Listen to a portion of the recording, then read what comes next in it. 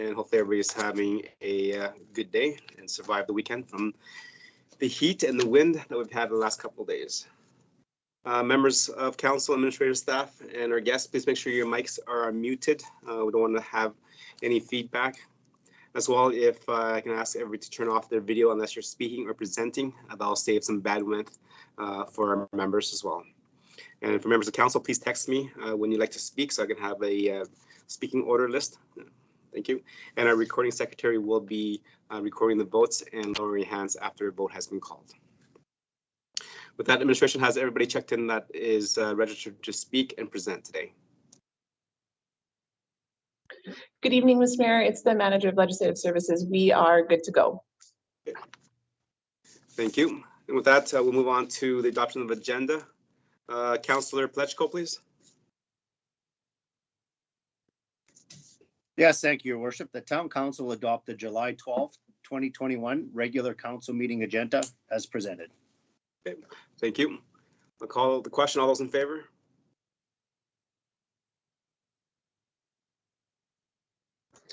Mr. Mayor, that's 6 hands in favor. Thank you. And that has passed. Moving over to number 3 of our agenda is public input session. Again, this is a virtual meeting, so administration, has anybody submit anything to be read into the records? Mr. Mayor, we do not have anyone this evening for public input session. Okay. Thank you very much. We're moving on to number 4, which is a statutory public hearing. And today we're having one public hearing on the land use bylaw. Again, this is a hearing, so the process will go as I will call the hearing to order. This is a formal meeting, so it will be recorded for proper procedure and archival purposes. So going with that, this is a COVID-19 situation where this is virtually, so I'm gonna ask everybody to make sure that everything's muted. Everybody had the chance to register to speak prior to Friday at 4 p.m. I believe, just so that we can have them in the queue and ready to go. Okay. The way the process works is that I will ask administration to provide a presentation, and then from there we'll address any written submissions in.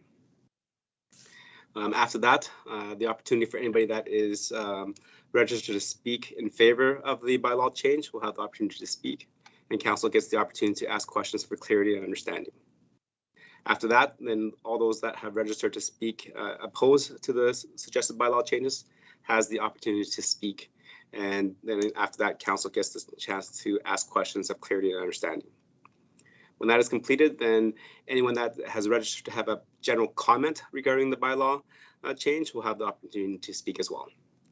And when that person or individual is done, then again, council has the opportunity to ask questions for understanding and clarity. Okay. Please, again, if you're not speaking, make sure you're muted. When I call your name and acknowledge you to speak, you have 5 minutes. And once the 5 minutes is up, our staff will chime in and say 5 minutes is up. And at that time, your speaking or your presentation will have to end, and then we'll go to the next phase of the public hearing. And so that is it. Again, administration will be following along and making sure that the public hearing is done according to our procedure bylaws. Okay. So with that, I'm going to call the hearing to order. Bylaw 2642/LUO/01 land use bylaw. Go ahead, administration, with the presentation, please. Thank you, Your Worship. My name is Miles Dibble. I'm the Manager of Planning and Development at the Town of Stony Plain, and I'm here to just give an introduction for Emma Zerwell. She is our planning intern. She's been with us since September, and she will be presenting on the land use bylaw. With that said, I will pass it over to her. Thank you very much.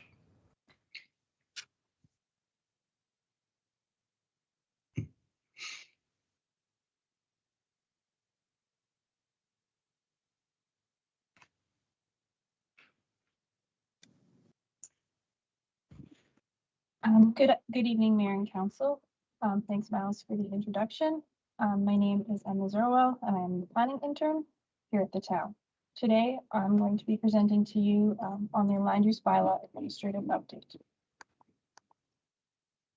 So the agenda for today's presentation will cover 4 topic areas. And then we will have time for discussion and questions at the end. So what is the land use bylaw? The land use bylaw is a tool that determines places for land use and development to occur to ensure it aligns with the town's vision. This can include housing types, densities, locations for shops and services, signs, and parking requirements. In the land use planning framework of Stony Plain, the land use bylaw falls under the land development category. Now a bit onto the recent history of the land use bylaw and its updates. In 2015, the town saw the need to complete a full rewrite of the land use bylaw. This was then updated in 2017 with an administrative update. Following this update, there have been 4 subsequent amendments, 1 for cannabis and 3 to complete redistrictings. Since it has been some time since the last major update, the town saw the opportunity to undertake this administrative update before you today. The purpose of the land use bylaw update is an administrative update to ensure the bylaw is current and working effectively as it can be. This includes updates to certain sections, including revised and new uses. It also included external consultation and some legislative changes driven from updates from the Municipal Government Act. So the project timeline began in 2019 with staff compiling comments from 2017 to present. This then led to team meetings with a working group, and then finally wrapped up for first reading in May 10th of 2021. So a little bit more on the consultation process. This involved 2 rounds of stakeholder review from some of our regional partners, such as the Urban Development Institute, the Chamber of Commerce, and the Canadian Home Builders Association. And then we also had 2 rounds of legal review, just to make sure that everything with the bylaw was correct.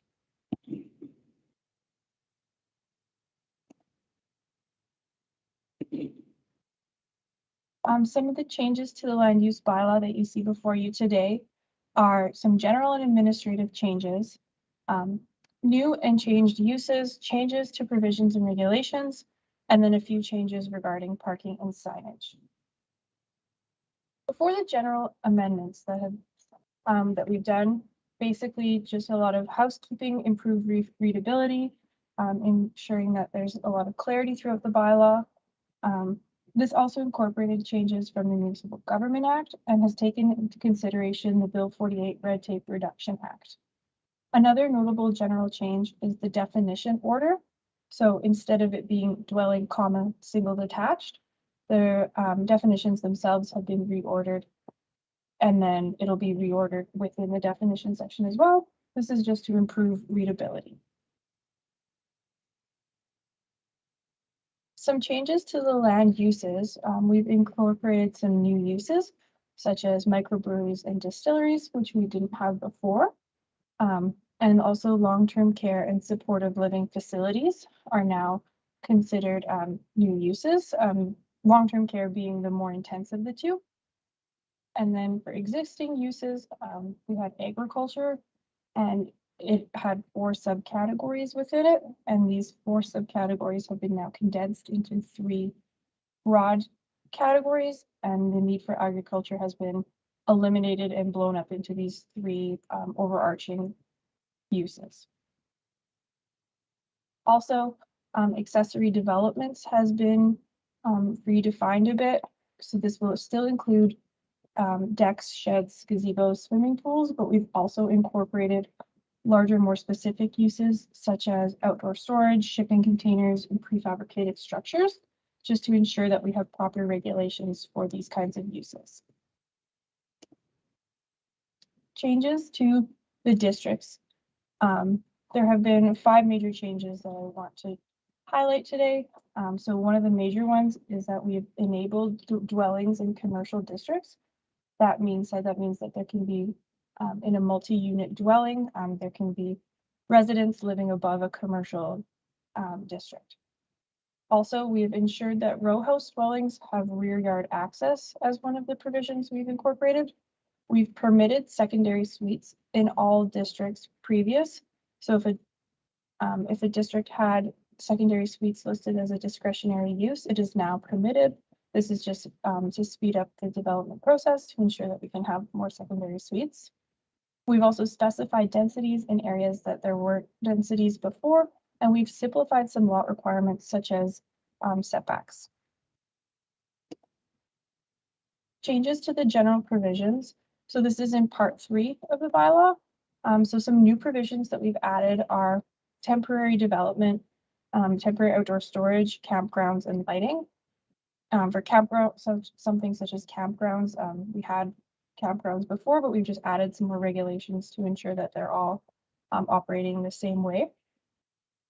Some expanded provisions, we've incorporated some new provisions to secondary suites and surveillance suites as well. We've revised home occupations. One major change in this revision was that we've no longer regulating day homes and that they're exempted now from a development permit.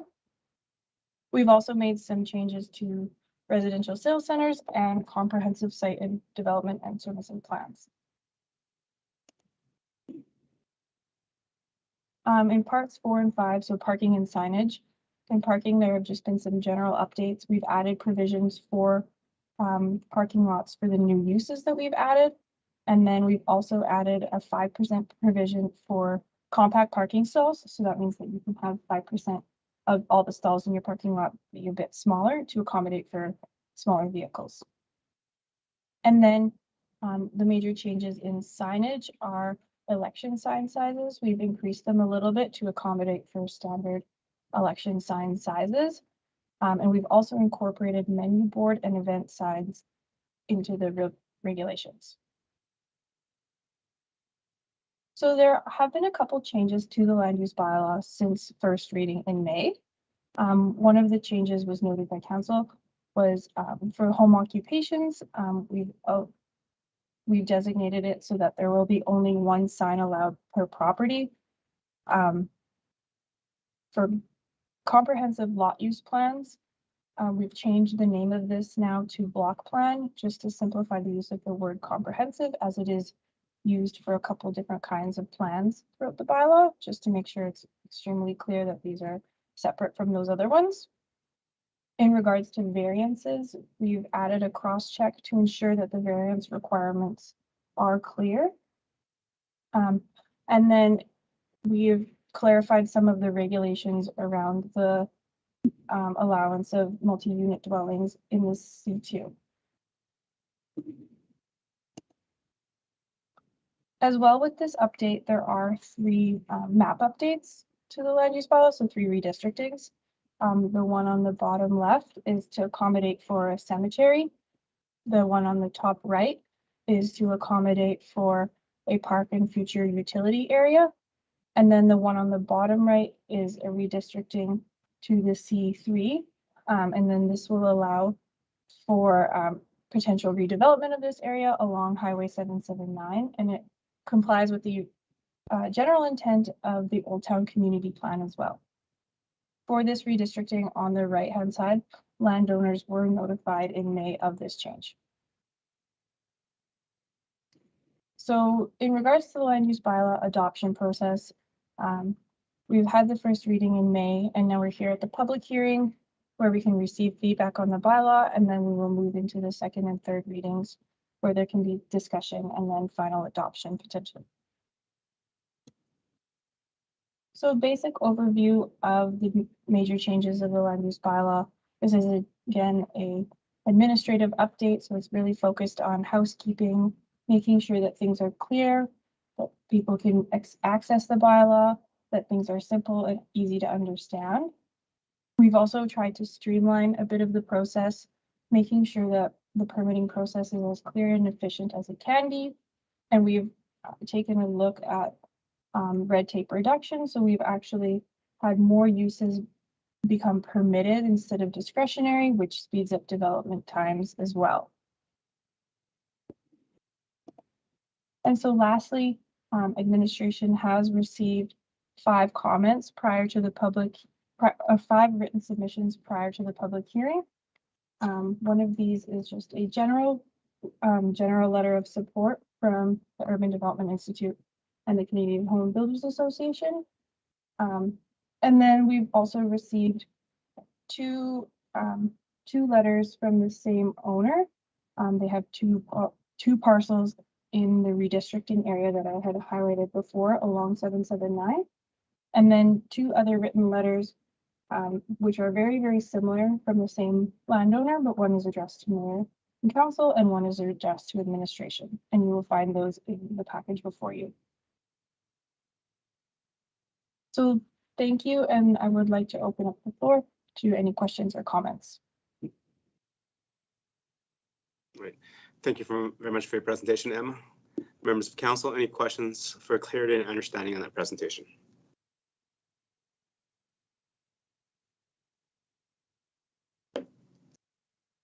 Your worship, I'm unable to text in. I do have one question though. I'll wait in queue. Sure, go ahead, Councillor Laurie.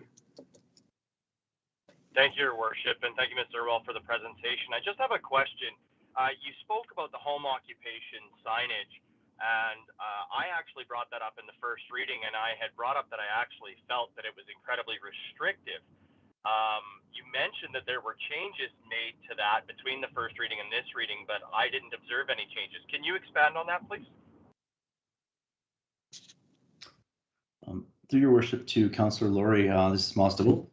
Just in terms of the changes that Ms. Earl mentioned, we did a fairly thorough review given some of the comments we had from first reading.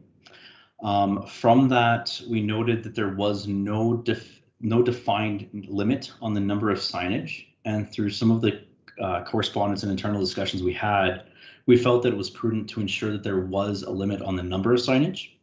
Again, all the comments that were made during that discussion were considered by administration in terms of our updates and comments, and I believe no other ones were made due to that discussion. Thank you. Thank you. So if I may, for clarity, Your Worship. Go ahead, Councillor Laurie. So if I'm understanding you correctly, I brought up in conversation in first reading that I felt that the limits that were put on were restrictive. And then in review, you found that we did not have a limit on the number. So now you have come back with a limit of 1, which is still on the restrictive end? Yes. General Manager. Through your worship to Councillor Laurie, we did a little bit of review compared to other municipalities to see what other municipalities had in terms of regulations regarding home occupation signage. Again, the viewpoint that administration has is that home occupation signage is intended to be subtle within neighborhoods. It's promoted as a residential area and not a business area as it's fundamental. And as part of that, we did review that to see if there was anything that needed to be expanded, say to align with other municipalities. And we didn't see any. And again, it was through that review that it brought to our attention, unlike other types of signage that do have a limitation on it in terms of the number of signage, that it was ambiguous in our current bylaw in terms of if there was a limit or not. So we reviewed the other bylaws of adjacent municipalities and in the region, and we felt that it would be reasonable, again, given that it's a subtlety for these businesses. Again, the intention is that they're generally not made to overburden or to impact the residential character of these neighborhoods, so that there needs to be a minimal impact they would have on that. And again, signage is one of those areas that has potentially a negative impact on the residential character of a neighborhood. Again, I hope that provided some additional clarity, but I think you're correct that we didn't put anything other than a clarification, I would say, on the limit, which wasn't there. It was sort of ambiguous and maybe confusing potentially, given that there was no clarity on that purpose. Thank you. Thank you, Councillor Laurie. Yeah, thank you. And so then to Mr. Dibble, I would ask for a point of clarity. So we put this limitation in on a physical sign that would be placed on a property. However, we do not have a limitation on, say, a vehicle that would be parked in the driveway that could have a sign on it, or that vehicle could be fully wrapped in vinyl decals. And there's also a much broader limitation of, I believe it's a maximum of 40% of a window could be covered as a sign. So is that correct, that those two things are allowed in residential areas, even though we limit the sign if it is a physical sign that is standing on its own? Through your worship to Council Laurie. I don't know specifically about the 40%. I'll have to look that up here. In terms of the question about vehicles, one of the key principles, I guess, that we have with this bylaw is that we don't cover other jurisdictions that we're not supposed to. And although we do regulate parking of vehicles, we don't directly regulate vehicles, which is generally a provincial matter. So in terms of the signage that someone could place on their vehicle, that's not something the land use bylaw explicitly covers. Just for clarity. Thank you. Thank you. Thanks for the clarity. Thank you. Councillor Meyer, Deputy Mayor, go ahead. You have the chance to ask a question for clarity and understanding.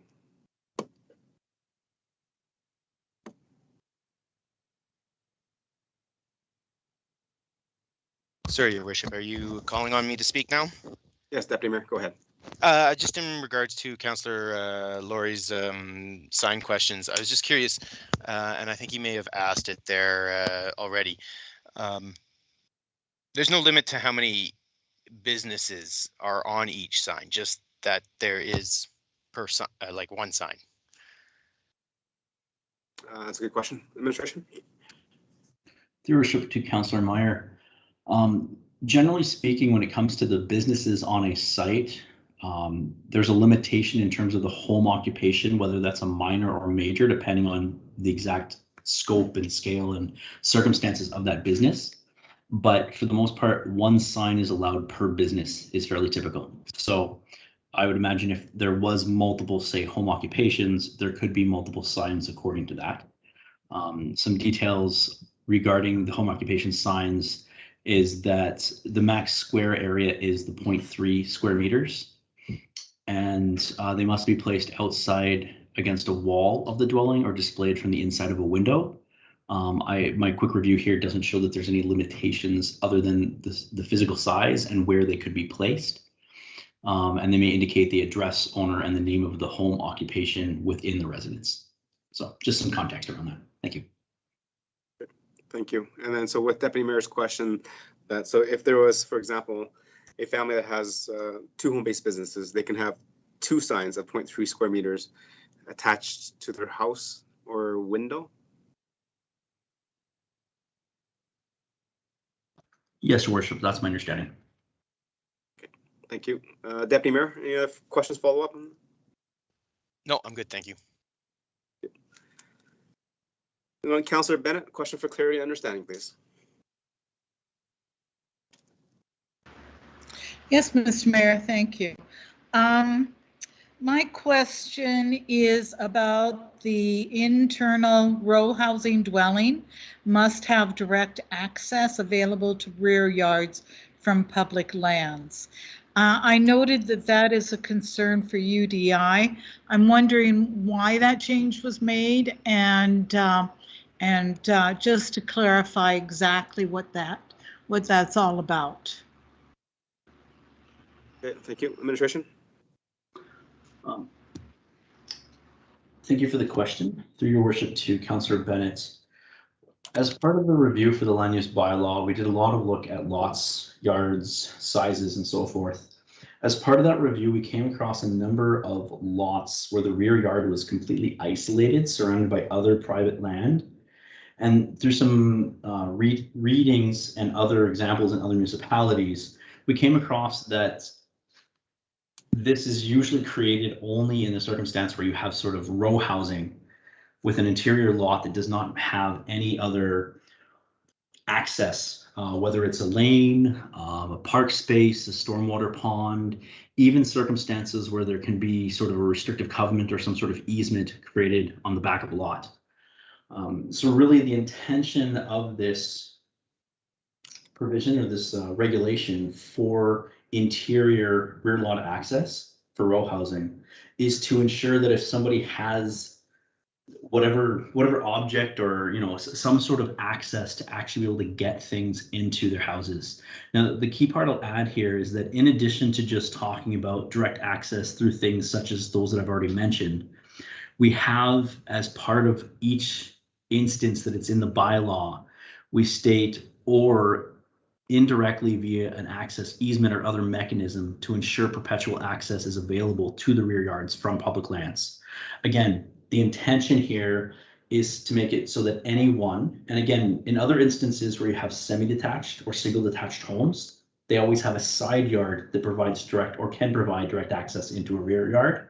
And this is really just ensuring that interior row house units have the same expectation, because in a similar vein, on each side of the end of a row house, those units that are not interior but are not generally known as exterior units also have side yards that allow access or can allow access into a rear yard. And this provision just ensures that all rear yards have some sort of access to it without having to say, for example, bring your lawnmower through the house to get to the backyard. And I'll leave it with that unless there's any additional questions. Thank you. Thank you for that. Councillor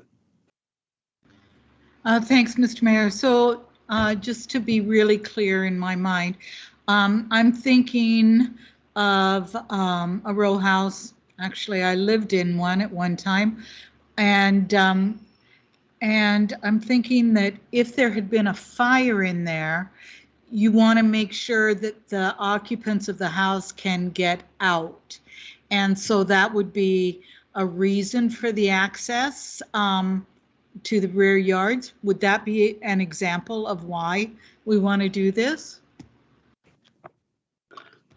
Go ahead. Through your worship to Councillor Bennett, that would be a good example. Again, we weren't necessarily just thinking for, say, fire emergency access point of view. It's more even just for the use and enjoyment of a rear yard space and some of the things that you might need to get in there or not, that are going to be restricted by, the size of your front and your back door and any of your internal hallways. But again, your example is a very good one that would supplement that that general use. Thank you. Councillor Bennett? Thanks, Mr. Mayor. So I'm really wondering why in the letter from UDI, that is a concern for them. Do we have anyone in the meeting that could answer that as to what their point of view is and why that would be a concern for them?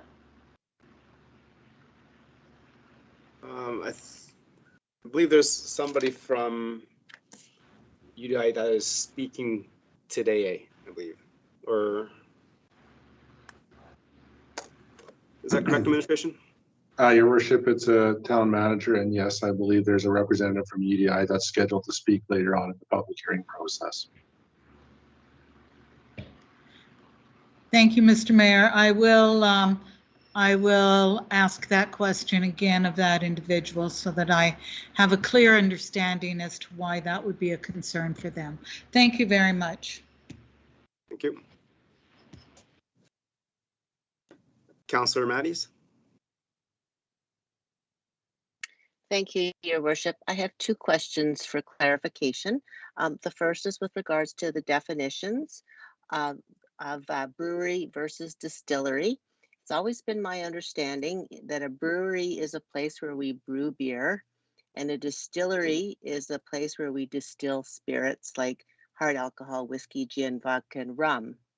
And yet our definitions basically define them pretty much the same. And I'm just wondering if I could have clarification on that.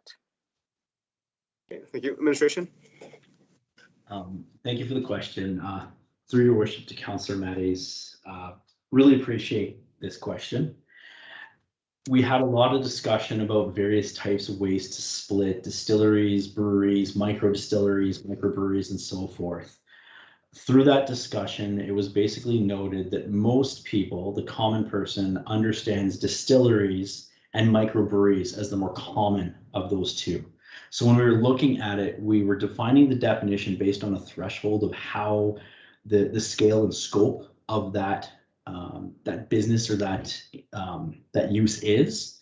So we split it according to that. In terms of the name and the title, you're very correct that the definition itself is very similar with that one distinction on the scale or the size. But we use the term microbrewery to describe breweries and distilleries to describe the larger form because they were the more common term.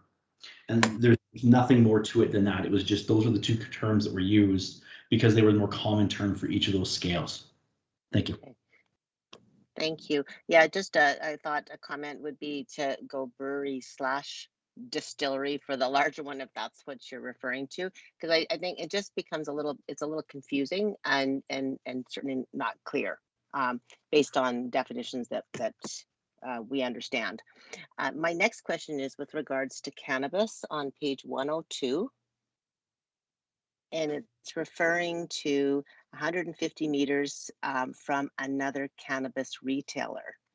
And I'm wondering, again, do we still have that? Do we have that rule for liquor stores? And why is it that we're using it for cannabis? I just want to understand the reason why we would do that. Thank you. Administration. Thank you for the question. Through your worship to Councillor Matties, I unfortunately don't have all of the background on these limitations. I was not part of the administrative discussion that took place at that. The little bit that I know is that we did take the original regulations that were put forth by the province, and the council at the time wished for them to be somewhat more stringent, and that basically expanded upon that. Without getting into too many details, there's 3 different items that there's a distance requirement for, and that the province's one was 100. We expanded that to 200. And then for the other one, I believe that you're referring to now, which is the distance between cannabis retail stores, there's 100 meter there, and there's one other item that I have to look up that has another 100 meters distance required. So I can't really speak to why they were, other than there's just a general understanding from my perspective that we wanted to be a little more rigorous than what the requirements the province was putting forth for our community based upon our community's consensus. Yes, thank you. And then Councilor Matty, so when liquor stores were approved and decentralized and made private, at that time, council at that time chose not to put in restrictions on that. And when the cannabis was becoming legalized, council had the conversation debate, and those were the restrictions that council has approved as part of the cannabis bylaw, which is now getting to be rolled up into the land use bylaw. Thank you, Your Worship. Yeah, I guess just my question, which will be later, is in terms of does that still applicable today? I know that's when things were new and we were a little unsure of how the cannabis rollout would go out, but certainly I would like to see the reasons why we would have that today. Okay. Thank you. Any other questions for clarity and understanding from administration?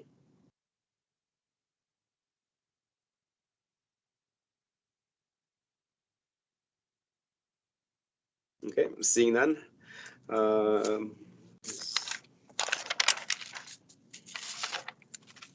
So members of the public and council members, administration mentioned that there were 5 written submissions that were part of the public hearing. They could be found on page 314, 315, 316, 317, and 318. Administration, has anything else been submitted from the time framing of the agenda package going out till today's public hearing? Your Worship, we have not received anything further. Okay. Thank you very much. And that will end the part where administration does the presentation. So moving on to the next phase of the public hearing is for all those who like to speak in favor or support of the proposed bylaw changes. Administration, has anybody registered to speak in favor of the proposed changes? Your Worship, we do not have anyone registered to speak in favor. Okay. Thank you. And with that, moving on to the next phase of the public hearing, which is all those that have registered to speak in opposition of the proposed bylaw changes. Administration, have we received any submissions to speak in oppose? Mr. Mayor, we have received 2 requests to speak in opposition of the proposed bylaw, and I can confirm that both speakers are on the call and are ready to go. Thank you very much. And administration, if you can call the name of the first speaker, please. The first one we have is Karen Freckleton, please. Okay, thank you very much. Ms. Freckleton, please turn on your mic and your video if you like, and you have 5 minutes to speak. Okay, thank you. Good evening, everyone. I'm actually not sure if I'm speaking opposed to the bylaw that's in question. I'm more speaking to a specific bylaw, the land use bylaw, which is 2642 LUO 21, which has to do with the placement of cannabis stores. Okay. And I'm looking to open a preschool. I have had a preschool previously in the town of Stony Plain from 2008 to 2015. And since then, the bylaw for cannabis has been set to 200 meters from an educational facility. And I'm requesting that it would be looked at to be set back to the provincial standards, which is 100 meters from a cannabis facility. And the problem that I'm having is that because the cannabis shops have been opened up quite vigorously in the northwest, southeast, every part of Stony Plain, it makes it very difficult to find a lease property that is 200 meters away from a cannabis shop. I have had numerous opportunities to have a lease space, only to find out that there was either a permit in place for a cannabis shop or there was an existing cannabis shop that was already there. So I'm respectfully asking if it could be looked at to have the bylaw set back to meet the provincial standards of 100 meters.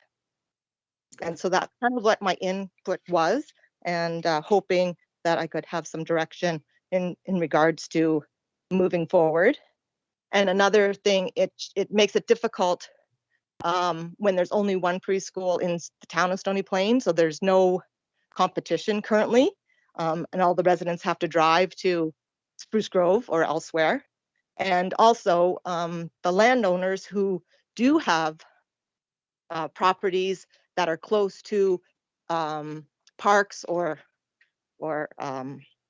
other schools, it kind of sets up a monopoly for them to charge whatever they would like to charge for their lease space because of the restrictions looking at an educational facility with the current cannabis bylaw.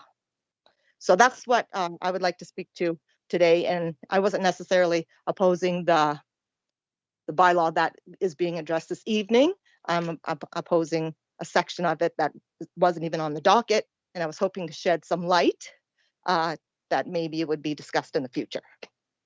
Okay, thank you very much, Ms. Freckleton. And yes, it is part of the land use bylaw. It's just been incorporated because the council approved those regulations when cannabis was first legalized. So maybe I'll just ask the administration for any comments regarding your questions. In terms of the 200 meters from a health center and education center, does that also apply to schools and education centers that are going to set up? Are you speaking to me? I'm sorry. No, I'm asking the administration to answer your question. Okay, thank you. Thank you for the question, Your Worship. Couple parts to this here. So the requirements, I've done a little bit of digging here. So there's a 200 meter required setback from cannabis retail stores and education services, which includes preschools. This comes and is similar to the same wording, I guess, as the province's requirement, but the province has a 100 meter limitation. I have had some correspondence here from my staff that many daycares, out of school operations sort of thing might be similar to a preschool, but they're not. And we don't actually regulate those. So there's a little bit of different criteria there for that. Specifically with the preschools though, again, we do require that 200 meters as opposed to the provincial 100 meters. And I'll also mention that there's a required 100 meter setback from playground structures. So this includes anything including the BMX track and I guess there was one application that had to be refused due to the location of the BMX track and that 100-meter requirement there. But I'll leave it at that. I think that covers the intent of the question. If there's anything else, just let me know. Thank you. Okay. Ms. Freckleton, so are you starting to a preschool or after school care? Has that been clarified? Yes, I am aware that it does affect my business as a preschool. That's why I was addressing the council, because I was hoping to have council's maybe thoughts on looking at that bylaw to set back to the provincial standards, which is 100 meters, again, because it is difficult to find a lease space that's not, you know, having a cannabis shop within 200 meters of it. Okay, thank you for that. I'll just go to any members of council that has any questions of clarity and understanding on the presentation from Ms. Freckleton.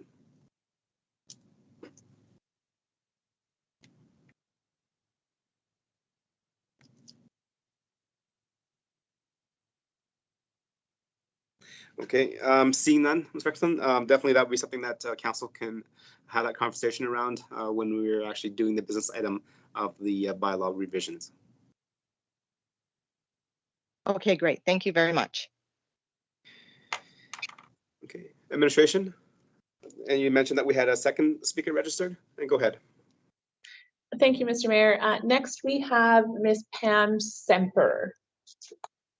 Okay, thank you much, Ms. Semper. You have 5 minutes starting now.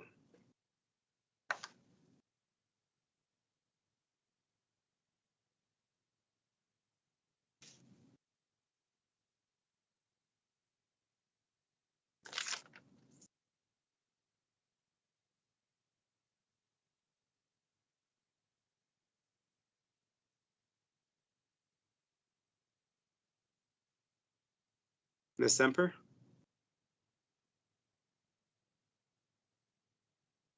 She may need to unmute herself. Thank you, Deputy Mayor.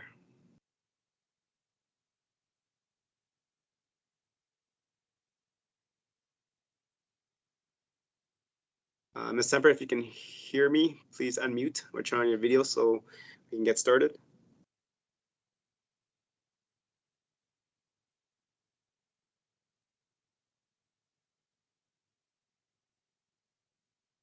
Hello. Hello, how are you? Thanks. Sorry. My No problem. comment this evening. Hi.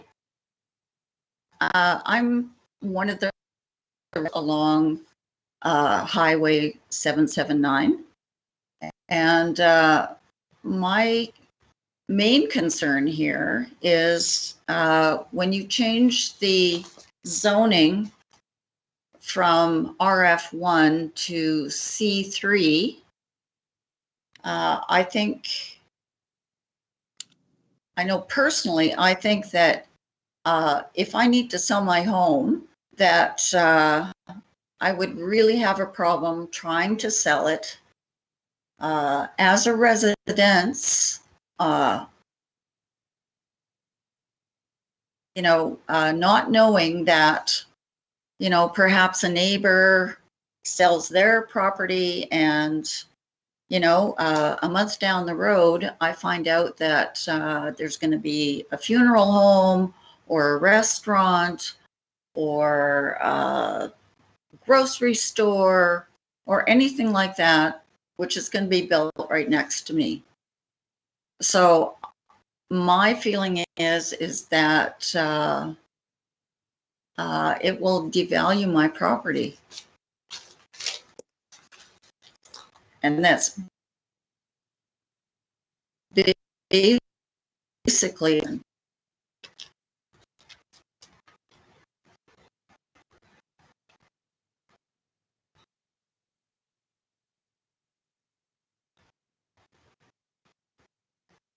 December, we lost you there. Hello? Hello. Go ahead. You were just talking about devaluing your property and then you kind of cut out. Oh, Well, basically that's to address. That was the main part, was that it would devalue my property, and it would really cause a problem trying to sell it as a residential property, not knowing that what is going to happen to the neighbor's home on either side. If they decide to sell out. Right. Like, I have no control over that.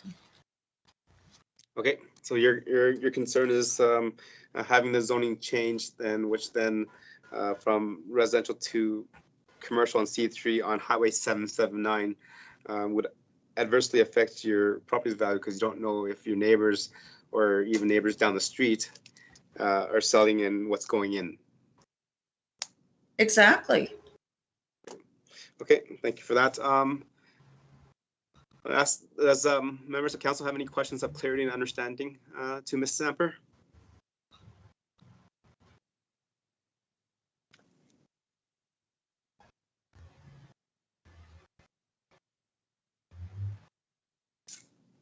Okay, seeing none, those comments will be brought up with members of council when we do the business item to do the debate. Oh, just wait. Councillor Maddie's just messaged in. So Councillor Maddie's, do you have a question for clarity and understanding? Yes, Your Worship. Thank you. My question to Ms.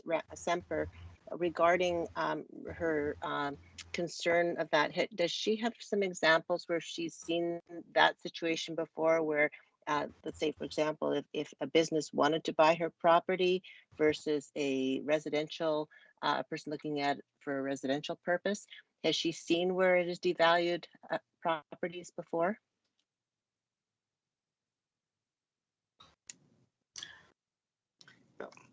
Well, I can't. Yeah, I can't give you any examples, but I've been in this house for 20 plus years. I bought it, and it was in a residential zoned area, and now if I need to sell it, it means I believe that it's going to cause me a problem. Okay, thank you. Councillor Matties? Okay, thank you for that. I appreciate your comments. Okay, any other questions for clear understanding?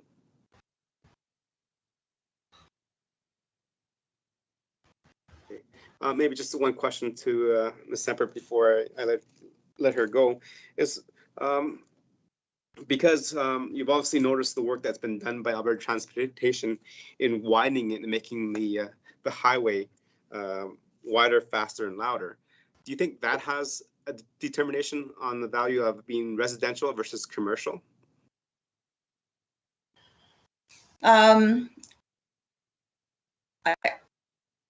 I certainly don't think it's helping. Like I said, I've lived here for 20 years. The traffic is, I would have to say, getting worse every day. And I didn't buy my house because of the location. I bought because of the house. This is almost 100-year-old house, and it was very special, and I just loved the house. I certainly didn't like where it was located, but I have to live with it. Right. And right. Now I'm just very concerned because eventually I am going to have to sell. I'm not getting any younger, and it's a 2-story home, and it very much concerns me, if all of a sudden I'm surrounded by businesses. I think definitely it's going to have, negative effect on the price of my home. Okay, and that's thank you for the comment. So I'll ask you a question. Then you've definitely noticed the increase in traffic there, and I would agree with you. I lived on the corner of 53rd and 779 for quite a few years. Yeah. And I've seen the traffic increased. With the widening and the reconstruction of the road by Alberta Transportation, it's going to add more traffic to this already busy highway, provincial highway going through our community. Would it not be beneficial for you to sell as a commercial because we have direct access to a major highway versus trying to sell as a residential unit on a busy highway? Well, that would be very sad. It would be sad for this beautiful old house. I don't think it's big enough for anybody to run a business out of. So, you know, selling commercial, I think would be, I think that would be as well. You have no access now from the highway side into these properties. So any access would be from the back alley.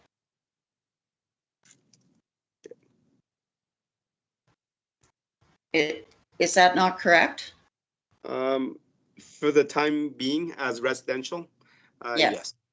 But as a commercial development, you mentioned if your neighbors sold to commercial developers and you did as well, then there's maybe a large complex going in there.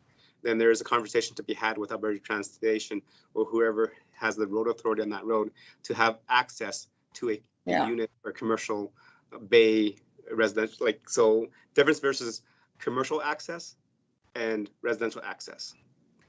Right. So as we drive down the 5th, we see a lot of accesses to commercial areas, such as Park House, such as the old Sand Store, Friesen's area, the Meridian Mall. But we wanted to, from my understanding, is to limit access for residential because they're not controlled and it's not safe. Right. Well, yeah, I can appreciate that, but like I said, I've been here 20 years and I bought it for the house, not where it was located. Yes, thank you for your comments. I just think whether I sell. Sorry? I said thank you for sharing that story. I appreciate it. I was just going to say. You bought the story. You bought the house because of the ambiance, the 2-story. You mentioned it's almost 100 years old. So you've been there for 20 years. So it has some kind of, some feelings and some kind of nostalgia that comes along with the house. It's a beautiful old house. And it would be sad to, see somebody knock it down so they could build a brewery or a distillery I think it would be awful. But like I said, foremost, I think whether it's listed as residential or commercial, I still think that it would have some impact on the length of time to sell. Okay, thank you very much. And I think we could be talking years. Right. Okay, thank you for making your submission and presentation to council, and thank you for answering the questions of clarity and understanding to members of council as well. Yeah, thank you. Thank you. Administration, any other members that have registered to speak in opposition of the proposed bylaw change? We do not have any further registrants, Mr. Mayor. Okay. Thank you very much. And we'll move on to the next phase of the bylaw hearing, which is anybody that has a general comment to make and suggestions. So do we have somebody registered for that, administration? We do, Mr. Mayor. We have one registrant, Jamie Kittlerchuk, and I'm going to go ahead and apologize for the last name there, but he is joining us this evening for general comments. Thank you very much. And I have a problem with his last name as well, so I just can call him Jamie. So welcome to Council Chambers, Jamie. Your 5 minutes starts right now. Sorry, just give me a second. I'll try and get the camera on here. Are we good? Yes, we are. Okay. Yeah, thank you, Mayor and Council, for the opportunity to speak this evening regarding the 2021 Land Use Bylaw Amendment. My name is Jamie Kitlarchuk, and I'm here on behalf of the Urban Development Institute, Edmonton Region, as the chair of the Stony Plain Regional Committee. I'm also a project manager for Qualico Communities, and I oversee the development of the Westera, South Creek, and Silverstone neighborhoods in town. First off, I'd like to thank administration for engaging the land development and home building industry in the consultation process. I also trust that Council has had the opportunity to review our joint letter and want to reiterate that we're generally supportive of the LUB amendment as proposed. Specifically, we're encouraged to see the amendments being brought forward, which include allowing secondary suites as permitted uses, decreasing corner side yard minimums from 3 to 2.4 meters in residential districts, and reducing the minimum side yard requirements from 1.5 to 1.2 meters in the majority of residential districts. There are, however, a number of additional amendments that we are requesting Council consider. The R4 district was not included in the change allowing side yards to be reduced to 1.2 meters for semi-detached and row housing. This is inconsistent with every other low to medium density residential district in Stony Plain and is also out of line with the typical 1.2 meter side yard requirements throughout the region. It is unclear why the side yard requirement in this district is not consistent with all of the others, especially when we're dealing with the same types of housing. We request that Council consider including the 1.2 meter side yard amendment in the R4 district to allow for consistency within all low to medium density districts. If Council considers this request, we would also suggest that the minimum lot width be reduced proportionately to allow for efficient use of those lots. In addition to this, under the R4 district, the minimum lot widths for semi-detached and row housing are significantly wider than most lots in the rest of the region. Under this district, minimum semi-detached lot width is 9 meters, and the minimum row housing internal width is 8 meters. Both of these effectively accommodate a 26-foot wide house, which is consistent with a typical single-family house. However, at these widths, it is very unlikely that a house would be built to the allowable pocket size for these types of uses due to the resulting size and cost of the home. A typical semi-detached house in the region is between 20 to 24 feet wide, which is about a 6-foot difference between Stony Plain's minimums. A typical row house is between 18 and 20 feet wide and as narrow as 14 feet wide in some municipalities. This is up to an 8-foot difference. Lot widths should reflect the typical house and unit size being built to allow for efficient development or for efficient use of developable lands and municipal infrastructure. With these two housing forms being the most affordable and attainable options for buyers, it is counterintuitive and cost prohibitive, to require excessively large lots. UDI proposes reducing the minimum lot width for semi-detached to 7.5 meters and row housing to 5.5 meters, which would bring these closer in line with the rest of the region. And finally, administration has also introduced a new row housing regulation to all internal row house units, which requires them to back onto public lands. This regulation is very restrictive and does not allow front access row housing to back onto other residential or non-residential uses. Since we're not aware of any instances where a traditional row house backing onto another non-public use has posed a problem, we see this as an unnecessary solution to a non-existent issue. We request that this regulation be removed from the current amendment. In addition to our suggestions, we respectfully request that Council direct administration to work with UDI and CHBA to conduct a thorough review of the town's residential districts and identify opportunities to allow for innovative, diverse, and cost-competitive housing options. Key considerations may include the need for reduced side yards and lot widths for all residential uses, and introduction of provisions to allow for new housing types such as zero lot line housing. These align with the town's NDP policies and encourage innovative and diverse housing options in an effort to increase affordability and meet the needs of a diverse population. As developers and home builders, we need to adapt to ever-changing market demands and have regulations and standards that provide flexibility, which is extremely important. As we move forward, we encourage the town to take a holistic look at its future growth needs to ensure that policy and regulations are in place to support responsible and affordable growth.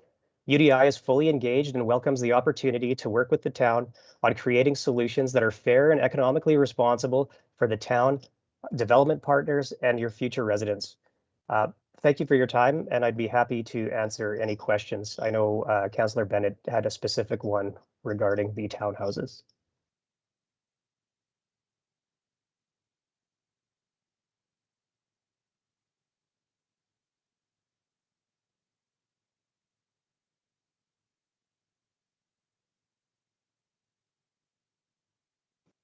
Thank you. Sorry, I was on mute there, Jamie.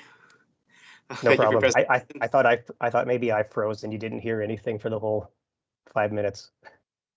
Yes, Councillor Bennett had a question earlier regarding the presentation when our staff were doing it.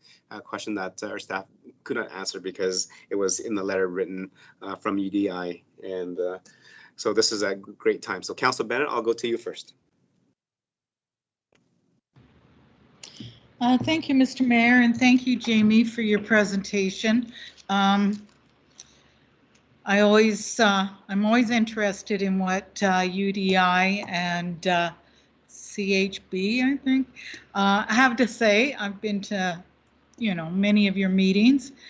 So I'm going to throw this back, actually, Mr. Mayor, if you don't mind, to our administration. It seems to me that this is the time that that if we're going to have these changes that are recommended by our developers, that this would be the time to incorporate them. So I'm just wondering if administration can clarify for me why these changes weren't happening. What makes Stony Plain different than the other municipalities that Jamie's referring to? Thank you, Councillor Bennett. And I think administration did reach out to the development industry, and these are the ones that you're absolutely right, that they chose not to make the adjustments to. And the question is, why not? Administration? Thank you for the question, Councillor Bennett. Through your worship to Councillor Bennett, a few different factors in this. One is that this has been about an 18-month journey of which we were trying to really react and address concerns that we've had for specific, development permits over the last 18 months, and even longer in some cases. Part of what we understood through our discussions really just this year with the land development industry are that housing affordability, some of the housing strategies that have gone on so far jointly with other municipalities, and we actually have a housing strategy planned for the balance of this year, which we do see administratively as the forum for which to have this kind of holistic conversation, tying it into diversity of housing types, many of the things that Jamie has articulated here today, as well as written in his written submission to the public hearing. Some of the recommendations that were put forth by UDI, we had previously had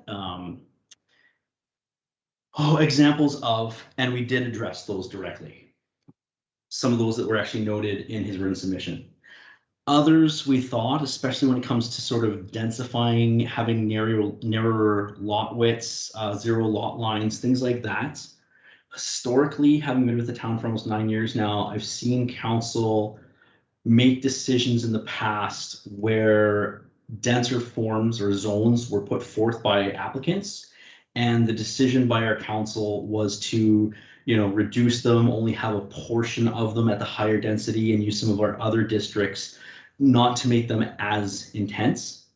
And part of administration's look at these comments is that we wanted to have a very holistic, we wanted to involve council, the general public, the land development industry, as well as say some of the rental market and some of our other stakeholders in the community to really assess what the town of Stony Plain values and to make these in a very comprehensive, well thought out manner, and that it would kind of be rushed just to make some of these changes immediately right now. Given again that the intention of this land use bylaw amendment was sort of to address administrative concerns over the past 2 to 4 years. So it's not that we're inherently against it. We're actually quite interested to explore these issues, and we just wanted to make sure that we were doing so in a timely manner, and that we saw the housing strategy over the next few months here to really be the forum to have a well-educated and well-thought-out conversation with all of our stakeholders. Thank you. Okay. Thank you. Councillor Bennett, anything else? Yes, I'll take all of that into consideration during the business portion of the meeting. But Mr. Mayor, I will directly ask Jamie what his opinion is of the example that I brought up. If we don't have access to the rear yards of the inner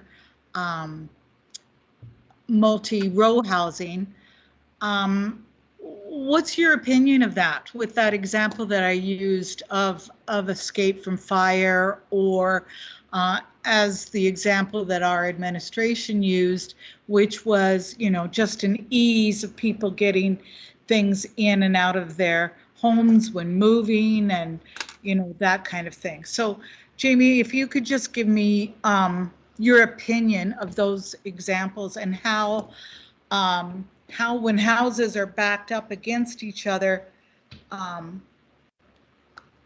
those kinds of things can happen. Okay.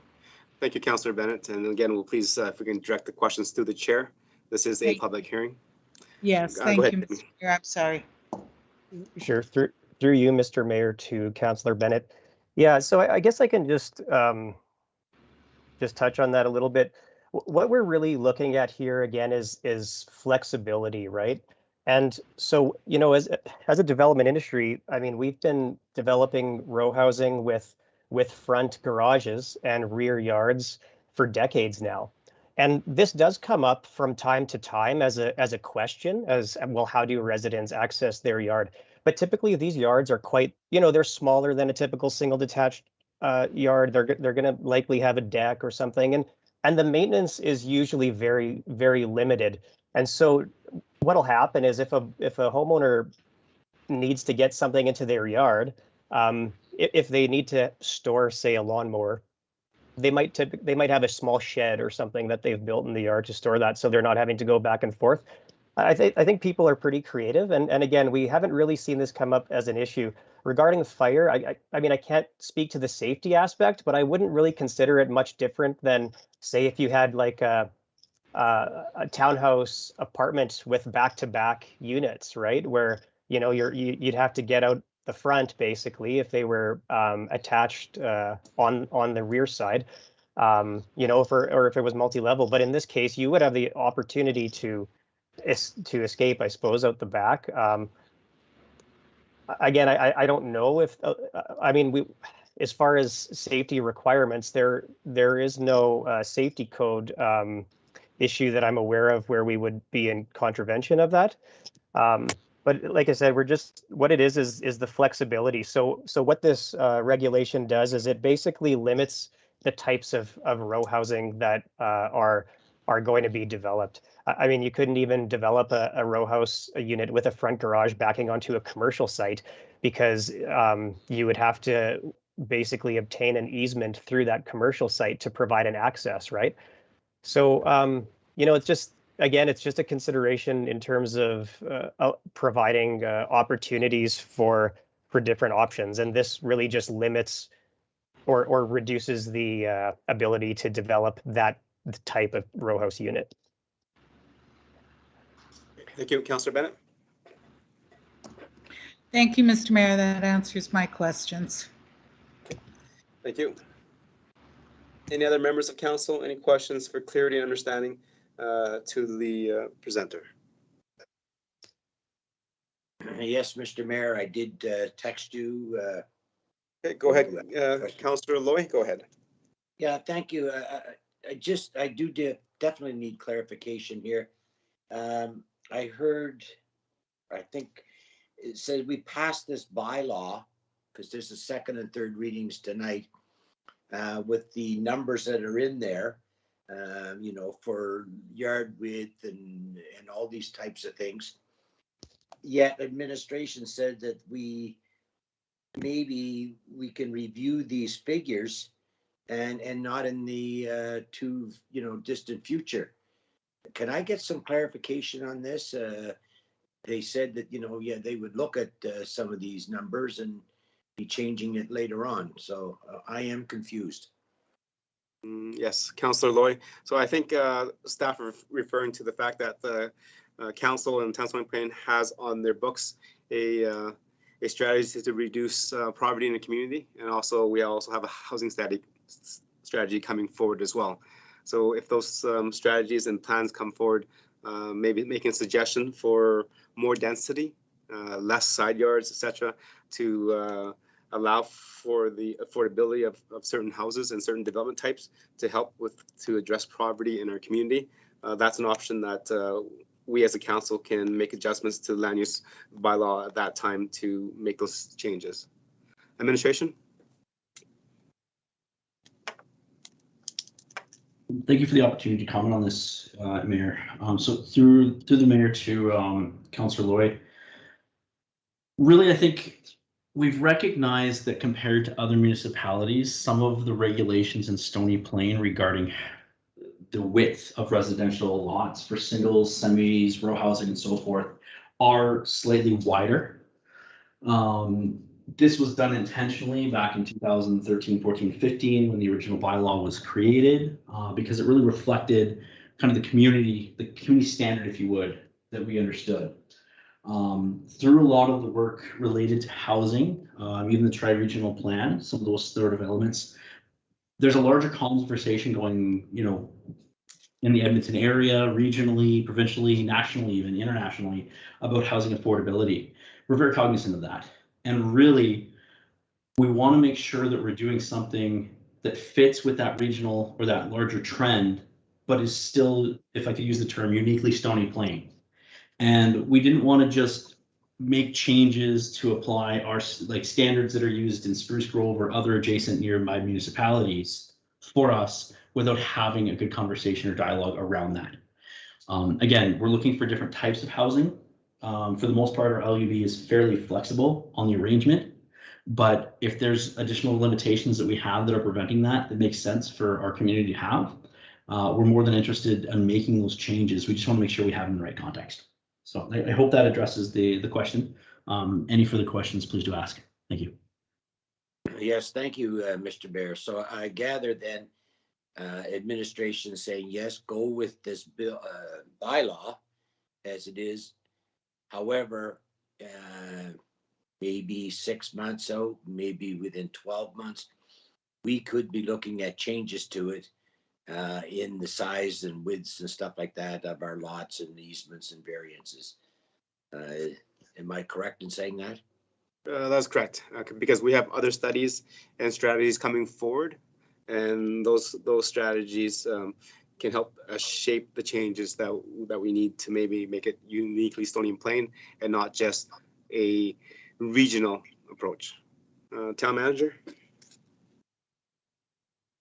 Yeah, thank you, Your Worship, too. And I think the other thing that I would I just comment on at this point in time is that, and staff have noted that, this process began as an administrative review, more or less. The diligence, the effort, the policy development that would go into all of the, side yards, zero lot lines. I think that's an important discussion. I think it's an important dialogue for council to have, but we did not set this process in motion to expand into all of those topics. As you'll notice, there was a couple small policy tweaks, I would call them, but not substantial. So we were acting, and this relates back to the cannabis section as well, on past council directions and policy over the course of a number of years and that just maintained.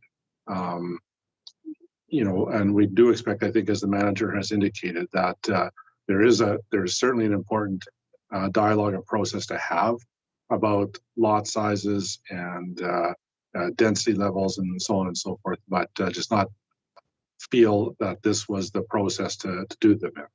And I think, as we were mentioning, housing strategies and stakeholder work over the course of the rest of this year and into, I believe, next year, would probably result in well, I wouldn't say probably, could result in more substantial policy type change going through the LUB at that time. I'll stop there, Your Worship. Thank you. Thank you. Councillor Lloyd, does that answer for clarity? Yeah, thank you very much. And I really believe that this is something that the next council is really going to have to be dealing with, but they're going to have to know the background and how it got to them, whoever's on the council of the next council.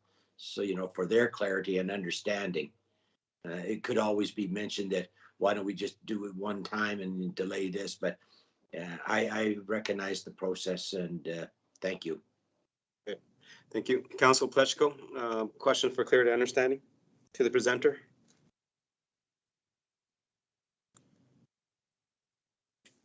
Thank you, Your Worship. I'll save my question for debate. Okay, thank you very much. Other members of council, any questions or comments regarding clarity?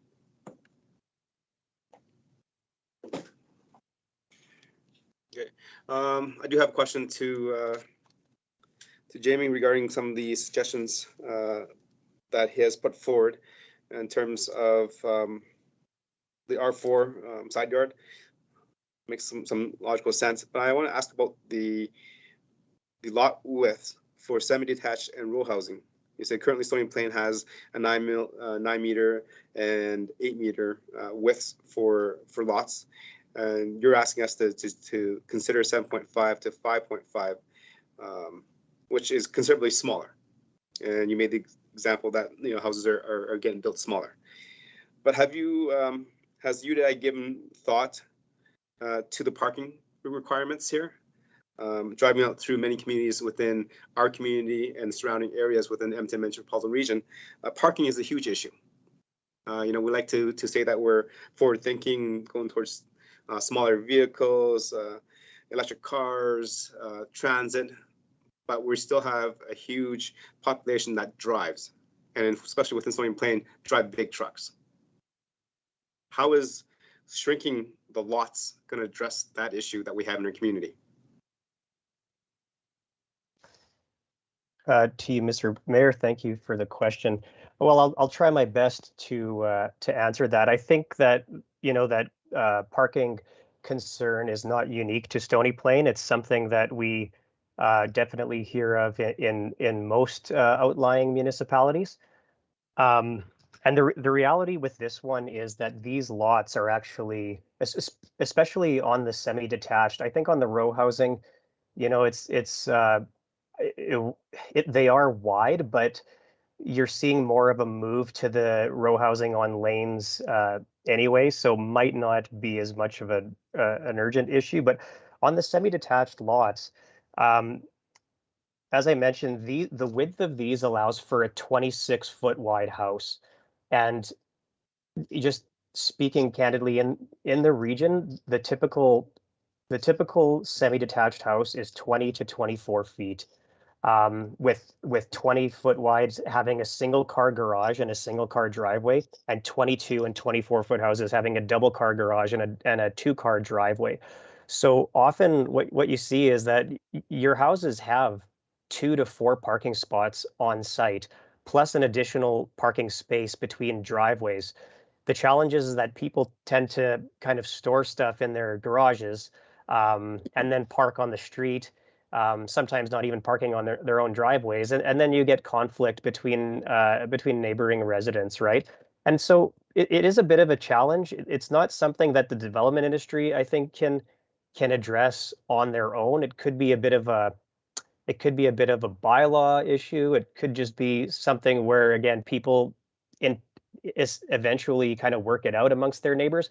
But moving from, let's say, a 9-meter wide lot for a semi-detached lot to a 7.5 meter lot, what you're going to be reducing again is the width of the house. The driveway isn't really going to change a lot. So you're going to get you might end up with a little bit less space between driveways.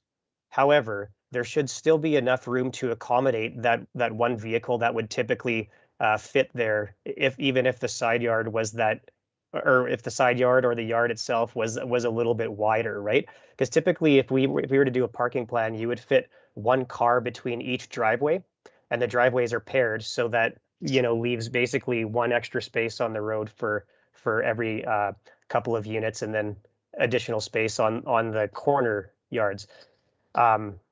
So as I said, typically you're going to have 4 spaces per unit, plus one additional space on the road, and whether the lots are 9 meters or 7.5, you're not going to see much of a difference. It's just that sometimes people might park a car halfway in front of their driveway, which to me isn't really a big issue, but technically it may have some bylaw implications. So even if they park it in front of their own driveway, so it might start to tighten things up.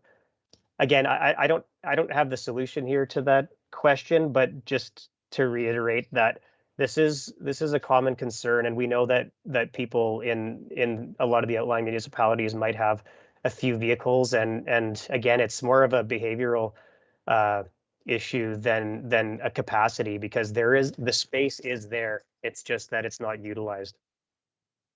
Okay, thank you for that. And I have another question just for clarity and understanding.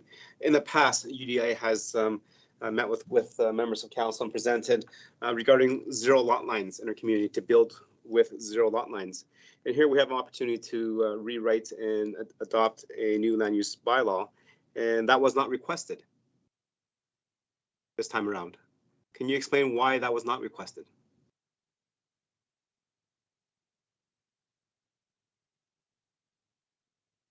To you, Mr. Mayor, is that to me or to administration? To you, because I don't see it in the letter that was addressed from UDI and housing, and yourself in your presentation, because that has been brought up at previous presentations by UDI. Sure. Thank you, Mr. Mayor. I'm glad you asked that question. I think it's an important one. So overall, we're generally supportive of the proposed amendments. So first and foremost, we did not want to derail the work that administration has put into this this amendment to date. And so in discussions with administration, it's been I guess it's been noted that this is generally intended to be an administrative update, and there was not really a desire to broaden the scope to look at what would be considered somewhat major revisions or additions to the regulations that would regulate land uses. But I will note that, like, through UDI, we have had this has been an ongoing conversation, not only on the 0 lot lines, but specifically related to a few of these zones, the R4 zone being one of them, in allowing for, again, it's not, some of the widths aren't even significantly or excessively narrow. It's just more in line with what is being built. And so we felt the reason we did not bring the 0 lot line forward specifically is because we knew that was a bigger discussion, and we thought it would be prudent and probably beneficial to just focus on that as maybe a standalone item, where we could come as an industry and with the home builder group to council and sort of present to a committee of the whole how we think this could fit into Stony Plain. We could try and address any concerns or questions that come up and really focus on it at that time, and maybe even do some site tours and set something like that up. The challenge with this administrative amendment, and it might be due to COVID and timing and how things worked out the last year, is that we didn't really see this amendment until it was essentially ready to come to council. So even though we did have these recommendations and requests through the consultation process, it seemed that it was quite far along at that time. And again, we didn't want to throw the baby out with the bathwater, as they say. So, we know that this is a conversation we want to be having. The concern from our perspective, and the reason I focused specifically on the R4 zone in this case, is because that's a zone that's established, and what we're proposing is not a significant change. And you know, there's obviously room for discussion there, but in terms of lot widths, but this is a zone that, or a district that's being actively used right now, and we're seeing the challenges because what's happening is we have to sell a lot that can fit a 26-foot wide house, and the builders are only building a 22-foot wide house or a 24 or a 20-foot house, which means that the end buyer is buying 3 to 4 to 5 extra feet of side yard. And yeah, that does look good from a parking perspective, but in terms of everything else, in terms of efficient use of infrastructure, in terms of cost to the end user, in terms of you know, your tax base, you're really losing out there. And I think long term, all of this should be considered. We look at the upfront cost, but every extra foot of pipe and road and sidewalk and that all comes at a cost, right? Which then is ultimately included in the cost of that lot. And so that's why I specifically touched on that one with this, just for consideration, knowing that one is a district that we are currently using, and knowing that we're currently planning for next year just due to the timing with the election, and in order to ensure that, you know, we're ready to bring on future stages into 2022. If we have to wait until the housing strategy is complete before we can even start having some of these discussions, and again, not talking specifically about zero lot lines, but just the ones that I mentioned in my presentation. If we have to wait until January, February of next year, we lose 2020 because that doesn't give us enough time to get our planning approvals in place, to get our engineering approvals in place. So you lose that whole year on something that we saw as a relatively minor consideration. So hopefully that answers your question. Yes, it does. Thank you very much. Appreciate that. And now I'm going to go back to Councillor Fletchko. Now he has a question for clarity. Yes, thank you, Worship. This is through to administration. So I just listened to Jamie make comment about being brought into this process towards almost the end. I don't think those were quite his words, but that's the perception that I'm getting in this. He made mention that this was an administration change, not a developer change. Can you please answer for me what the process really was and where it is headed to? Because I'm a bit concerned with the timelines that it takes for a developer to get its stuff in and us delaying this further for the developer. Administration. Your worship, to Councillor Palacio. I guess I'd like to start with the fact that I really appreciate Jamie and some of the things he said. The key part I wanted to just bring some focus on is that this was always intended as an administrative update. Through this process, I've reached out to some of my colleagues in other municipalities, those that have this process more ironed out. Often there is no direct engagement with the land development industry. So we actually kind of went a little above and beyond what I've seen my peers do in other municipalities and reach out for this sort of change. Now, with that said, often it's done annually. It's not done every 4 years. So it's a little bit more of a larger scale scope for us. And that's one of the reasons we reached out. Now, when we reached out earlier this year, we did receive comments regarding some of these topics that you've heard of here: zero lot lines, narrow lot widths, and so forth. It wasn't that we are necessarily, again, we're not resistant to them. We want to have that conversation. And it was really just if even if this project can be kind of a case in point, we've been working on this for 18 months and we're finally here. In a similar vein, we are trying to actually fast track the housing strategy. And that's where, instead of this being, say, 6 or 12 months down the line, we're trying to get the engagement portion done in the next 2 or 3 months, kind of before the election, trying to make sure that, as Jamie's requested, there's shorter timelines so that they are able to get their product, their zoning in place, their subdivisions in place, and the approvals in a timely manner to ensure that, say, next season isn't wasted with this discussion. I hope that provides some clarity on it. And if there's any specific aspect of that that you want me to further provide information on, please let me know. Thank you. Okay, thank you for that. Councilor Pletchko, anything else? No, thank you, Your Worship.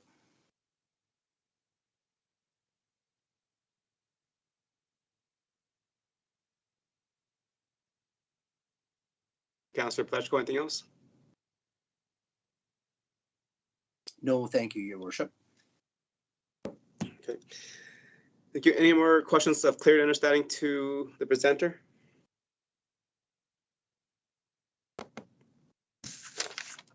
Okay, see none. Thank you very much for your presentation, Jamie. And you're free to leave the meeting and watch the remainder of the proceedings through the town's YouTube channel.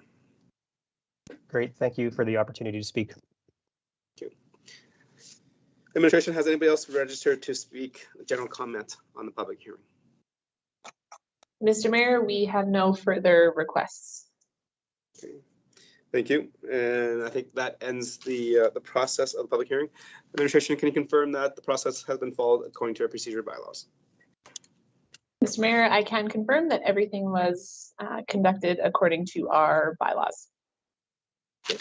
With that, then I declare public hearing for 2642/LUO/21 land use bylaw closed.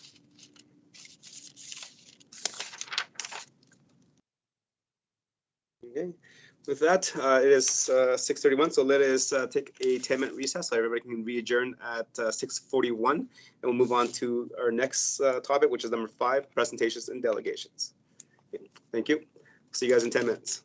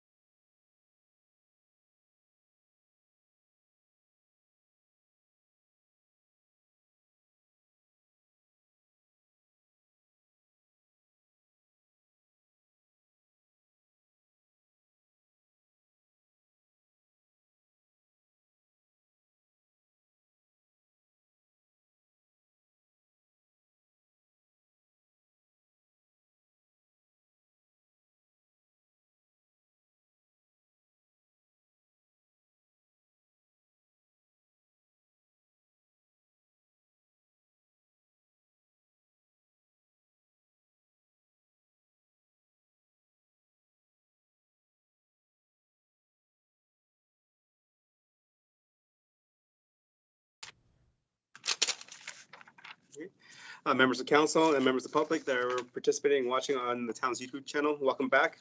We're back from our recess and moving on with our agenda is number 5, presentations and delegations. Today we have one presentation, and it is the TransAlta Tri-Leisure Center's mid-year review presentation. Administration, go ahead.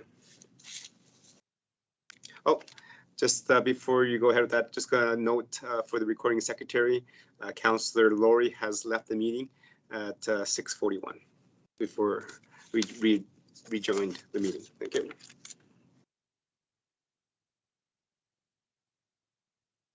Your worship, members of council, this evening we have Lenny Richer, the GM of the TransAlta Tri-Leisure Centre, and board chair Daniel Beaton to provide us with a mid-year update when they came forward earlier this year to talk about the 2020 deficit that occurred related to COVID-19 and the closures that continue to happen at the facility.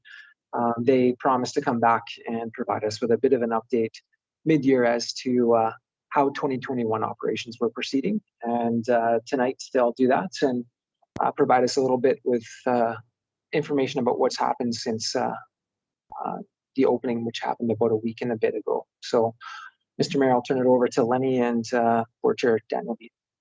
Okay, thank you very much. Welcome, Mr. Richer and Mr. Beaton.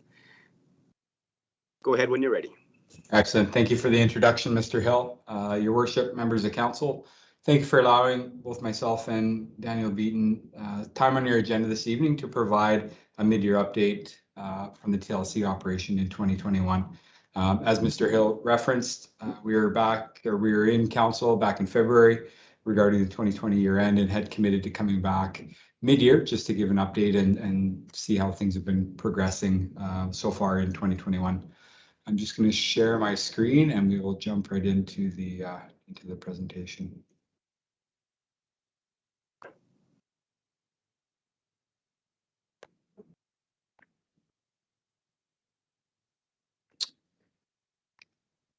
All right, so just first off, I want to review quickly the approved 2021 budget. At that time, the assumptions that were made, as well as things that were noted going forward post approval or post presentation, I should say, back in September. So back in September 2020, we were in front of council with the 2021 budget. At that time, revenues were projected at approximately 87% of the 2020 approved budget. At that time, while the future was uncertain, it was anticipated that some areas would see more of a return to normal at some point in 2021. However, projections remained fairly modest based on what we knew at that time. Our expenses were reduced to 92% of the approved 2020 budget, doing our best to reduce expenses as much as possible while maintaining service levels. In order to facilitate this, council's approved an increase in operational contribution of 4.87%. and an overall decrease in municipal contribution when combined with the capital and infrastructure requests compared to what we had received back in 2020. As you're aware, the final quarter of 2020 saw some very significant challenges that were not anticipated, which not only affected the completion of the 2020 year, but also would see some carry forward effects into 2021 post-budget approval. Primarily, those two items were a significantly lower return rate of members in 2020 due to ongoing restrictions, facility closures, and an economic landscape that would carry on into 2021. Folks, still perhaps off from work, either part-time or completely, and so needing to adjust their budgets accordingly. Additionally, 2 more closures in 2021 had significant impact on revenue generation for the better part of the first half of this year. Even when the facility was open, limitations and restrictions that were placed on by the province continued to heavily impact the TLC. Those things such as reducing it to one-on-one training, no group fitness in person, no programs and lessons of kind of that group nature. Youth sports were permitted, but with restrictions that had impact on rentals, so we did lose some of the minor sports early in the year, while others continued to kind of work through those restrictions. And distancing measures restricted our capacity limits within the facility as well. TLC administration did take or took measures immediately to try and offset these changes that we're anticipating, because of course we knew based on what we'd seen late in 2020, early 21, that we would see a reduction in revenue that's going to be able to be accumulated in 2021. So we did try to take measures immediately to adjust as much as possible. We did take a much more difficult approach to staff layoffs this time around early in the year, particularly with our permanent out of scope staff. So example, initially when the pool wasn't open in January, the entire aquatics department from supervisor all the way through to our part-time staff were temporarily laid off. Additionally, COLA was reduced to 0 for non-union staff immediately. And we also approached our union to open up the collective agreement to reduce COLA to 0 when it was 2.5% was owed to them in the collective agreement, which they approved to do. And we extended the collective agreement by 1 year so that catch-up could happen as time goes on. We further reduced materials and supplies budget based on facility closures, reduced programming, that sort of thing. Training and development was reduced to essential for operations training rather than kind of the more typical professional development that we've all come kind of accustomed to grow the individual long term. We reduced that to training that was essential to operations. We also carried on our slightly reduced hours of operations. For example, 6 to 9 Monday to Friday rather than 5 to 10, which is our typical schedule or was our schedule post-COVID. So a bit of a look at the year-to-date financials. So these are fairly new as of the end of June. And so these were just shared with the board recently. As of the end of June, our revised financials year-to-date are shown here. So just under 1.8 million in revenues to this point, which is about 50%, about halfway of where we had hoped to be at this point, or about 24% of our annual budget, based on end of June. And on the expense side, just under 1.9 million, 53% of budget to date, and about 25% of our annual budget that was approved. So that leaves a current deficit of about $84,000, or just under $85,000 at this point in time. Measures taken again, just to minimize that deficit. Staffing levels have been reduced as much as possible without impacting service levels. Our materials and supplies budgets have been reduced to essential purchases wherever possible. The board did choose to close on Victoria Day, and that was primarily due to the very limited amount of activity that was permitted at that time, very small amount of permitted use. And so the board chose to close on that stat when typically we are open on stat holidays. They did recently make the decision, now that things are more open, to resume our openings on stat holidays. And so that's been a change since this presentation was shared. Additionally, we removed the ice surfaces as soon as we realized that no further programming was going to be able to be permitted ahead of our already scheduled facility closure in the 2 arenas for a chiller replacement. We made the decision to immediately remove the ice rather than sit and wait and hope that there might be some additional revenue opportunities. We saw the cost savings by removing that ice, and then the staff were then temporarily laid off that would have been working in those areas. Some of the challenges in trying to balance the budget, as council is well aware, there are challenges as you're trying to reduce and get back to that zero balance or zero budget. Facility operation costs remain the same regardless of our operating capacity. So whether we've got 10 people in the facility or 500 people in the facility, overall the operating costs remain essentially the same. Minimal staffing levels cannot be adjusted without impacting service levels. So we have to have so many staff in each department working in order to maintain our service levels. And the board has been very clear that they, as much as possible, want to maintain those high levels of service that the community has come to expect, balancing that with the need to be fiscally responsible as well. We also had some unanticipated repairs and maintenance items that were essential to operations that were not expected and were not budgeted for. In a typical budget year, we would be able to likely absorb some of those a little bit easier. However, with the reduction in our expenses as a result of COVID, those become a little bit harder to absorb. And some of those items weren't ones that we could simply push off to a later date in time. They were essential to operations. And, revenues are anticipated to increase upon entering stage 3, now that we are in stage 3. However, it's still not certain as to how quickly that'll resume, as summer is typically our quiet time or quieter time here at the facility. So taking a look ahead, based on what we're seeing early in stage 3, now that we're just over a week into it, with a return to more typical operations for the summer, we're anticipating a better bottom line for the second half of the year. So again, we are at about 85,000 currently. We're at this point projecting the potential of about $145,000 deficit. Having said that, we are optimistic that barring any further changes outside of our control, so we know that there's talk of a fourth wave potentially and those types of things. So barring any changes to our operational model, we would anticipate that, or we're very hopeful and optimistic that we're going to have a busy remainder of 2021. Already we've seen a great return to the facility here in the first few weeks, or first week and a bit of stage 3. And looking ahead to the fourth quarter, starting in September, we're really anticipating that return to a more normal way of life here in the facility when it comes to minor sports returning and getting back into the routines, folks coming back from summer break and that sort of thing. However, summer is typically slower for us and less revenue generated. It does mean that we typically would see, if you looked at it month over month, we would see more of a zero or a slight deficit over the summer months, made up for in the busier fourth quarter and first quarter of any given year. Some of the reason for the deficit I already mentioned, the unexpected repair and maintenance items. We will work and continue to work with the general managers in each of the municipalities to keep them updated as the year goes on. And we are going to continue to explore funding options to offset some of the expenses.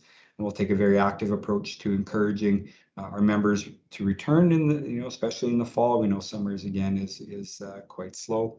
But we are going to be actively and coming up with a marketing strategy over the summer to really try to get folks to return who maybe have their still memberships are on hold until September, to make sure that the majority of those are coming back.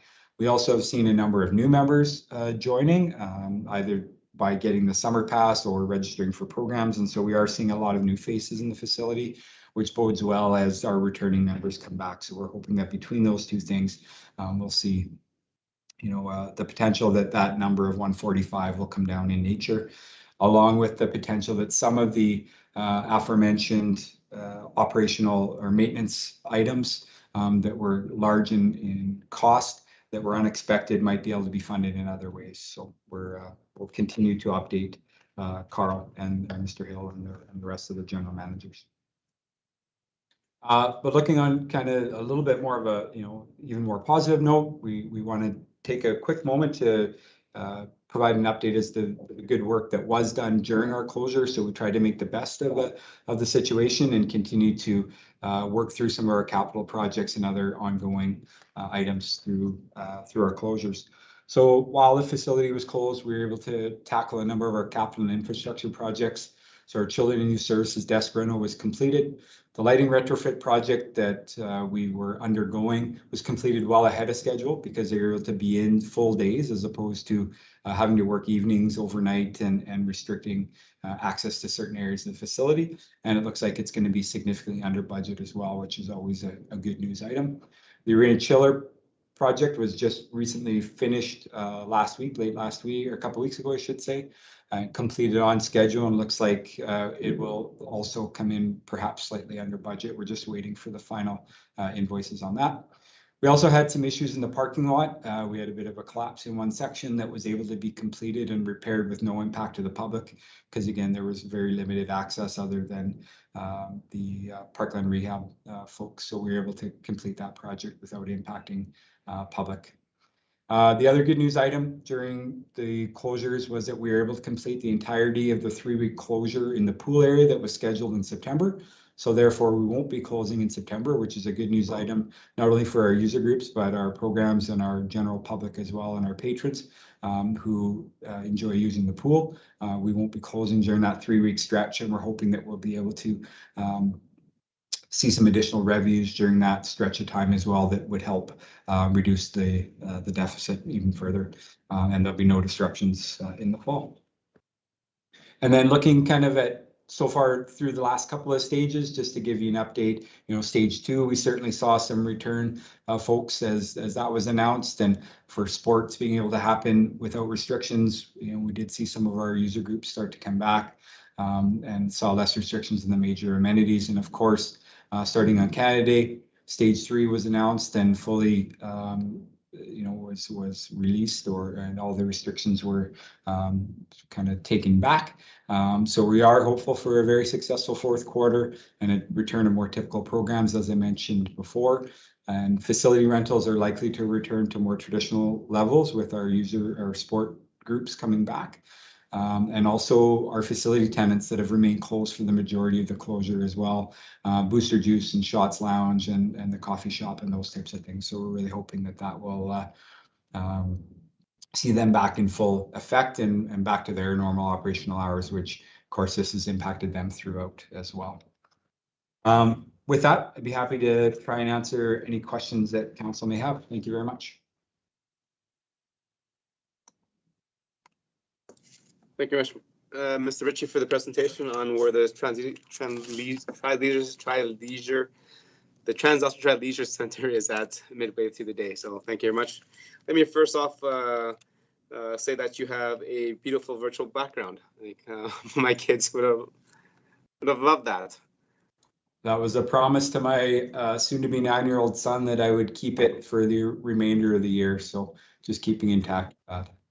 Well, that is awesome. I'm glad to see that in there, and I believe my kids played quite a few hours of Minecraft as well. Councillor Matties, you're first up with the question. Thank you, Your Worship, and thank you very much for the excellent presentation this evening. My question is with regards to the growth projections that you see for the facility going forward in terms of the growth of Spruce Grove and surrounding communities. And then also, so my second question is with regards to where do you see maybe some more permanent changes in recreation that we will see as a result of some of the changes in activities and lifestyles of people? And are you looking at making any changes to the programs or services that you're offering? Thank you. Thank you. Your Worship, through you to Councillor Matties and rest of council. Certainly, we're seeing some changes to some of our user groups. So our early morning regular users in the fitness center and such seem to have adjusted to their home workout regiment, and combined with the fact that we've changed our hours to open at 6 a.m.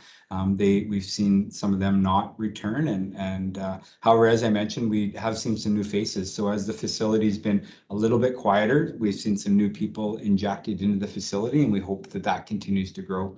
In terms of programs and services, we are looking at some new programs, especially in the fitness area come fall. It's an ever-changing, evolving program area for us, and so we are looking at ways to keep it fresh and keep it new and kind of keep with the trends as well. So I don't have all the details around that tonight, but certainly we are looking at some new programs and services in that area come this fall. In terms of trends going forward, I mean, it does remain to be seen, especially in the minor sports areas, whether there will be the typical return to their pre-COVID numbers, and we're awaiting, I guess, the fall to see, from skate club and minor hockey and ringette and those types of groups to see in soccer to see where those numbers are going to lie. We're slowly starting to get that projection in from those groups as well. So, and then we'll look to adjust accordingly. And of course, on the horizon in the next few years, there are a couple of proposed facilities, both in Spruce Grove and Stony Plain. And so we'll need to, again, adjust to be complementary in nature with those new facilities as opposed to kind of more competitive in nature. So I hope that answers your questions. I don't have all the answers this evening, but certainly it's something that we're trying to keep a finger on the pulse of. Thank you very much. Councillor Matties, anything else? No, that's fine. Thank you very much for the response. I appreciate it. Councillor Meyer, Deputy Mayor, go ahead. You're next. Thank you, Your Worship, and thank you, Mr. Richer, for your presentation. I was hoping you could just help me understand the staffing levels during the. So my question is, the staffing levels were reduced during the closures. Is that correct? And B, how does that sort of jive with the minimum staffing levels that you speak of to maintain service? Because in my head, I'm imagining the place is closed. We're not providing much of any service. So I'd be curious how. So if I need to explain it more, maybe if not, you could just sort of run with that. Thank you. Your worship, through to Councillor Meyer and the rest of the staff. Certainly during the closure, all of our part-time staff were issued, and permanent part-time or permanent full-time unionized staff. So those that were direct kind of frontline programs were all issued temporary layoff notices. In addition, in a change, not a change, but a further reduction compared to 2020 staffing level changes when it came to our supervisory team. Certainly there's still some operational requirements that were required to continue to prepare for programs upon the reopening of the facility. However, there was a significant increase to the amount of staff that were reduced either to half-time, three-quarter time, part-time, because we did have some programs that continued during the closure. Our preschool was able to continue to operate. We had online fitness classes that continued to operate, as well as, again, preparation for the spring and summer programming. So there certainly was some operational requirements from that perspective, from a more of a program preparation standpoint. But we did make some more difficult decisions even in those areas in terms of reducing staff, even if it was for 2 to 3 weeks or a month, depending on which closure we were referring to. In terms of the minimal operational numbers for staffing, that's more on when the facility is open. So for example, we can't leave the fitness center upstairs unattended. We've got one staff member on during at all times that the facility is open. Our front desk, our customer experience staff, our arena operators, those types of things, but we are keeping it at as minimal staffing as possible. But that does have impacts on service levels, whether it's getting to the customers in line or answering the phones or those types of things. So we are trying to balance service delivery and wait times and those types of things with the fiscal realities of the budget. Thank you. Deputy Mayor, anything else? Yes, just one thing. Thank you for the answer, or yes, for the answer there. And I would just like to throw a comment out there and say I appreciate you very much taking the downtime to check off some of those maintenance issues. I think everyone will appreciate the pool not being closed in the fall. Yes, thank you very much, Deputy Mayor, and good thing to bring that to our attention, because it will be a benefit for our community and the residents for not having I believe it's a couple of weeks that we're shut down to have maintenance in the fall. Councillor Bennett. Go ahead, you're next. Thank you, Mr. Mayor. I just wanted to add a bit to Councillor Maddie's question, and that, in my mind, what Councillor Maddie's was saying was a broader spectrum of where the Tri-Leisure Centre is headed. And I'll just add that the strategic planning process is slated for October of this year, and the board will be looking at exactly those directions as to, looking at the trends and what else we can provide, and both the town of Stony Plain and the city of Spruce Grove have some, really exciting facility changes coming up, and the TLC board will look at all that and decide how we can fit in and make those plans. And second, Mr. Mayor, I'd just like to I would just like to congratulate our administration and the board of the Tri-Leisure Centre. This has been an incredibly stressful year for them. And through everything, number one, they remained positive, and number two, they remained proactive, and number three, they had some challenging decisions to make, and they were up for it. So just a congratulations to that administration and to the board for being farsighted and seeing us through what was a really tenuous situation, and who knows what could be coming up in the future. So thank you, Mr. Mayor. Okay. Thank you, Councillor Bennett. Any other questions or for clarity and understanding from members of council?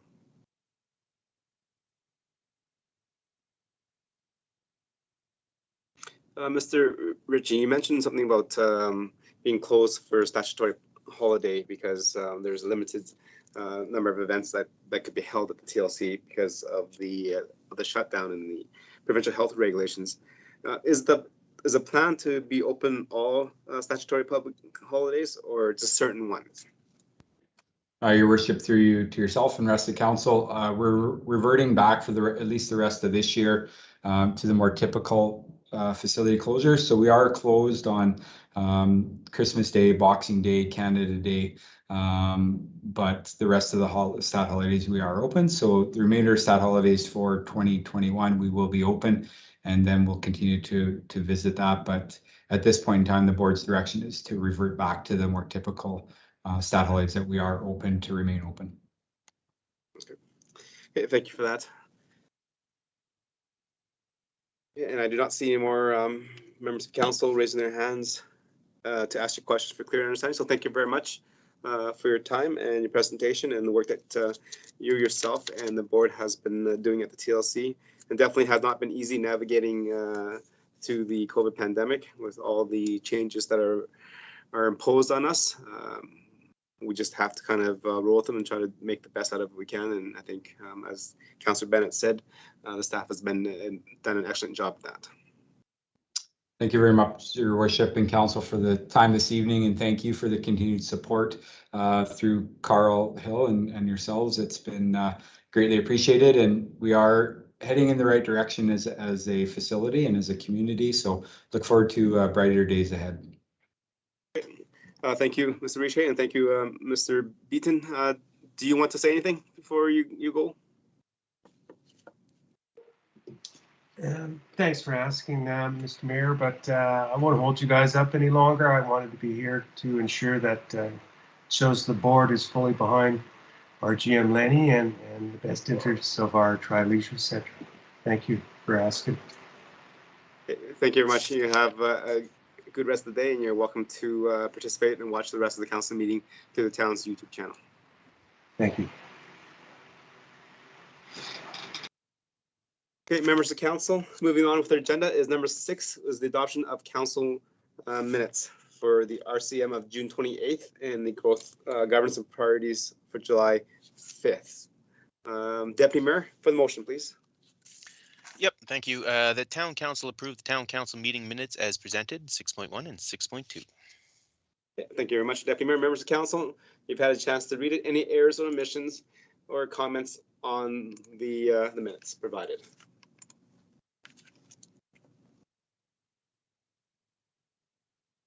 See none, I'll call the question. All those in favor, please use your raise hand button. Mr. Mayor, there's 6 hands in favor. Thank you. Moving on to number 7, council boards and committee minutes. So moving on to 7.1 is the Meridian Housing Foundation and the Growth and Commerce Committee. Councillor Bennett. I move that town council approve the council boards and committee meeting minutes as presented. Okay, thank you. Members of council, any questions regarding those 2 minutes to the board appointees or any errors and omissions that you see that might have been on there?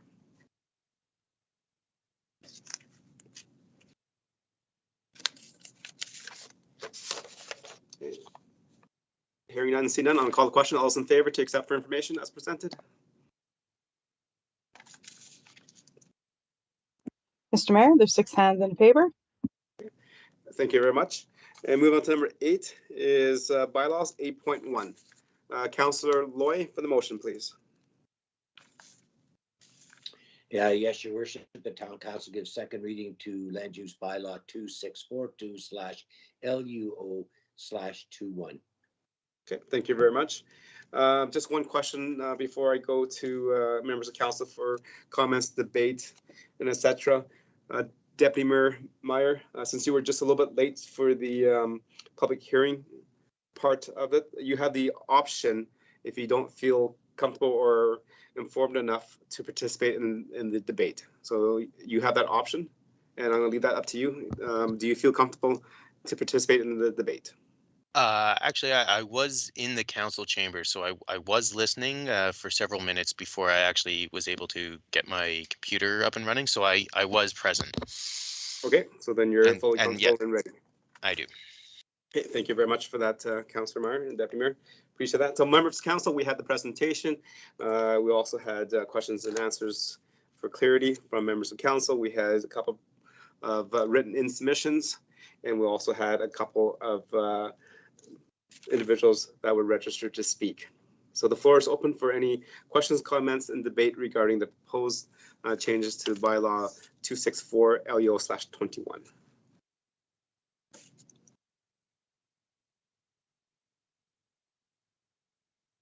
Councillor Loy, go ahead.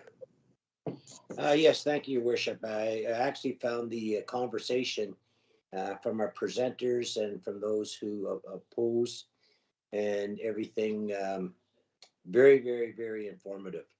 I'm glad that the question that we can change things later on when we really look at our land use, not the land use bylaw, but our other bylaws that are coming down, like affordable housing, et cetera, et cetera. So at this point in time, I am concerned. I do have a question though. When do we look at the two ladies that presented 200 to 100 on the cannabis side and the rezoning that may affect the seller's house on 779? Thank you. Okay, Councillor Loy, so part of the land use bylaw, the 200 meters from a cannabis retail store is in our current cannabis bylaw, and it's just getting transferred over here. So that would be a conversation for council to have at this point in time, to remove it, to change it, or to bring it back at another time. The rezoning is proposed in this bylaw changes, and that is why the presenter was here to speak in opposition to that. So if council approves both second and third reading, those will become enacted unless council makes the motions to remove them or to make those alterations. Okay, thank you, Your Worship. I think all of us were a little tentative when the cannabis bylaw was being made. We knew that it was legalized by the federal government, and none of us really knew what was going to happen. It was very precautionary, I think, on our part. We didn't know what kind of extra expense it was going to cost. Law enforcement, et cetera, et cetera. I think, in my opinion, that the cannabis 100 meters, or pardon me, the 200 meters did not pose a problem. And maybe we can make a motion that the restriction would be reduced from 200 to 100 meters as it is with the provincial bylaw or provincial law. Okay, thank you for your comments, Councillor Loy. So are you wanting to make the motion to amend the proposed bylaw right now? And I need to ask the administration, if that motion does come forward and passes, how does that change the intent of the bylaw, and do we require another public hearing to address that?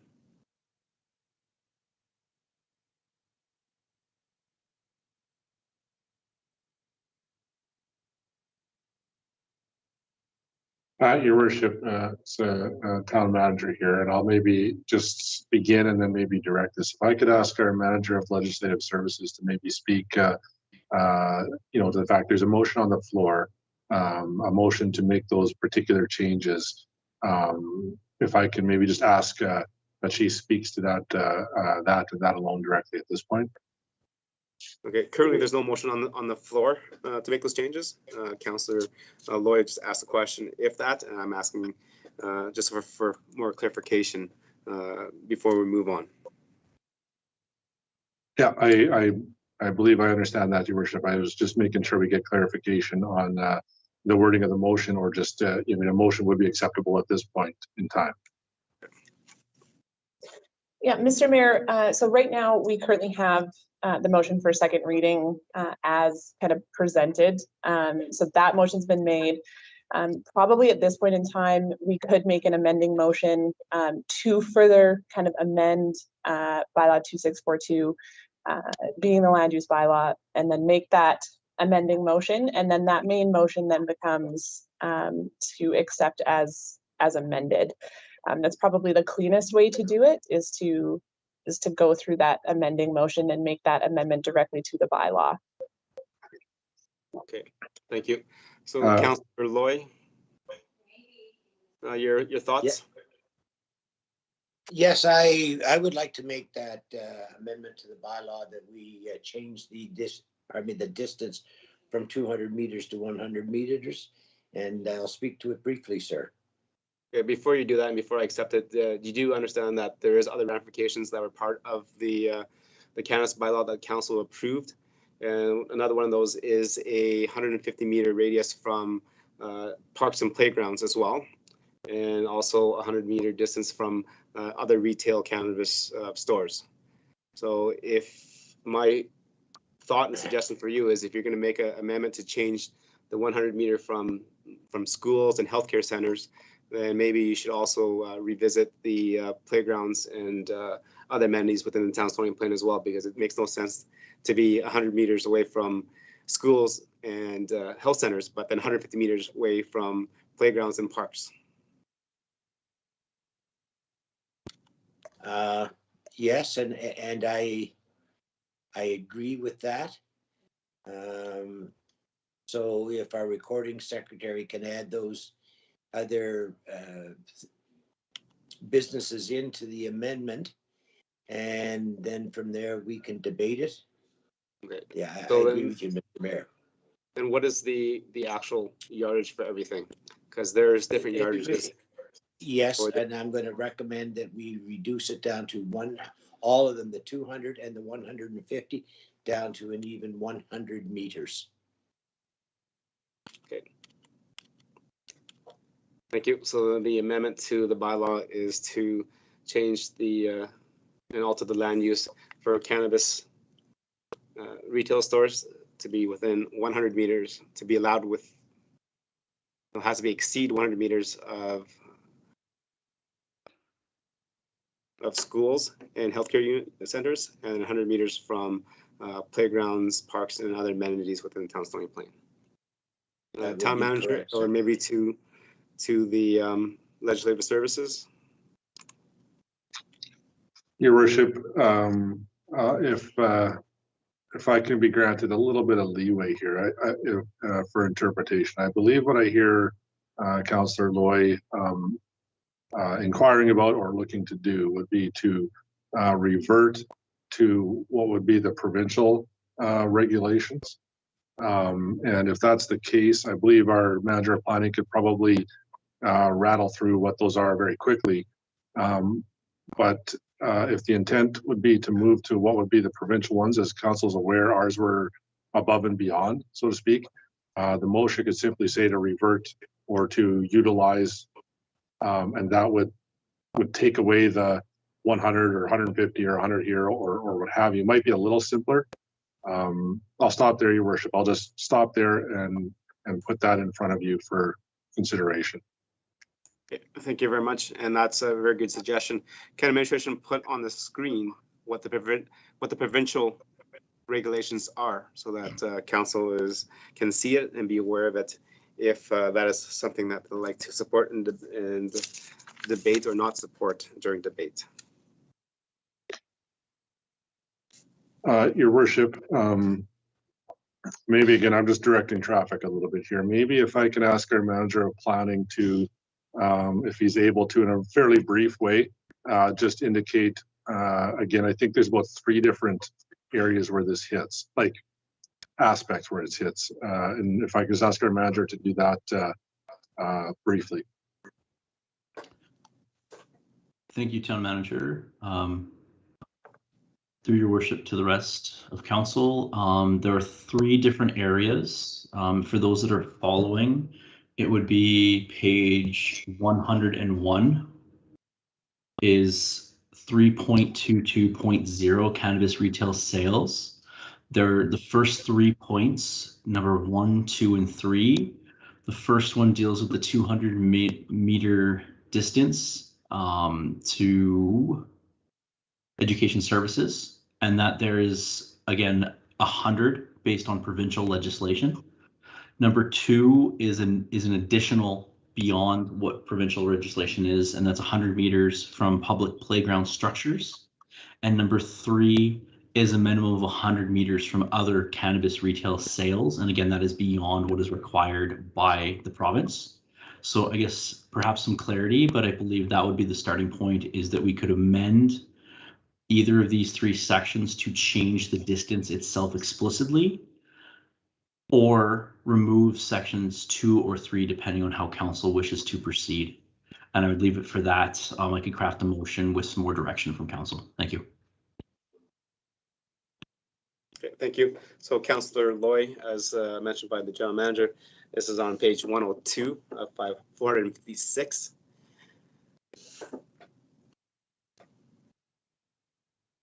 So trying to be clear here, you're looking to make an amendment to change 3.22-0.1 to be 100 meters.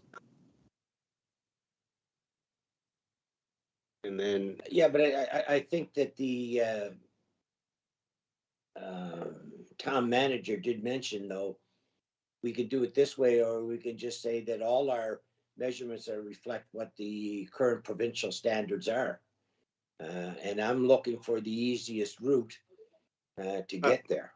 Yes, but I'm trying to understand what you're trying to make a motion to amend, because we have additional things that the provincial standard does not have. Right, that is the 150 meters from from parks, right, from public playgrounds and structures. That's not in the provincial statute. And also having a distance, I'm not too sure if the general manager mentioned it. Does the provincial guidelines have a distance or minimum distance from cannabis retailers? To your worship, they do not. The only restriction is the 100 meters to education services or healthcare facilities. And health facilities, yes. So that's where I'm coming from, Councillor Loy. So when you're making the motion, is it to change all 3 of them? Because if we go to a provincial standard or regulation, then that means one gets changed from 200 to 100, and the other 2 stipulations that we have in our cannabis bylaw is wiped out. Yeah. Yeah, see, that's why I'm trying to get the clarity here to see exactly what you want. Do you want me to come back if I give you some time to think about this, and then I'll come back to you for you to make an amendment? Well, I guess I was very frustrated to hear that lady cannot operate a business because they can't find things. We were very apprehensive when we brought this in. It was only going to, I think there was 3 or 4 applications. We now have 15 maybe cannabis stores in the thing. So I am needing help here. Or do we just let it be and look at it when we look at the cannabis bylaw again? I am searching here, sir. Okay, thank you. That's a good question. Administration, is there another review date for the cannabis bylaw? There is no specific date for the cannabis bylaw. Given the fact that this update will reset, if you would, the review date that's required for all of the amendments, it would technically be in 4 years as per our standard practice. Okay. Thank you. Councillor Loy? Yeah, and see, to me, 4 years is really too far out. I mean, this lady, and it's just one example, is wants to get something going that's beneficial to our community. We can't have her or any other people that are trying to do something wait 4 years. I have no problems not doing this bylaw at this particular point in time, if we can bring the cannabis bylaw forward, let's say within a very timely fashion, and I'm saying maybe even before this particular council is finished its term, to deal with those issues. Okay, Does that so make more sense, Mr. Mayor? yeah, so Councillor Loy, I hear you, and this is very complex. Maybe the administration. For example, if council at this point in time approves this, and then after this provides a motion to direct administration to bring back the cannabis bylaw for review, when can that be done? Can we have it done in August or September?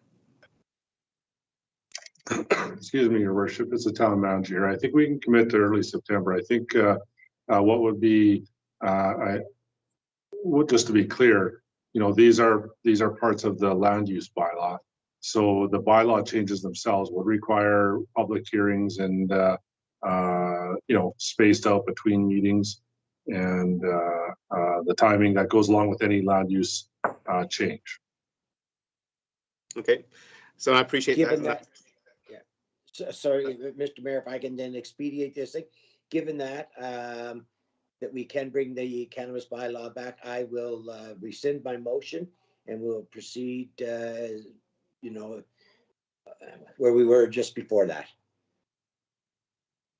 Okay, but your comments are heard, and I think we did hear from the presenter. Maybe that's something that the council needs to revisit, and it is more complex. We have three different kind of areas of limitation within the bylaw. And I agree with that, sir. Okay.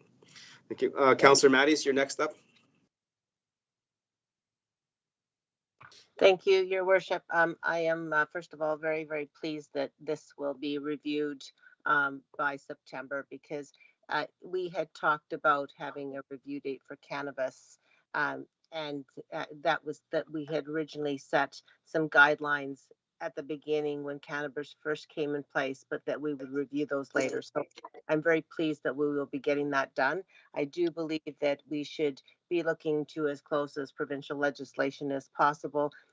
I don't understand why we would treat cannabis any different than we are treating alcohol and liquor stores.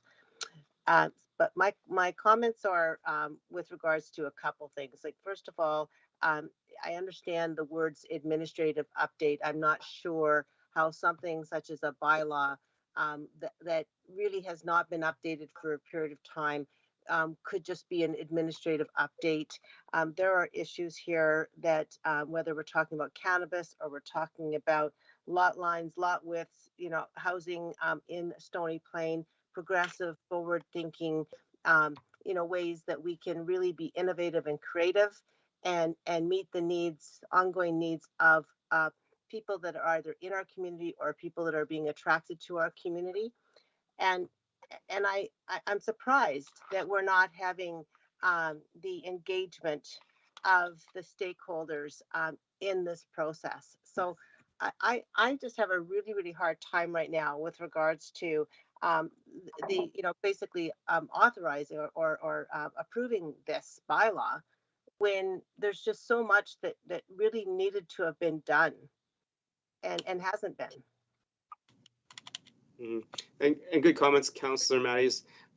This was approved a while ago, and this is the set time frame for a minor review. So it's not to do a major review of our land use bylaw every 5 years. It's done, and we adopt it for a longer period of time, for example, 20-25 years, and then we do reviews every 5 years to see if it's up to date, see if we can make minor changes to keep up with the current practices, and then we do a major review. And I think this is where we're at a minor review point and not a major review point. Your Worship, I do understand what you're saying. It's just that, you know, since I have been on council, we've been talking about, you know, considering ways to adjust lot lines, lot widths, things like that.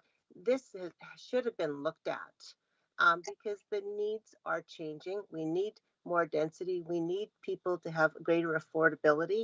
And here we sit again with the same situation that we had 3.5 years ago. That's not quite correct, because there are some outlines that we've changed and narrowed as is recommended in the letter from UDI. They just want more. Is the question. So as the letter says, we've done this to R5, R6, and you reduce the lot lines. Why not R4? So Yes. that has been addressed by administration. The presenter just wants more. Yeah, but Your Worship, this is, I don't mean to be disagreeing with you, but what I'm saying is that we made some changes, and that's not just an administrative update. We made some significant changes, but we didn't look at the whole picture and look at really some of the broader needs that could have been considered in addressing this area. And I feel like we're partially approving, or we're approving partially. Part work. It is. Okay. Best of luck, girls. Councillor Loy, can you mute, please? Sorry, Councillor Mattis, go ahead. Yeah. So what I'm saying is that when we're doing something like a land use bylaw, and we've changed some things, but we've left other things, and we say, well, it's just a general administrative update. It was more than an update. There's been some significant changes to this, but there should have been the engagement of the stakeholders, of the citizens of this community looking at this if we were going to make those types of changes. And I feel it's quite incomplete. Okay. Yeah, thanks for your comments. And definitely, administration, can you provide the timelines for the process and number of people that were involved in engagement? I think one of the questions from first reading was how many people were engaged, how many builders and developers were there as well.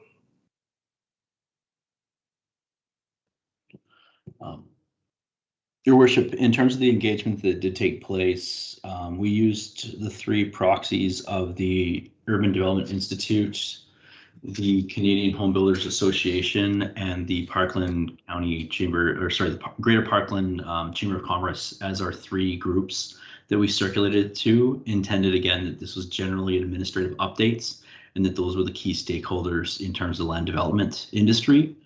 We then were using the public hearing here as our medium by which the general public, had the ability to give input, as what took place earlier today. Okay. And can administration also provide when the rewrite happened? So when did we rewrite the land use bylaw? The full rewrite of the LUB took place in 2015. It was updated administratively in 2017, approximately a year, given some additional time to actually process the bylaw itself. And it's been approximately 4 years since we've administratively updated it since then, with the cannabis bylaw, I believe, coming in 2018.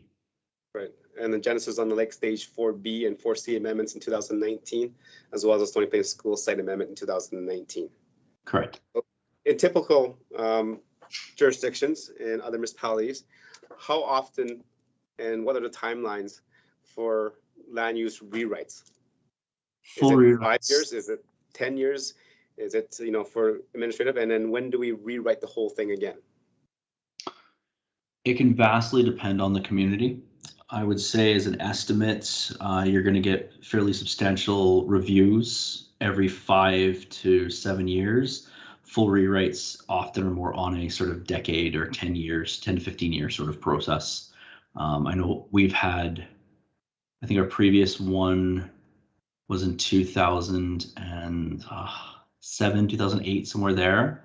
And then prior to that, it was 1998, just to give some examples from our own. Okay, thank you. So is this process that we've done typical to other municipalities, or is this different? I'm trying to understand, if this is the process is wrong. There's a fair diversity. Again, some municipalities will do annual updates to accommodate 2 or 3 or half a dozen to a dozen different items annually. Others will wait the full 5 years before they do this. Often it depends on the size of the municipality. Larger ones often do that kind of annual update. Some places around the capital region do this. Smaller municipalities, especially those outside the capital region, will do it, as I said, more on a decade sort of basis. Okay, So then having, as you mentioned, so having the land use rewrite in 2015, some administrative updates in 2017, and now 2021, which is 4 years later, to do another administrative update, that is normal. Correct. And again, there's the potential to do more annual or biannual sort of updates moving forward if that is desired by council. Okay. And in terms of council's matters, another comment regarding engaging stakeholders and residents. Did we do that? Besides their ability to comment within the written submissions and to speak to it today during the public hearing, there was no direct ability. Again, very typically, due to the technical nature of the land use bylaw, these things are not part of that. Typically, policy documents more similar to like a municipal development standard, so that sort of level is where the community engagement takes place to ensure that the higher level understanding is set up, the principles, the guiding documents, if you would, and then they're sort of implementalized through the LUB itself.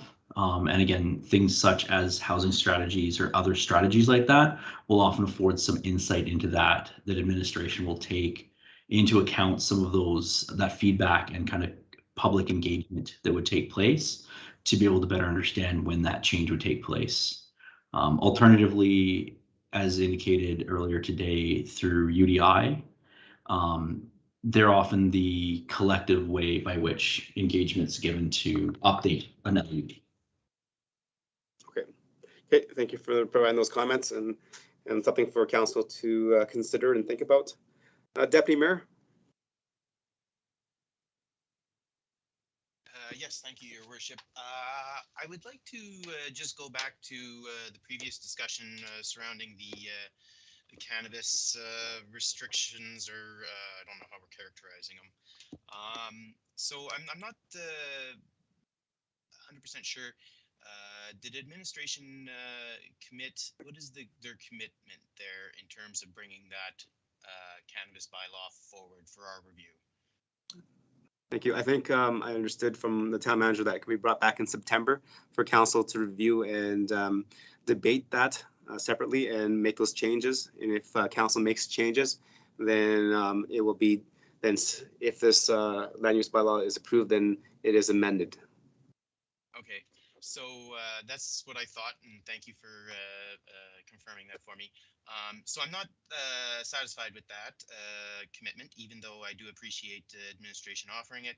The problem is we have a business that's going to need to find a location, move in, make advertisements, and I imagine she would probably like to do that for September when most schools start. So in my opinion, the review would be too late for her and she would miss out. We have an opportunity now to help a business during these tough economic times. I think we should do that. And so I would like to bring back that amendment. And yes, I do appreciate we have some extra restrictions, but I would just like to remind council that when we originally discussed this, Councillor Loy, I want you to not lump me in with the rest of the group in that one. I was not confused. I made the argument that we should go with what everybody else was going to do. And so here, I do appreciate that we have this extra parks category, I think it is. I think we ultimately made the mistake originally. A year on, then we had to revamped and we decided to go with the same tax rate as everybody else. Now, 2 years later, we're kind of looking at the same thing. I think it would be completely reasonable for us to just fall in line with what the rest of the province is doing. And so, Your Worship, I would like to make that amendment and bring it back up and vote on it tonight if we could. Yes, thank you. I just wanted to clarify with the administration because that wasn't part of the amendments and the changes that was recommended by our staff. So in terms of the public hearing stuff, does that consist of enough of a change that we need to re-advertise these changes on the land use bylaw to change the cannabis retail stores from 200 meters to 100 meters, because that was not considered or communicated to the residents.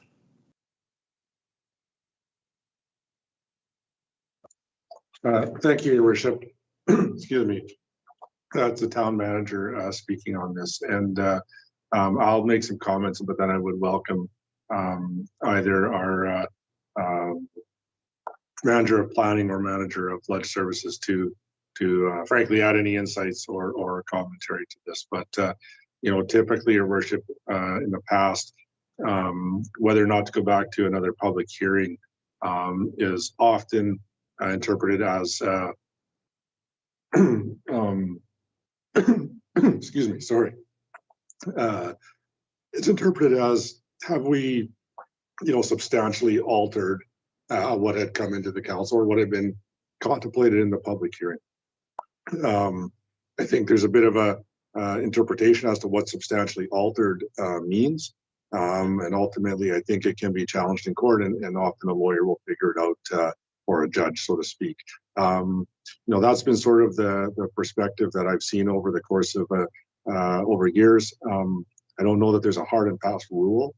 I'll stop there, and I will just allow a few seconds maybe for one of the two staff members that also have understanding of this, if they would wish to jump in and add further, or frankly contradict if I've stepped over a line on the interpretation side.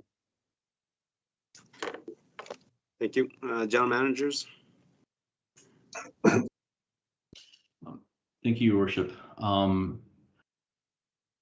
Given the fact that the public hearing was for the land use bylaw in its entirety, it does cover the entire thing. And as we saw today, despite the cannabis sections not having much changes to them, but the public was able to make comments on that, I do believe that it would be within the purview of council to make such changes or amendments right now, given the feedback they may have received or understood over the years since the original amendment took place to change cannabis. But I would leave that at council's discretion to determine whether they would or not, but I believe it is something that they would be possible to do. Okay. Thank you for those questions and answers for clarity. So, Deputy Mayor, are you looking to make an amendment to just change the one, or all three, or two out of the three? I would like to say all three, because I'm not 100% sure which one specifically is limiting the preschool. Okay, I think from the presentation from Ms. Freckleton, I believe she was mentioning the 200 meter radius from schools and health centers. Schools. Well, then let's do schools and health centers if that is the most needing and the most likely to get support from my fellow councillors. Okay. Thank you, Deputy Mayor. Just let me pull this up there, ladies and gentlemen. If I can just get all members of council to turn to page. What page was that? I was just on. I forget. Hold on a second. I didn't write that down. I'm sorry. Mayor Choi, 102. 102. Okay. Thank you very much. If members can change to 102. So Deputy Mayor is asking to make an amendment to the land use bylaw under 3.22.0. Is that number one, that all any site containing retail cannabis sales must be located a minimum of 100 meters from any site of for private or public education and provincial healthcare facilities.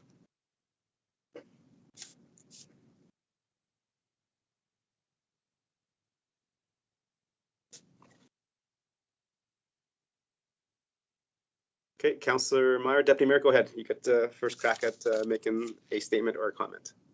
Thank you, Your Worship. So we heard this evening from a business owner that this is restricting her business.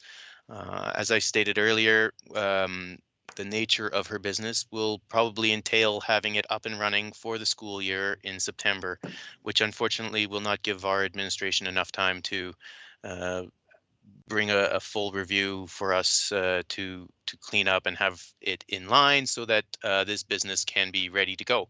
As we also heard from this business owner, there is only one other preschool in the town, so there is potential for other businesses to also be facing this this issue. And so as we head back to our normal pre-COVID world, not that I would characterize preschool as childcare, but to a certain degree, it does fill that that role. So, you know, we can we can, yeah, two birds, one stone is what I'm trying to say.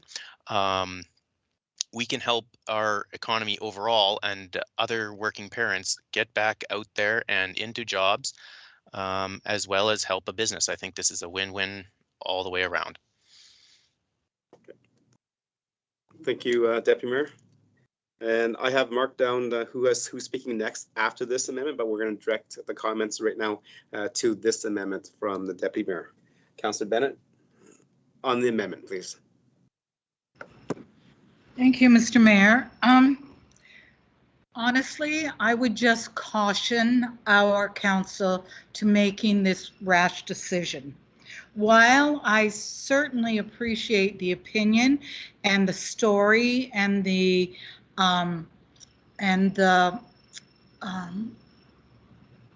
what our speaker tonight had to say about her business, we have not talked to the schools. We have not talked to anyone else about these changes. We have heard from one person and one person who has a business interest. I certainly respect that opinion, and I just think we're moving way too fast on this. We perceive that the cannabis regulations were perhaps made a little bit too overarching when we made them, but we have not heard, how did this work for our school division? How did this work for our other businesses? I just caution that we are moving too fast on making an amendment to this. I thought that when we talked about it coming back in September, we would have more time to think about it, get more advice from other involved parties. What we're trying to do here is make a blank statement, a blank change without consulting anyone else. I just truly caution our council from doing this amendment. Thank you, Mr. Mayor. Thank you, Councillor Bennett. Councillor Pletchko on the amendment. Yes, thank you, Your Worship. I will try and keep my comments to this specifically. I totally agree with Councillor Bennett. I think I caution every one of us on council. We have not considered, we're considering one individual. While I respect that individual's opinion, and I believe that it's important for us to move business ahead within our community, we have not talked to the people that have abide by the rules that are put in place for them. How does it affect their business? How does it affect the schools? How does it affect everybody else that's involved today? If we make a blanket statement based on one opinion, we need to make that statement for every business that comes to town that wants to change our rules. I really caution against this. I feel that this is not the appropriate time to be making those bold statements. We need to review what has happened and be able to move forward in a professional, well thought out process. Each one of the motions that have come towards tonight, they've struggled with what they want to do in the motion, and I struggle with what they're trying to do. Again, I caution each and every one of us on council, don't make a rash statement when you should be making a well thought out statement. And that comes with some really good thought that comes from administration bringing back all that we need to know about what has happened with what we put in place to where we move to next day. because 100 meters can mean that the difference between the guy that was 200 to the guy that where he really wanted to be. So let's think about this in a really thought out process. Thank you. Thank you, Councilor Plechko. Administrative staff, Councilor Laurie has rejoined us. He was here for the public hearing. Is he allowed and able to comment and add to the conversations regarding the motion for second reading and also the amendment here by Deputy Mayor? Your Worship, I'll just ask our Manager of Legislative Services to comment on that. I believe so. Thank you, Town Manager. Yes, Mr. Mayor, as long as Councillor Laurie was here for part of the public hearing or all of the public hearing, he is certainly well within his purview to comment and join discussion. Okay, thank you. Councilor Laurie, there is a amendment on second reading, and that was put out by Deputy Mayor Meyer, was to amend the land use bylaw 3.222.0.1 regarding cannabis, changing it from a minimum of 200 meters from all public and private education services and provincial healthcare facilities to 100 meters. Councillor Meyer, Deputy Mayor has already spoke to that. Councillor Bennett has spoke to that. Councillor Plechko has spoke to that already. See, now you're up to speed. Moving on to Councillor Loy. You have comments on the amendment, please? Yes, thank you, Your Worship. I do appreciate what the Deputy Mayor is trying to do, but I certainly agree more with Councillors Bennett and Plechko. I was willing to make this change, but wait till September to give it, to hear what the other parties have to say. That unfortunately will not help this particular individual to get up and running, let's say by September, even if that was possible, to find a suitable business space and get going from there. So I would like to bring back the cannabis bylaw itself and deal with it like we discussed earlier on. So with that, in principle, I like the motion, but I can't support it without a time frame on it tonight. Thank you. Okay.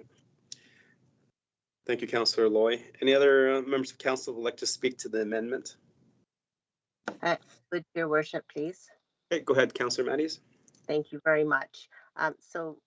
First of all, I would like to say that I do support what Deputy Mayor Meyer is saying, but what I feel overall is that this bylaw required significantly more than an administrative update as was being presented.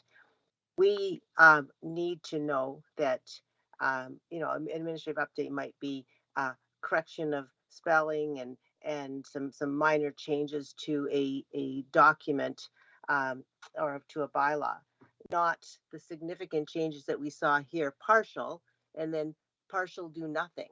And so that's caused us now to have a situation where we don't have the information to make a decision on cannabis. We don't have good information with regards to our land use and development. And at the end of the day, this is a fast-paced, changing world we live in right now. And we need to work quicker and more effectively in order to be competitive and a resilient community moving forward. And that means that there needed to be more work done with this. So overall, unfortunately, I have to wait until September now for this to come to be reviewed by council, because we do need to have more information from stakeholders and from our community. But I won't be supporting this bylaw, period, because I feel like there was just more that needed to be done at this point. Thank you, Councilor Matties. And again, ladies and gentlemen of council, we are speaking to the amendment. So if we can direct our comments, questions, and debate to the amendment. And the amendment is by Deputy Mayor Meyer to change the one regulation from 200 meters to 100 meters, that distance to public and private education services and provincial health care centers and services. Okay. Thank you. Any other questions and comments regarding that? Okay. Before I call the motion on the amendment, Councillor Meyer, Deputy Mayor, it is a good motion. I think I would have supported it at a different point in our time when we are revisiting this. As council is aware, when we approved the cannabis bylaw, there was a review date of 1 year in that. It was brought back to council, and at that time, council did not make any changes to that.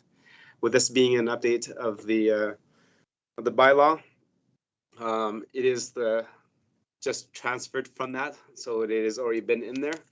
And I appreciate that we did have a resident speak to that about the 100 meters versus the 200 meters. From what I understood from what she was saying was that it was not impossible to achieve this requirement. It may have been more costly to find areas or commercial bays that were 200 meters away. And I think one of her phrases was that then allowed those people that have those commercial areas that were 200 meters a monopoly, or they can charge more because of the restrictions that we had. So with that, I think there needs to be a little bit more thoughtful process on this in terms of the other requirements that we have in our cannabis bylaw. And so I will not support the motion, Deputy Mayor. So go ahead, Deputy Mayor Meyer, I'll let you close up before I call the question. Thank you, Your Worship. So I would just start with this is not a rash decision. A majority of the communities in this province are currently already using this. I think if there were major issues, we'd have heard about it by now. But I would also like to just remind Council, we did make an amendment to our cannabis bylaw a while ago. I believe it was in relation to potentially a what do you call it? Like a growing facility that was looking at coming to our community, and our tax rate was what was, I believe, the holdup there, and we changed that for one business. I don't see this being a whole lot different. I think that we can help a business, and that's what we should have as a priority, not some vague worry about. I'm not even sure what my fellow councillors are worried about. It was in terms of their pointing out specific concerns. I didn't hear one. I just heard we should be careful, and that we should have more input.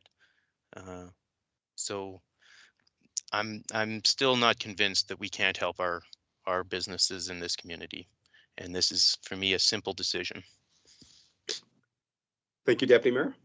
With that, I'll call the question on the amendment. So the amendment is to change the 200-meter requirement to 100 meters on item 3.22.01. Okay, all those in favor? Mr. Mayor, there's one hand in favor. Okay. Please lower the hand. All those opposed?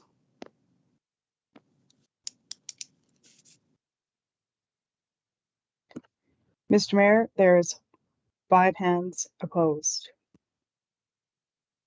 Oh, sorry, 6 hands opposed. Okay, thank you. I was just going to ask you that because Councillor Laurie is back now. Okay, thank you for the conversation, and thank you for the motion of the amendment, Deputy Mayor. Okay, going back to the queuing order for the main motion. Councillor Palechko, you're up. Thank you, Your Worship. Great discussion tonight on the whole bylaw, 2642. I just need a couple of things clarified if I could. First is the major rewrite was in 2007. 2015 seen an administrative rewrite. 17 seen a small addition, and 22 has now seen a major another administration update. Is that correct? Administration, I think the last rewrite was 2015. And prior to that was in the 1990s. Administration, 2000 and something. Yes, Your Worship. I'd have to look on the specific details, but the full rewrite was in 2015 with a first administrative update in 2017. Okay, so it's within 6 years of the major rewrite and 4 years of the first administrative update.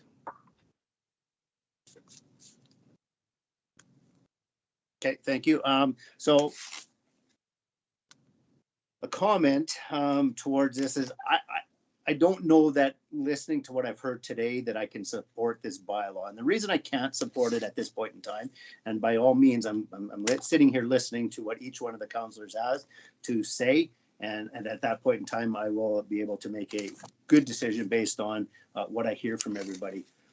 But I've heard tonight some things over time about the development within our community and how Stony Plain hinders a number of things. Now, when I look around the region today, I see a number of projects moving ahead and Stony Plain really sitting on the edge of things. And we have a lot of land that is owned by Qualico within our community and a number of quality developers that come to our community to develop that have been hindered for a long time. And I'm just wondering why administration today, with all the changes that are in here, they call it a minor change, why we would have not seen and had more input from our developers. Today is the perfect time. We're coming out of an economic recession, almost a depression. We're moving towards a economy that we need to have more affordable housing. And I get that we've got a housing strategy coming up and, you know, it's just one more delay after delay for our local builders that they continue to wait for us to get things done. And here was the perfect opportunity to tackle each one of the things within this bylaw that could have got it a major rewrite. And when I look at this, I think it's a fairly major rewrite from administration's aspect, not from our developers aspect, not from our local business aspect, but from administration. And today with, you know, the downturn of everything, we could have done this way, way better, guys. I'm very disappointed in this whole aspect. When I read this, I had to read it twice to fully grasp what I was thinking we were totally missing. And I heard it tonight from the EDI that we are missing part of it. Now, I don't agree with everything. I'm not a big fan of zero lot lines. There's a number of things that I think still make Stony Plain uniquely different. And that's what we needed to look at. And that's what we should have seen in this bylaw. So unless my fellow councillors can convince me, I will have a hard time supporting this bylaw tonight.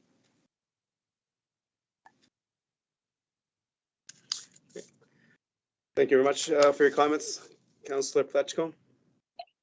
Councillor Bennett.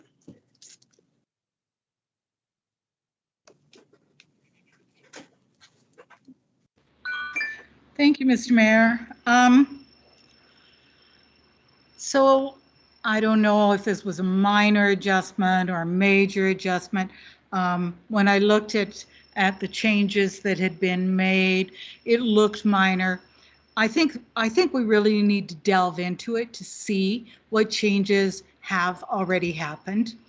For instance, as I'm reading through it, the general accessory description, that includes things like secondary suites, it includes garden suites, it includes multifamily, multi-use.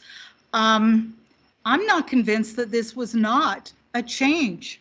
I know that Stony Plain is growing and that we are a community that perhaps needs to come in line with the way things are going.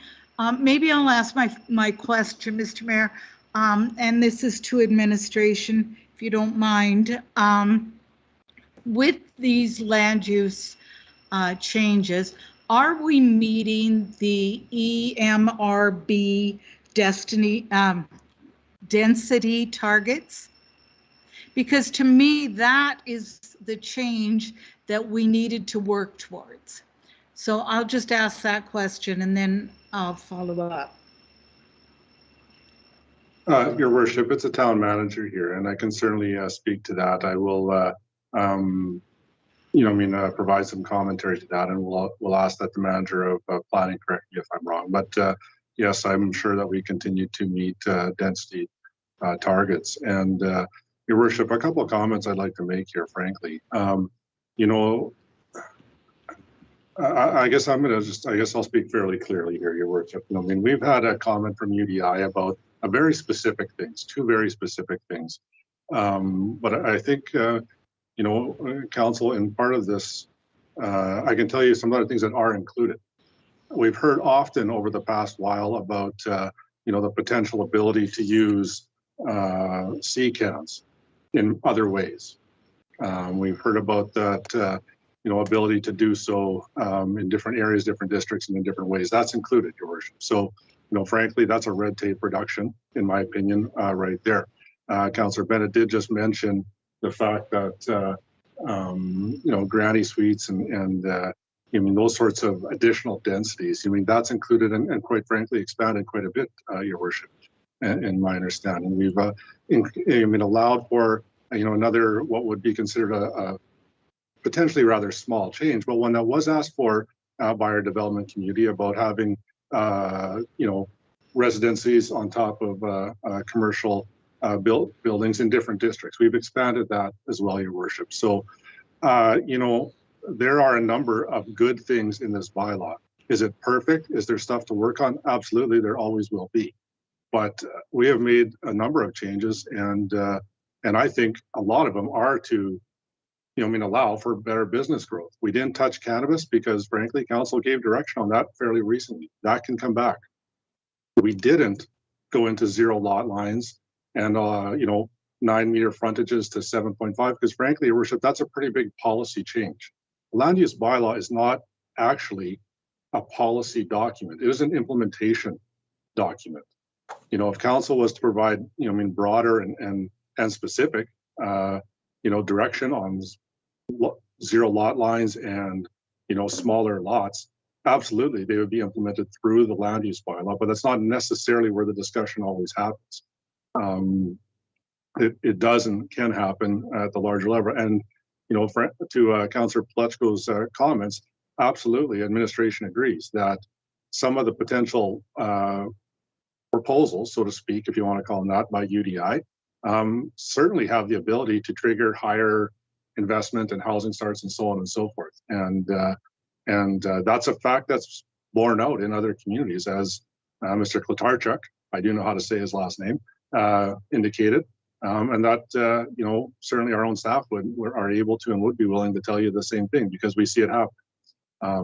Your Worship, I'm going to stop there, but I did feel like I needed to address some of the other items that are in here that didn't get much conversation here this evening. I'm going to stop there, Your Worship. Thank you. Thank you, Town Manager.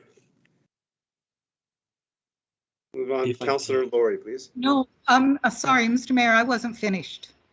Oh, you have another I one? asked one question and I said I had some comments to follow up. Okay, go ahead then. Thank you. And I want to thank Town Manager because he basically made my arguments for me. So, when we talk about our poverty reduction and having affordable housing, it's not necessarily in a land use bylaw that we see those changes. But even in this, I'm seeing secondary suites. I'm seeing, as I said before, garden suites. I'm seeing some changes there that will accommodate affordable housing. There were changes with long-term care, on supportive living houses. This is a huge document. I don't think that we can just arbitrarily say, nope, send it back. This is a very good place that we're on. And to my fellow councilors, if you want public feedback on zero lot lines and reducing the side yards, I have a great deal of respect for UDI, but let me tell you, get out on the campaign trail and you will hear our residents and what they have to say about that. We are making changes, but we are also a unique community that has kept its values far before my time, and it will be far after my time. We are going and moving forward, but we have to do it in a way that doesn't jolt our public and make sweeping changes all at once.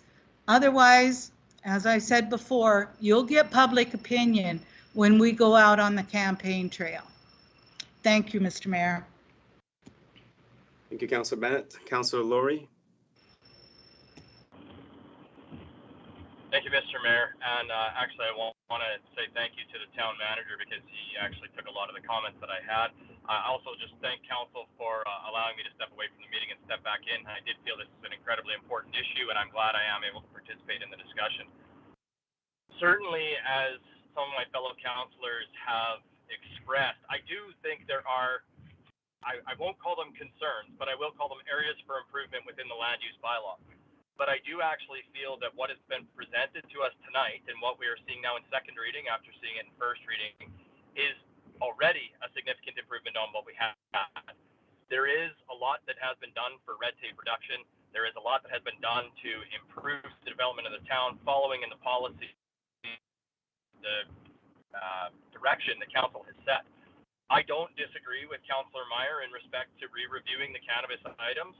I do agree with fellow councillors who commented on it that we need a well-rounded opinion on that. Cannabis in and of itself is a very sensitive topic, and we should make sure that if we are talking about cannabis, people know we are talking about cannabis. I don't think any member of our public would have looked at the land use bylaw discussion and thought cannabis. And I think it's the same thing when we start talking about many of the various other issues. And so I do have a question to administration. We are working on a housing strategy. Now, when that housing strategy comes to council, if it identifies some significant changes that council could make within the land use bylaw to achieve some of the potential visions of a housing strategy, is that something council can then do at that time? Okay. Administration.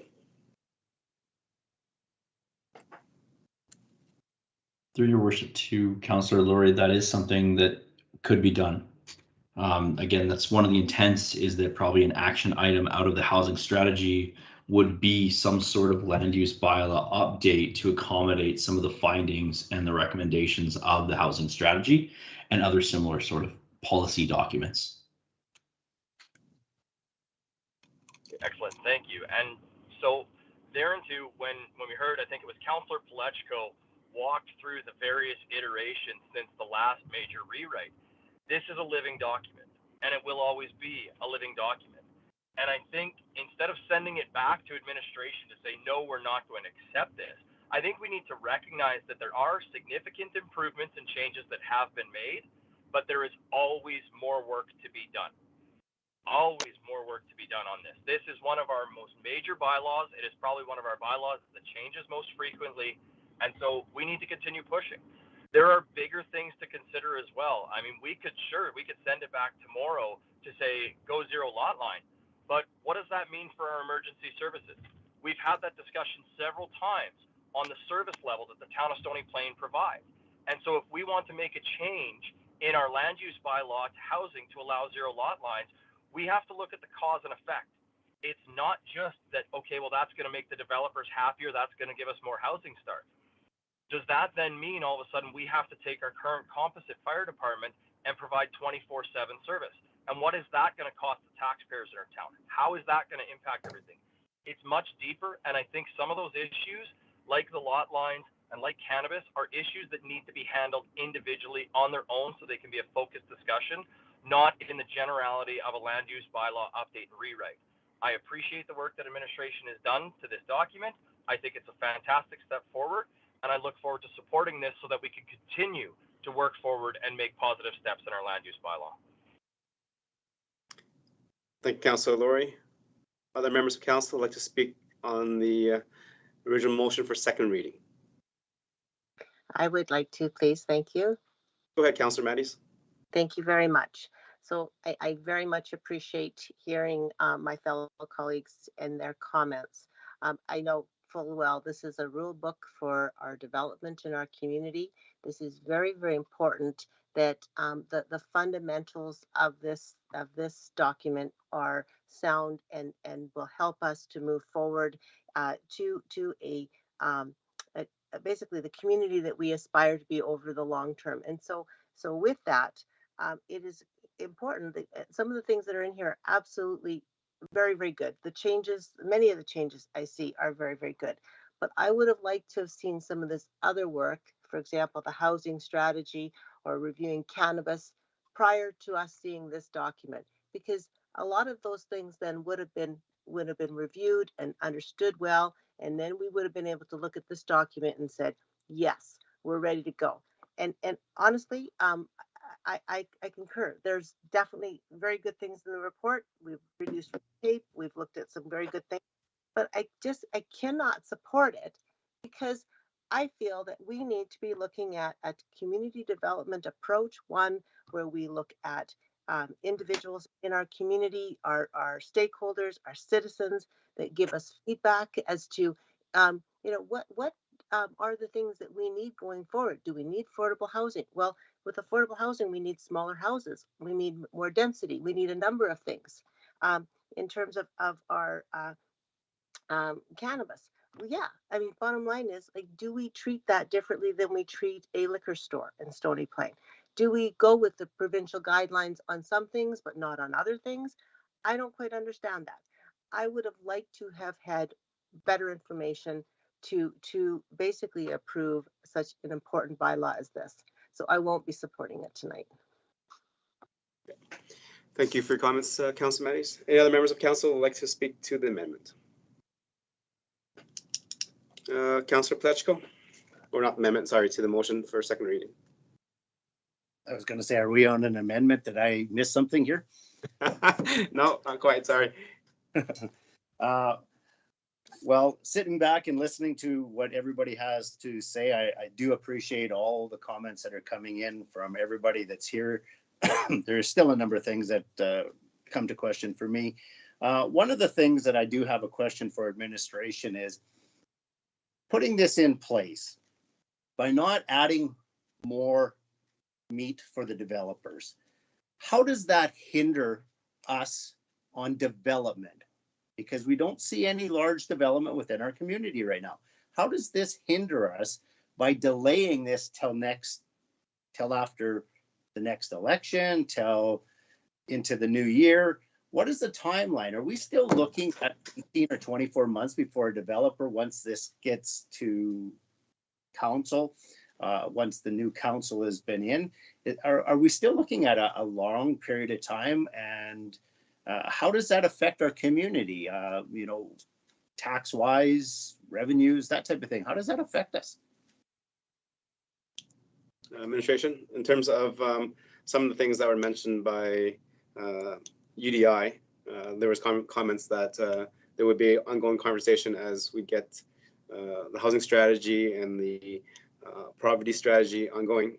What is the time frame for getting those on board so that we can have those conversations?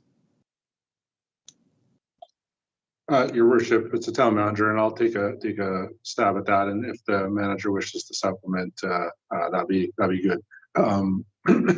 I think we may have heard UDI comment about construction season. So, if the changes made today, would come into, should council see fit to approve,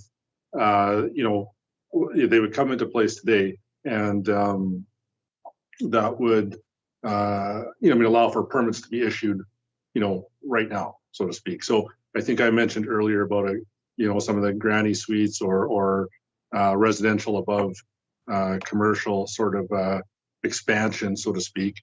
Those would be permit came in tomorrow, staff would look at it. If it fits the zoning, off it goes right now. You get into the larger dialogue about lot sizes, zero lot lines, like that sort of a dialogue.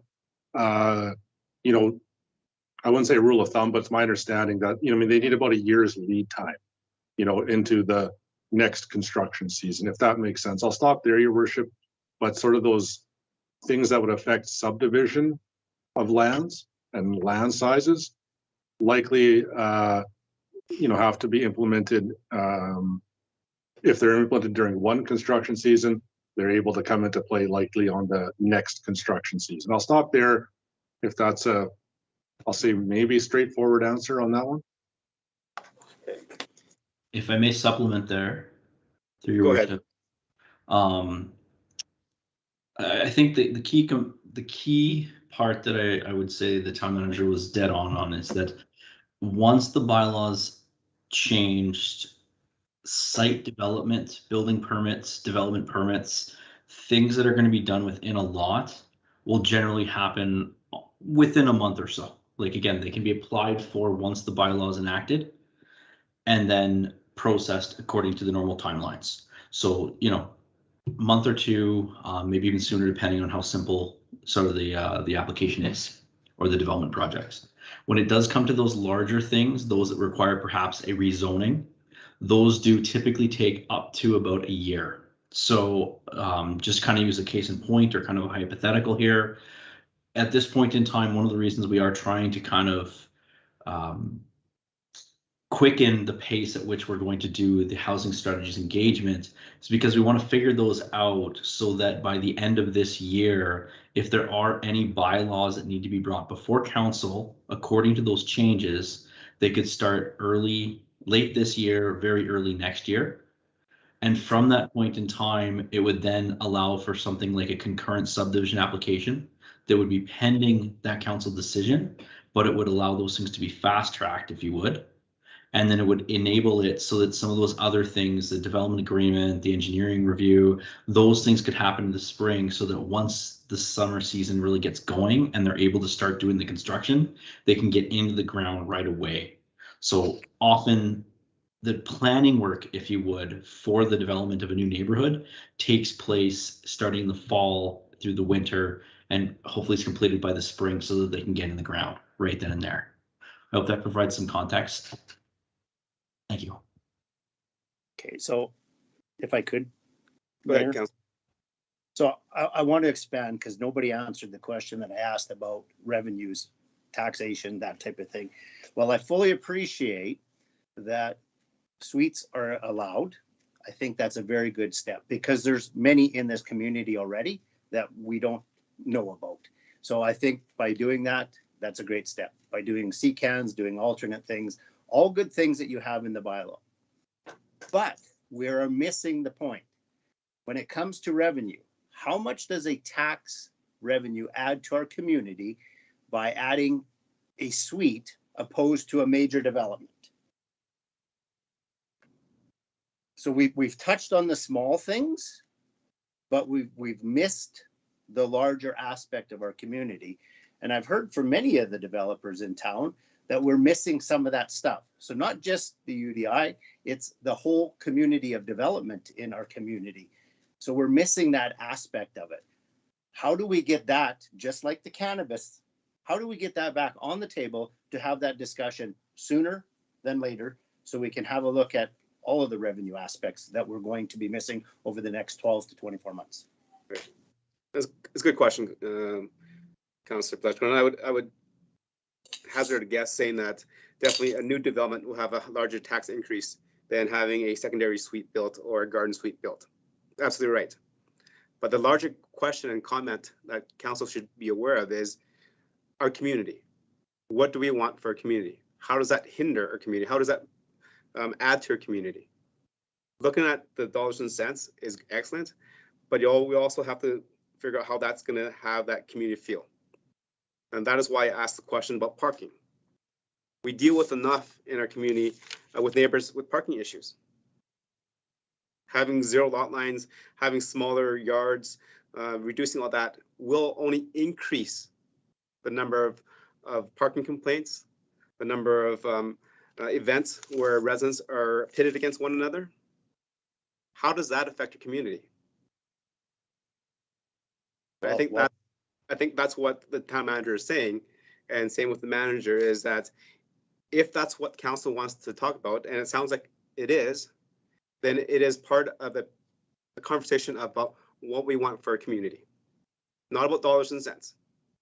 Because what we want to design for a community will trickle down to these policies, to these requirements. And as mentioned during the presentation by the manager, Town of Stony Plain has been uniquely Stony Plain. In the past, council have chosen to go with larger yards so that we have that ability to attract single family houses, to build that community spirit and community versus having jam-packed housing developments where everybody's living on top of each other. So as Town Manager mentioned, we can talk about this whenever, if this is something that council wants to talk about. Now we can have it brought back and through a process, through public hearings, etc., and engagement with the residents. That was probably the best avenue to take in terms of this, Councillor Fletchko. Well, I totally agree with you 100%. I think it's a question that we need to get back at the table, is when can we have this to be looked at? Same as a cannabis thing, that's coming back to us. My concern is, when is this coming back to us? I agree. I don't like the big lot. I don't like the big parking stalls that we don't have. I don't like the huge density, but we do need to have a conversation around this again at council chambers that allows us to have an open discussion about development within our community. Okay, and then I would advise that's part of the a good topic is at strategic planning to have that conversation, because that's where we provide the direction as council to administrative staff. Perfect, thanks. Okay. Any other questions, comments? We're getting a second reading.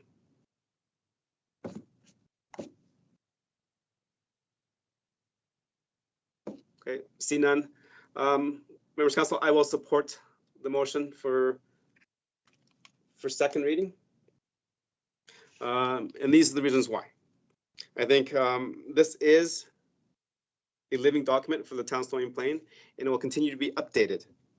There are changes here made by administration because they have heard and listened to our residents, to our developers, to the people that have stakeholders in our community. This is what we would call a minor rewrite. Land use plans, offset levies, all the big documents that the town of Stony Plain abides by, and a lot of other municipalities do the same thing, is usually a 20-year rewrite process. The land use bylaw was rewritten in 2015. Prior to that, that's when we engaged our residents about what they wanted. That's why we came with uniquely Stony Plain. We developed all that. This is 2021, 6 years later, as a minor rewrite. 10 years later, so in 2025, should be a larger rewrite to address some of the issues that needed to be addressed because of our population changes, the economy changes, all that. Then 5 years after that is another minor review, where we do make adjustments again to the prevailing changes, to new development standards, etc. Then in the 20th year, that's when we do a major rewrite again. Because major rewrites cost a lot of money, a lot of time for our staff and our residents. This is a living document. It will continue to change. When council approves something else that deals with land use or allows certain things, this will be amended. On the time frame that was presented by administration, the rewrite happened in 2015. They did some minor changes in 2017. In 2018, when cannabis became legalized, council had that conversation, the debate, we engaged our residents, and that's when we adopted the cannabis bylaw.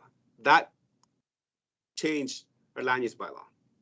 We reviewed it in 2019 as per the bylaw, and we did not make any changes. That's why it's not changed here. Right? In 2019, when members of our community wanted to make amendments to the land use bylaw, and council saw fit to have the public hearing, and we changed it. We changed Genesis on the lakes, stage 4B and 4C. We made those amendments. We also made amendments to the land use bylaw so we can allow the Stony Plain Replacement School where it is. So it is a continuous living document. For us to have this in-depth conversation to change and rewrite everything every 4 to 5 years does not make sense. It only slows us down as a community. I've heard people talk about we need to engage, we need to build, we need to see what the residents want. And we've done that. We're making little tweaks to it to continue to move the yardsticks further. One of the things that was mentioned that was brought to our attention was the sea cans. We do not allow that in our commercial. That was an issue with some of our business community. That's been written in here because it's a minor change to get to where we want to be. We talk about affordability, garden suites, and secondary suites. A lot of that was discretionary use. Now we change that, now it's permitted use. So therefore it reduces the red tape. It makes it faster and easier for people to address the affordable housing needs in our community. So, and in the public hearing, we got 5 letters. One letter from UDI, the Canadian Housing Manager. They agree with what we've done. There's a few things that they like to add to it. But in general, same with Jamie presenting, they do not want to hold back the process. They see the good and the progress that we're making on this update. Right? And there's things that they want, of course. There's things that every developer wants to maximize what they can get, to develop how they want to, because that's how they develop. Instead of making them think of developing within their own Stony Plains standards. Right? We heard about from a lady regarding cannabis.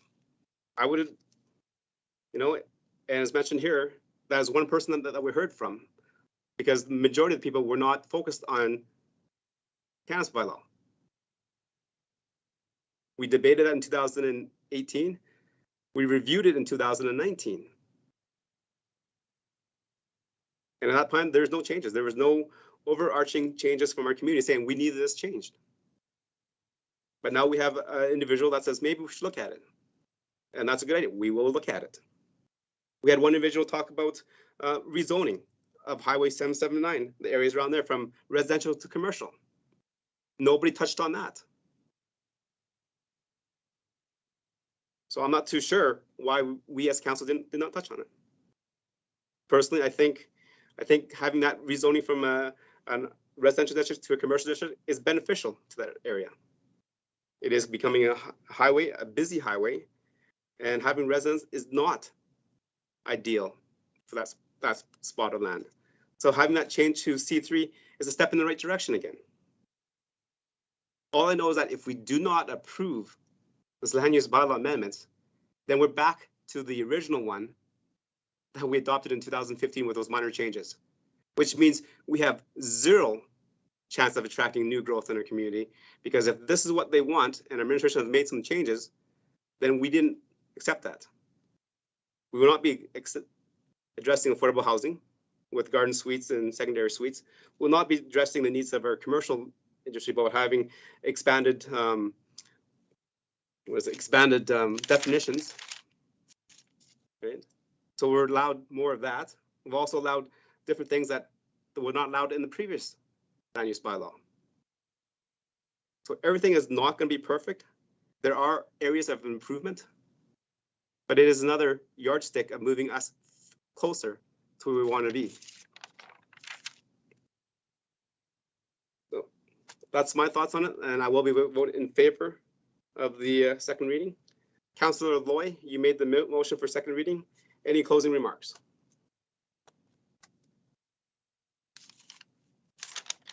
Thank you, Mr. Bear. And actually, I liked your wind up there very, very well.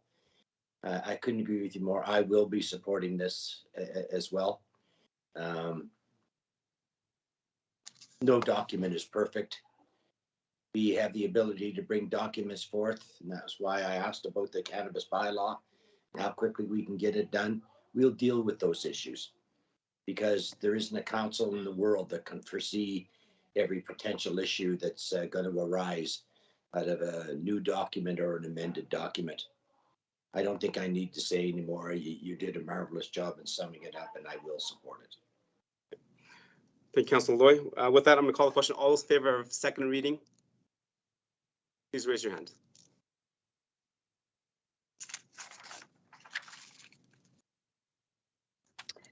Mr. Mayor, there's 6 hands in favor. Okay, please lower the hands. Okay, all those opposed?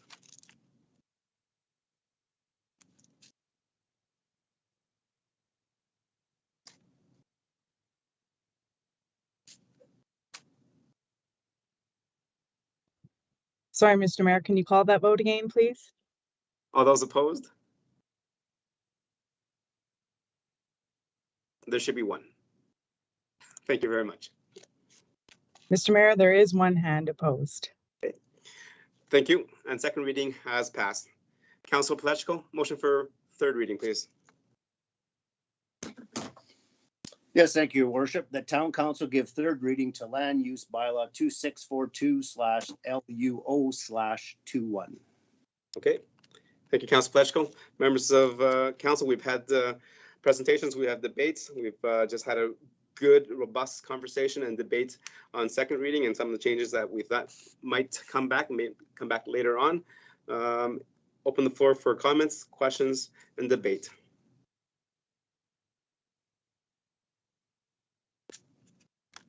Your Worship, may I ask a question? Sure, go ahead, Councilor Mattis. So my concern is with regards to the number of years that the developers have spoken to us in our community and have asked about making some changes, some progressive changes to provide for the needs of their clients, our future citizens in our community, our future residents. And I've been here for a period of time. We have not brought this to council, whether that's been in strategic planning or through our council just basically making reviews, whether of this document or others. And so my question is like, so specifically, when will we be talking about the housing? Will that be done this September, October? And will we be clear on some recommendations at that time? That's a good question, Councilor Mattis. So in terms of housing strategy, reduction of poverty, and etc., when is that scheduled to come back to council for approvals and stuff? And then at that point in time, then we can address some of these issues on housing affordability and how we address some of the developments in our communities. Your Worship, the intention is that the engagement component of the housing strategy would take place during September, with the results to be processed over October, November, and that council would receive a full document by the end of the year in terms of the housing strategy itself. This does not mean that bylaws or other changes could be happening at the same time that this information is being provided directly to council, but that the original information will be gathered and synthesized during September and within the short weeks after that as part of the housing strategy itself. Okay, so that makes sense there. So September for the strategy come back, and then from that, then bring documents back to council by the end of the year so that we can have that conversation in strat planning. Your Worship, may I just follow up then? So then that would provide recommendations with regards to, for example, the acceptability of maybe smaller housing in our community, looking at lot widths and things like that. Would that give us sufficient information to be able to make some recommendations coming out of strategic planning for the next council?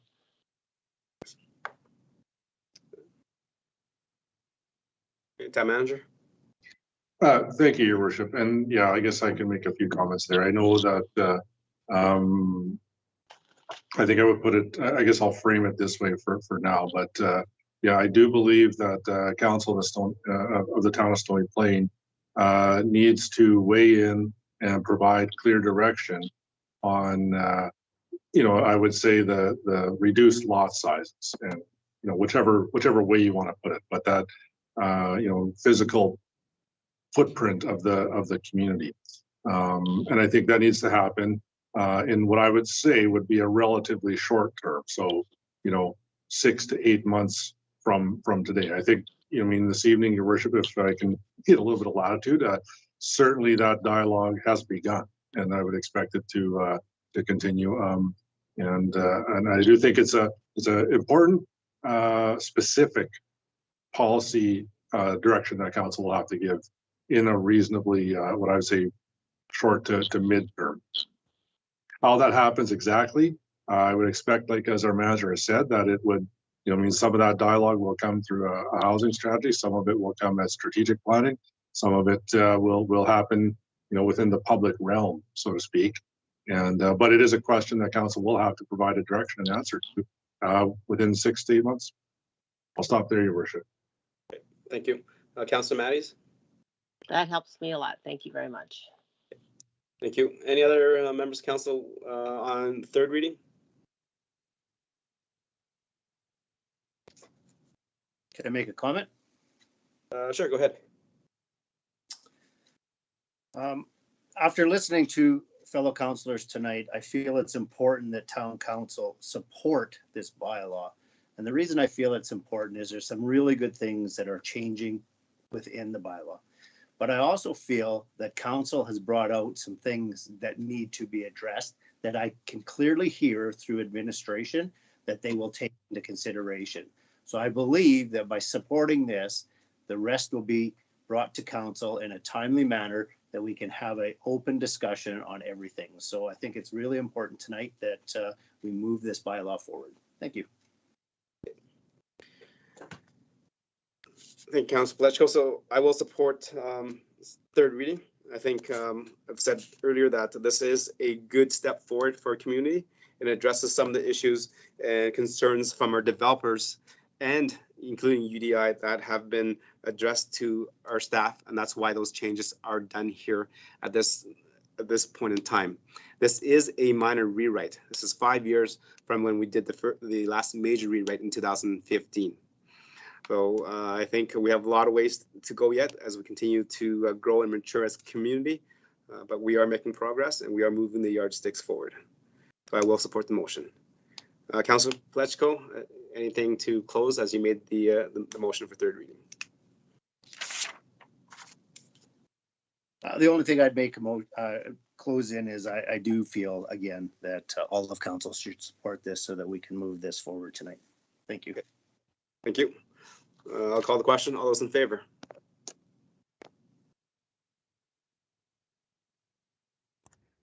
Mr. Mayor, 7 hands in favor.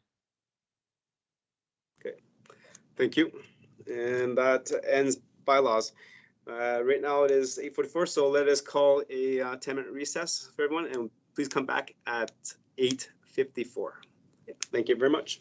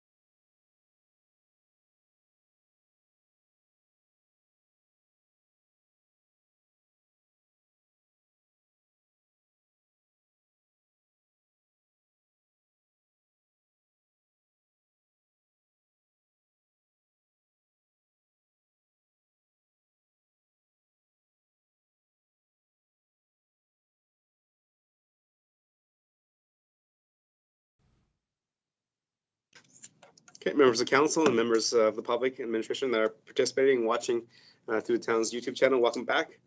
And continue on with our agenda is number 9 is business items. 9.1 is the TransAlta Tri-Leisure Center midway presentation. We had the presentation already.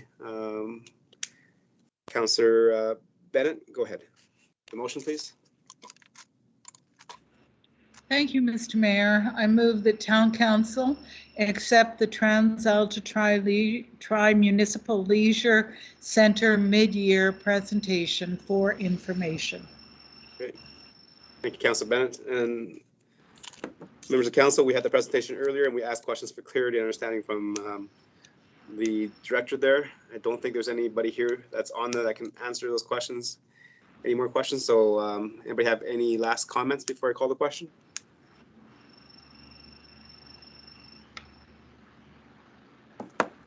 Okay, see none, I'm gonna call the question. All those in favor to accept for information?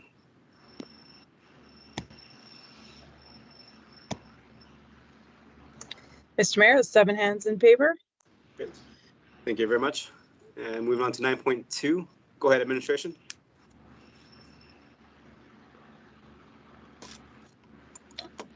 Your worship, I believe our general manager will speak to this item. Thank you, Town Manager. This is just a quick update on the subscription on the tax and utility deferral update, and we do have our manager of financial services online, and I would ask her to speak to it. Thank you. Good evening. Thank you, Your Worship and Council. In April 2021, Council made a motion to eliminate tax penalty fees for a duration of 2 months and utility penalties for a duration of 3 months. The penalty waiver for taxation will expire on September 1st, and the utility one will expire on August 1st. A similar deferral had been granted in 2020 as well. Council requested an update be brought back prior to the deferral period ending. On the utilities, total outstanding accounts totaled 1,017, or 16.4%, which is a typical outstanding amount as compared to prior year averages, excluding 2020. Compared to July 2020, the outstanding amounts percentage has decreased from 17.3%, proving a decrease in uptake in the program. On the tax side, outstanding accounts mirror that of the 7-year average prior to COVID. The percentage of accounts outstanding is 12% as opposed to 17.1% as of July 2020. Once again, proving the uptake in the program was lower this year. Total utilities outstanding is $190,000, and total taxes and requisitions outstanding at this time is $2.7 million. Administration does not recommend the deferral period being extended due to increased risk of collectability if the program is longer, as the outstanding amounts on utilities compounds, making it more difficult for those to pay. I will now ask if there are any questions. Thank you very much, Manager. Members of council, any questions of clarity and understanding to the presentation?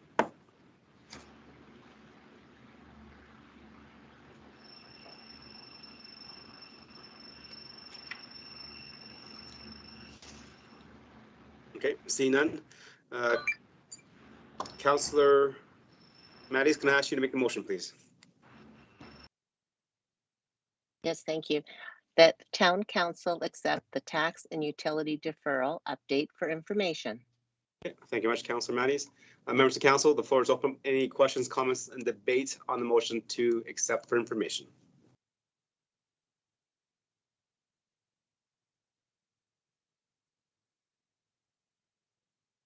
Okay, see none, hear none. Thank you very much, administration, for the presentation and providing the information that council requested to see if this program needed to continue.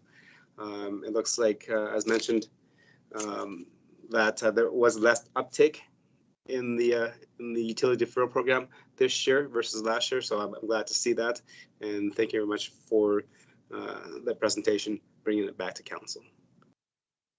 With that, I'm going to call the question. All those in favor to accept for information? Mr. Mayor, there's 7 hands in favor. Thank you very much. Moving on to 9.3, which is the fiscal sustainability framework. Go ahead, administration. Again, Your Worship, just turn this over to our General Manager of Corporate Services and her team. Okay, thank you. Thank you, Town Manager, and to Your Worship and all of Council. So as you know, reserves are an important part of the fiscal sustainability and financial health. They help the town plan for future operating and capital needs, plan for unexpected events, help avoid interest expense on debt, generate interest income on the dollars in the reserves, and help with cash management throughout the year. They have a direct impact on the many other fiscal strategies we've covered through the framework, such as investments, debt, and capital funding, to name a few. The reserve policy is continuously reviewed to document the town's policy position on how these are held. In the current version, we hope that the restructuring of categories and optimal balances help bring clarity to both council and the public around why these reserves are held, and will be monitored against those optimal balances to continue to make financially sustainable decisions into the future. I now ask our Manager of Financial Services, Terry Stewart, to review the strategy and changes of the policy with council. Thank you and good evening once again. The final strategy in phase 2 of the fiscal sustainability framework is reserves, of which we'll be presenting updates to the accumulated surplus restricted reserves policy for council approval. As mentioned by the General Manager, the fiscal sustainability strategies as on the screen in the diagram, have been brought before council throughout 2020 and 2021. Today, we will discuss reserves. Prudent reserve planning provides flexibility, assists with cash flow management, and contributes to financial strengths by providing stabilization to operating and capital needs. Reserves act as a source of funding to support municipalities' current and future needs, and a strategy to smooth tax rate and support emergent financial needs. Reserves do not have a one-size-fits-all approach in regards to the balance needed. This is where a strategy and policy will provide guidance based on the municipality needs and level of risk they are willing to accept. All municipalities are challenged with deciding the thresholds to be achieved in order to satisfy the amount of risk they are willing to take on. With an ever-changing environment, economy, and grant structures, it is becoming imperative for municipalities to maintain higher reserves to offset unforeseen financial impacts and ensure ability to maintain infrastructure. All transfers to and from reserves must be approved by council, which typically occurs through the corporate planning process. Previous policy CFS 027 has been reviewed and updated based on administration recommendations shown in the red line version included in the council package. Notable changes include updates to categories, addition of optimal balances where suitable, updating new reserves since the last policy update, and further refining utility reserves and definitions to ensure sustainability and independence from taxation. Categories have been updated to segregate types of reserves and bring clarity and division where necessary. These categories include stabilization and contingency, project, infrastructure lifecycle, rehabilitation and replacement, and utility. Specific reserves are listed under each of the categories on the screen. One of the biggest changes to this area was segregating project reserves from stabilization.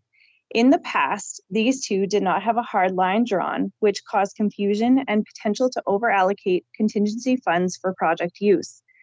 As uncertainty continues with grant programs, economic climate, extreme events, and revenue volatility, it is imperative to mitigate risks through stabilization reserves to protect residents and businesses. Segregating the categories will also enhance analysis by reserve type and benchmarks to require needs and balances.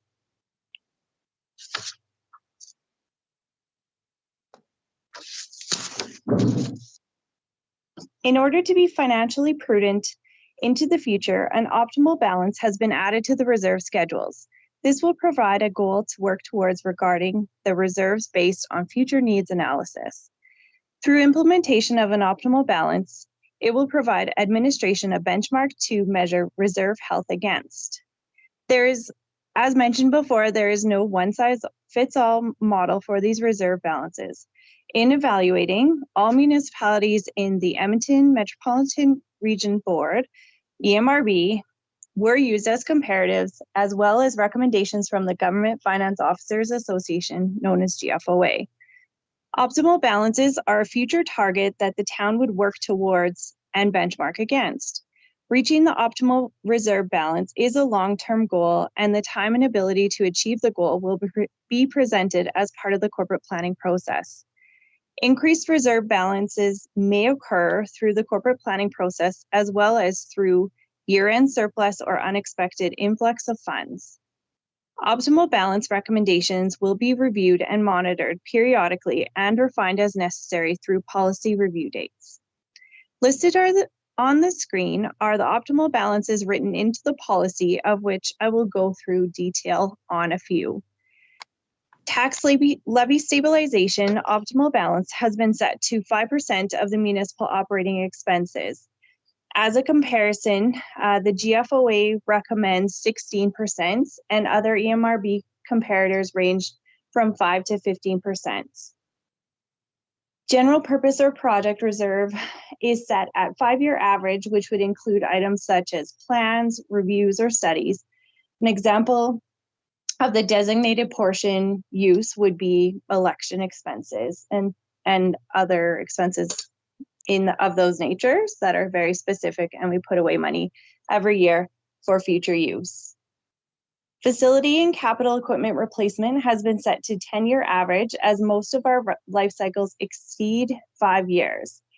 This provides a broader image of what the balance needs will be, and it allows us the ability to work the balance up or down dependent on the projected life cycle needs. The 10-year average also closely matches our annual amortization on these asset classes. Comparators in this area range from 5 to 10-year averages, as well as some municipalities actually target to be able to fully fund their 5 to 10-year life cycle plans. So not the average, but be able to actually fund the full amount. Roads, trails, and utility reserves are set to an equivalent of 2% historical capital cost. This provides funding to supplement future rehabilitation, and the asset range on these range from 10 to 75 years, so it's quite a broad spectrum. On all of the optimal balances that have been recommended by administration and included in the policy, we are taking a conservative approach and on more of the lower end of where everyone else is sitting or what GFOA is recommending. Not all of the municipalities in the EMRB have optimal balances implemented in their policy. However, it is the trend, and any of the newer policies that have been implemented do include that. Through creation of a separate utility category of funds, it refines, supports, and brings clarity to the utility self-sustaining model. This ensures funds are segregated from tax transfers and in turn supported from utility rates.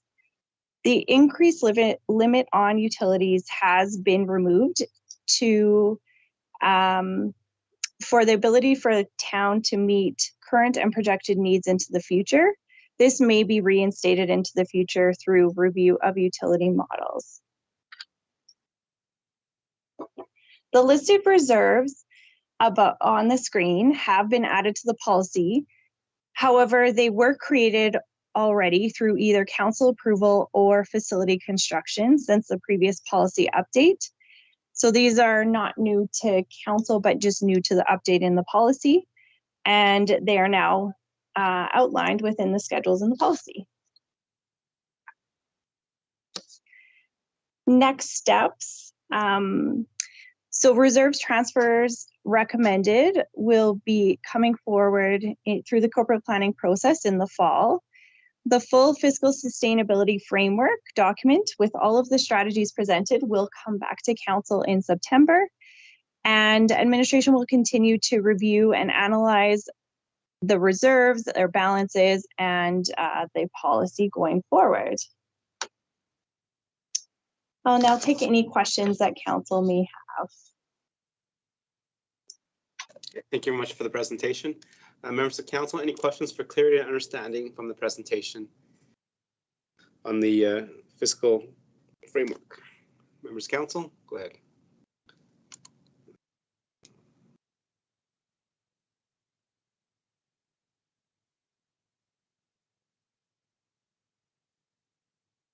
Councillor Matties, go ahead. Thank you very much. Thank you for the excellent presentation. And this is a really great component of the financial strategy, sustainability strategy. I like it very much. It very much makes everything simpler and more straightforward to understand. I do have a question with regards to the calculation of the optimal balance for the equivalent to 10-year average life cycle plan. Can you tell me how, like, give me an example of how that's calculated?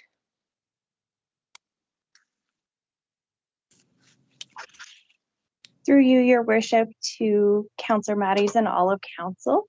So the 10-year average life cycle, actually all of the life cycle plans are completed on an annual basis, and each department completes their life cycle plans and they submit a 10-year capital plan or capital outlook. And so those documents will be what is used to support that 10-year average life cycle plan into the future. Okay. And then my next question, because I'm not clear on this, the life cycle reserve, if I may ask another question. Yes, here, go ahead. Sorry. Thank you. Sorry.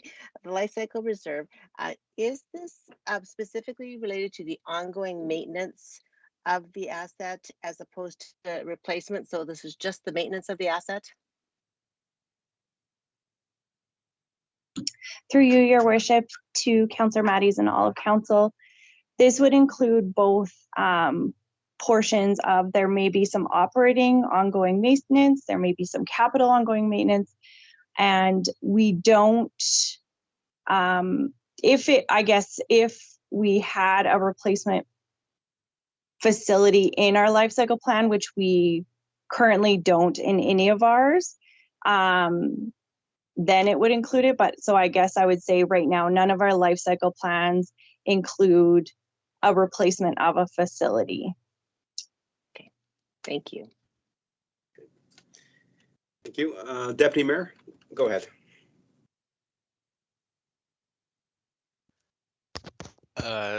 Sorry, do you want me to read the, Yeah. Did we not already make the motion? No, do you have a question? You know what? You'll have to come back to me. Sorry. Okay, no problem. Any other questions for clarity and understanding?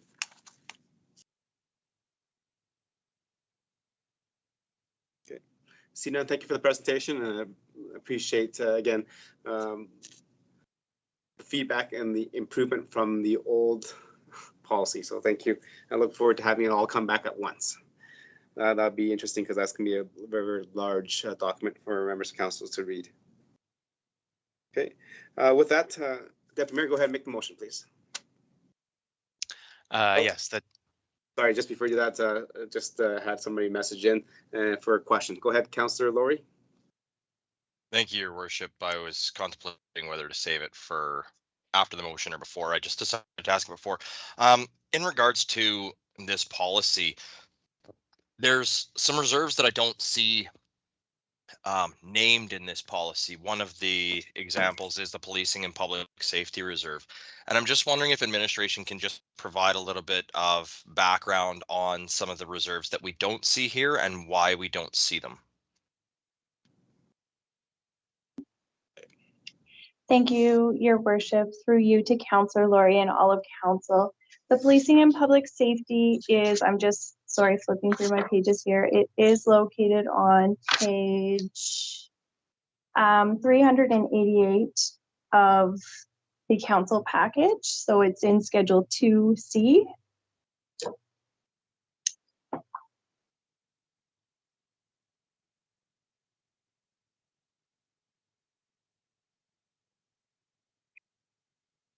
Okay, sorry, maybe I need to make my question more clear.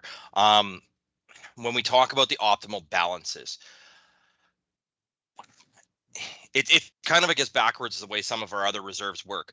The way that I think of the Policing and Public Safety Reserve, some of our reserves, like our facility reserves, when we want 10-year capital plans, those can be significant amount of money.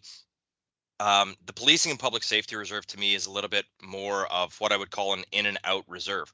We're collecting funds, and there's funds that are going into that reserve through the sources, which is our automated traffic enforcement, as well as fine revenue. So, you know, we're justifying having these programs within our community because those dollars do go back into the policing and public safety within our community. So I'm a little bit concerned that there's not as much definition around this reserve, and no, you know, if you want to call it optimum balance or threshold, you know what, is this a reserve that should just grow uninhibited until such a time as we decide to use it? Or should we be looking at having some type of an optimal balance in where we say, you know, should the reserve be above this threshold, we should be actively looking for opportunities to increase our policing and public safety? Thank you, Your Worship. Through you to Councillor Laurie and all of Council. This is a great question and a great point.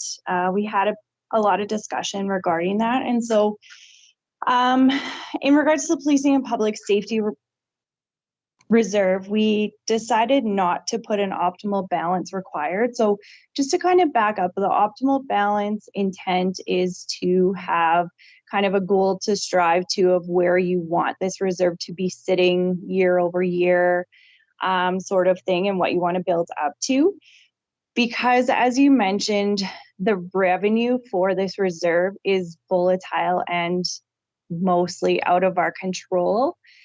It would be difficult to set an optimal balance to try and work towards unless we were ready and willing to change the source of this funding for this reserve to taxation to work up to a certain balance if, for example, photo radar enforcement revenues didn't come in where we expected it.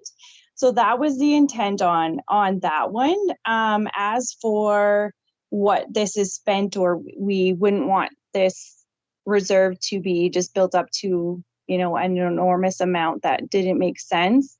I mean, that would be reviewed annually through the corporate planning process and through year end, but also we look very closely at what projects would fit into this category when we're looking at funding through the corporate planning process, and any initiatives capital wise, like pedestrian lights and those sorts of things. We always look to utilize this reserve if it makes sense. Okay, thank you. Councillor Laurie. Yeah, thank you, Your Worship, and thank you to administration for that comment. And I do kind of agree. I guess my concern on this reserve, and it is true in other reserves as well, is and maybe actually not so much in this, especially some of our other reserves that are beholden from tax dollars, that we use tax dollars to bring them up.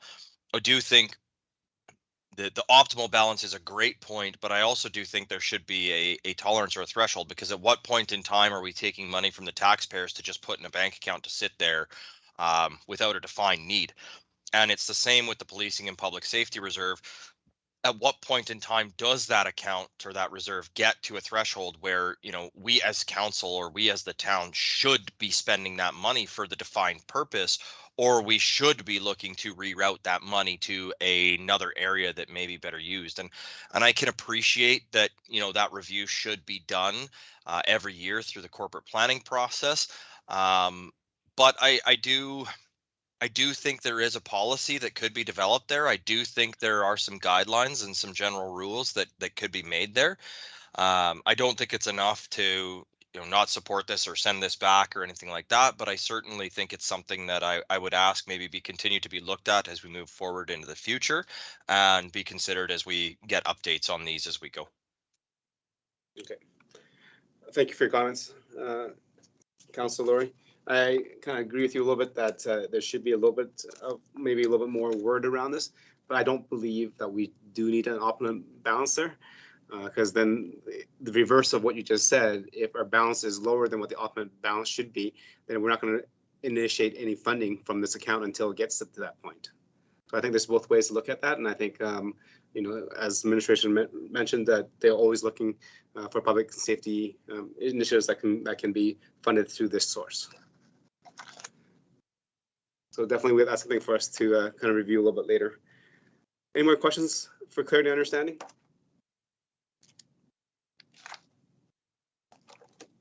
Okay, Deputy Mayor, I'm going to go back to you for the motion.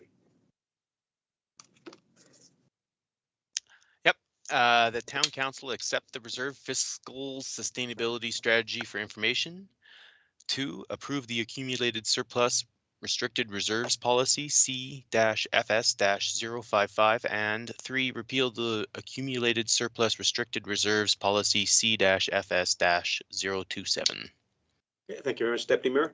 Members of council, any questions, comments, and debate on the motion to accept for information, to approve the policy CFS-055, and to repeal the old one?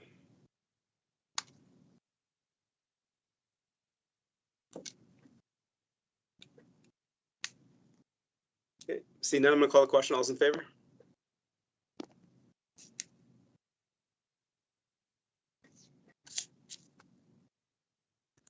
Mr. Mayor, there's 7 hands in favor. Okay, thank you very much. Moving on to 9.4 is the Grey Ridge Bay CN pedestrian tunnel. Go ahead, administration. Thank you, Your Worship. I will hand this over to our Manager of Engineering, who is here to speak to this with you this evening. Good evening, Your Worship and Council. Tonight I'm here to give a short presentation on the Grey Ridge Bay CN pedestrian tunnel. Short presentation on the project background work to date, as well as current next steps that the town may wish to pursue. So just a brief presentation overview. I'll be going over the project background to date, expected potential project costs, as well as next steps. So some project background.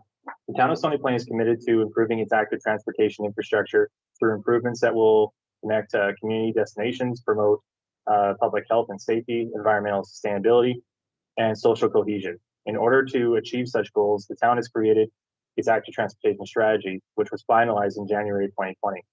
From a review of the town's trail and sidewalk network, the ATS identified several key strategies for the town to direct their focus to moving forward. One such strategy is improving connectivity. In support of this, a public engagement platform also revealed regional connection and local connectivity were 2 of the highest priorities for Stony Plain residents.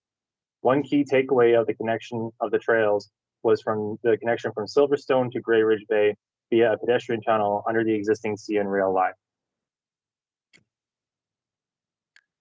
This slide just shows a very high level alignment, possible alignment, just to show the connection in the site location. Due to the proximity of Grey Ridge Bay, the rail elevations and observed site topography, an underpass is the preferred method of pedestrian and cyclist crossing. A 55-meter long depressed pedestrian tunnel under the rail line just west of Whispering Waters Creek will be considered in the design. With the proximity of Adam Creek and a high level, with the proximity of Adam Creek, there is a need for a high-level drainage analysis and plan that may need to be conducted as part of this work. The proposed pedestrian channel serves the purpose of improving local connectivity between the developments north and south of the rail line by providing safer and more efficient connection than the existing routes. Residents must currently travel over a kilometer to west to the Golf Course Road to utilize the at-grade crossing, or depending on if you're on what side of it you're on, you may have to go take the crossing over at Veterans Boulevard. This tunnel will allow for better access to the town's future transit route, which will be running along 44th Ave beginning in 2021, both of which are located just north of the proposed crossing. In addition, the improving local connectivity, the new crossing will support future regional connection of active transportation between Stony Plain and Spruce Grove, which is currently underway. Current project costs. The town has completed some additional internal reviews of the tunnel costs.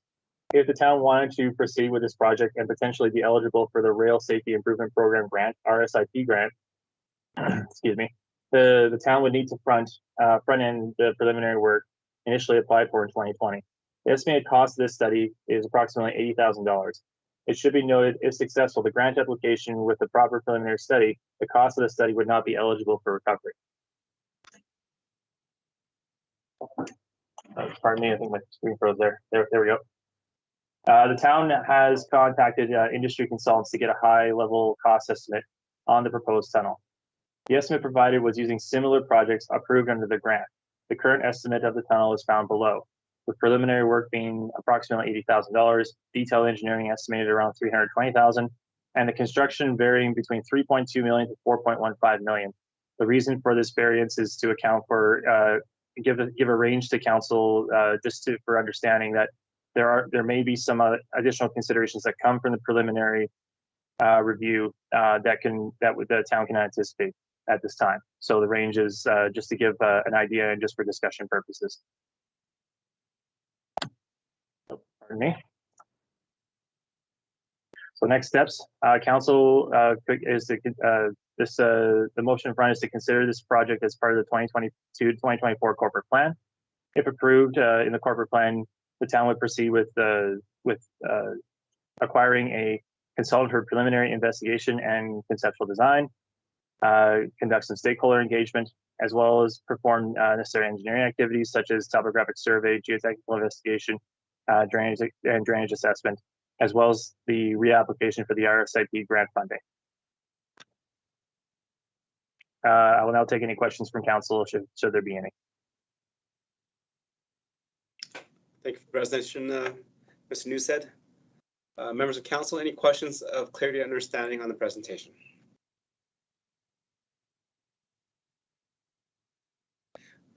As council's chime in, I'll ask the first question. So we applied for the grant and it was refused. And then it said we had to spend money first before we can reapply for the grant. Is that correct? Your worship, the grant, the feedback that the town received regarding the grant was not that the town has to spend money per se to apply for the grant, as much as the grant application that was received by the RSIP. The feedback that was received said that they wanted to see a preliminary work conducted in order to be eligible for this grant. Okay, so then the town has to do some preliminary work before we can then reapply for the grant. Correct. Okay, thank you. Councillor Laurie, go ahead. Thank you, Your Worship. And a question to administration. You know, this grant was applied from the Rail Safety Improvement Plan, or I believe that's what they're called. But it's my understanding that CN actually was fairly supportive of this. I can't remember whether they wrote a letter of support or how that worked, but I do remember there was conversations and they were in support. The price tag on the preliminary work, I think, is quite reasonable and understandable that it's not quite eligible for the grant because the grant wants to see projects that are ready to go to detailed and to construction. They don't necessarily want to fund every idea that's out there. But what I am wondering is, you know, CN themselves has a high level of professional development and professional assets that they could potentially use to assist us in this. So I'm just curious if administration can provide any context as to whether there would be an opportunity to work with CN on some of this preliminary work and have them contribute either financially or contribute services to help us get that design work done at a potentially lower price tag. Through your worship to Councillor Laurie, we would certainly, the town, if this was an approved avenue by council, we would certainly reach out to CN as they would be one of the major stakeholders within within this project. I cannot comment as to what resources that CN may be willing to contribute to this program at this time, as we haven't engaged in that conversation as of yet. I can't really speak to what CN traditionally does as part of this program at this time, as that would require me to go maybe discuss that with them directly. I will say the town did reach out to both the RSAP and I'll just say industry experts who are familiar with the grant for some of this information that's before council tonight to get a better understanding of what other things might be needed to make a successful application to the RSIP. And that's part of the information that's presented here tonight. Okay, excellent. Thank you. Councilor Laurie. Yeah, just two other quick questions. The first one is in regards to this, and I know again we are in the preliminary stages, but as we've heard from many residents, a part of this not only applies to active transportation, but a part of this also applies to emergency access, being that all of our road accesses are currently at grade. Even though we're in the early phases, has there been a consideration on this rail underpass of the ability to fit an emergency vehicle such as a paramedic response unit or potentially even a full-size ambulance through this tunnel? As I know there's some ability in the current one we have, but it's limited. Through your worship, the Councillor Laurie, at this time, when we were discussing with our industry contacts about similar scope work, I don't believe emergency vehicles were of a consideration in this size, though we were trying to just ascertain a high level cost for now. That if that's council's direction, that's something that we could investigate further at down the line. But for now, I would maybe, just to give clarity to the question there, this would be for a similar sized tunnel that's currently just north of Brown Street, for context as to what we're looking at. Excellent, thank you. And just one last one, if I may, your worship. Go ahead, Councillor Laurie. I see in the alternative recommendation that it talks about council approving $80,000 for the policing and public safety reserve for the preliminary engineering. Can you advise me what the current balance of the policing and public safety reserve is, and if there are any committed projects to that reserve that have not yet been funded?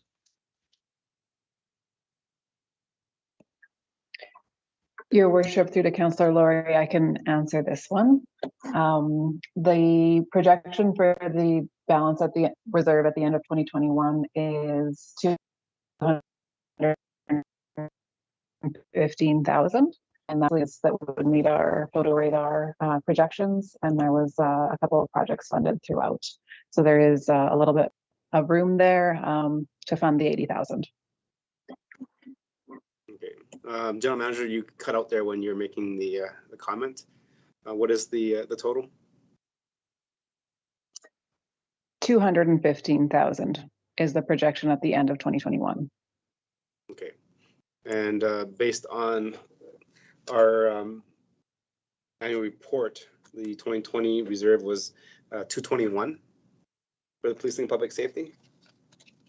So there must have been some projects that council has funded through there and then replenished through the revenues generated from photo enforcement. Is that correct? That is correct, your worship. Okay, thank you. Councillor Laurie? That's all for me on the questions. I will likely have some comment after the motion is on the table. Okay, thank you very much. Councillor Matties, go ahead, you're next. Thank you, your worship. My question is I did have a question regarding the balance, so I appreciate getting that. But the question is that if this grant only covers 80% of the cost, then we're looking at somewhere around $1 million that would be paid from where?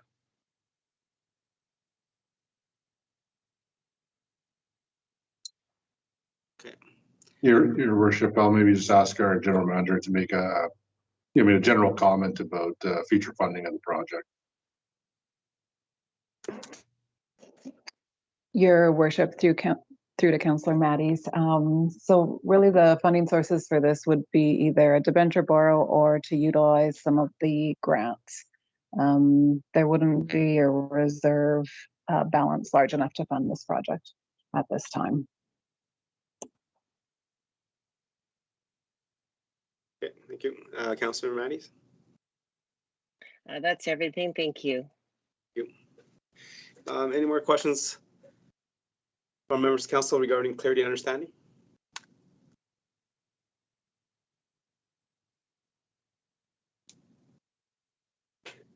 I have a question for administration. So in terms of the Rail Safety Improvement Program grant, what is the maximum that we can apply for?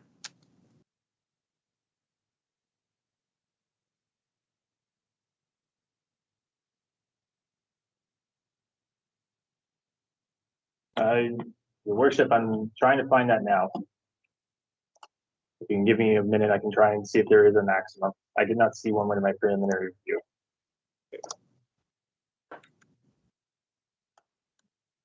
Okay, and while you're looking at that, check to see if there's a limit to the number of applications that can be applied for.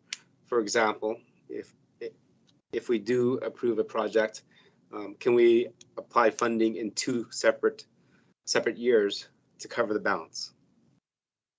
Your worship, I have the answer for the first one, where the maximum, according to the grant application website, for all categories, the maximum contribution amount payable per recipient shall not exceed $10 million per fiscal year. So $10 million for a fiscal year. So we can apply, if council approves, go ahead on this, and then we can apply for the 320 for the detailed design. And then after that, we can apply for up to $10 million on an actual construction of an underpass. Is that correct from what I'm understanding? Your worship, from what I'm reading, your interpretation, it seems correct, though those will be certainly things that we would be clarifying before we brought anything further to the council at detailed and construction. Okay, thank you very much, Manager. Move on. Any more questions of clarity and understanding from members of council?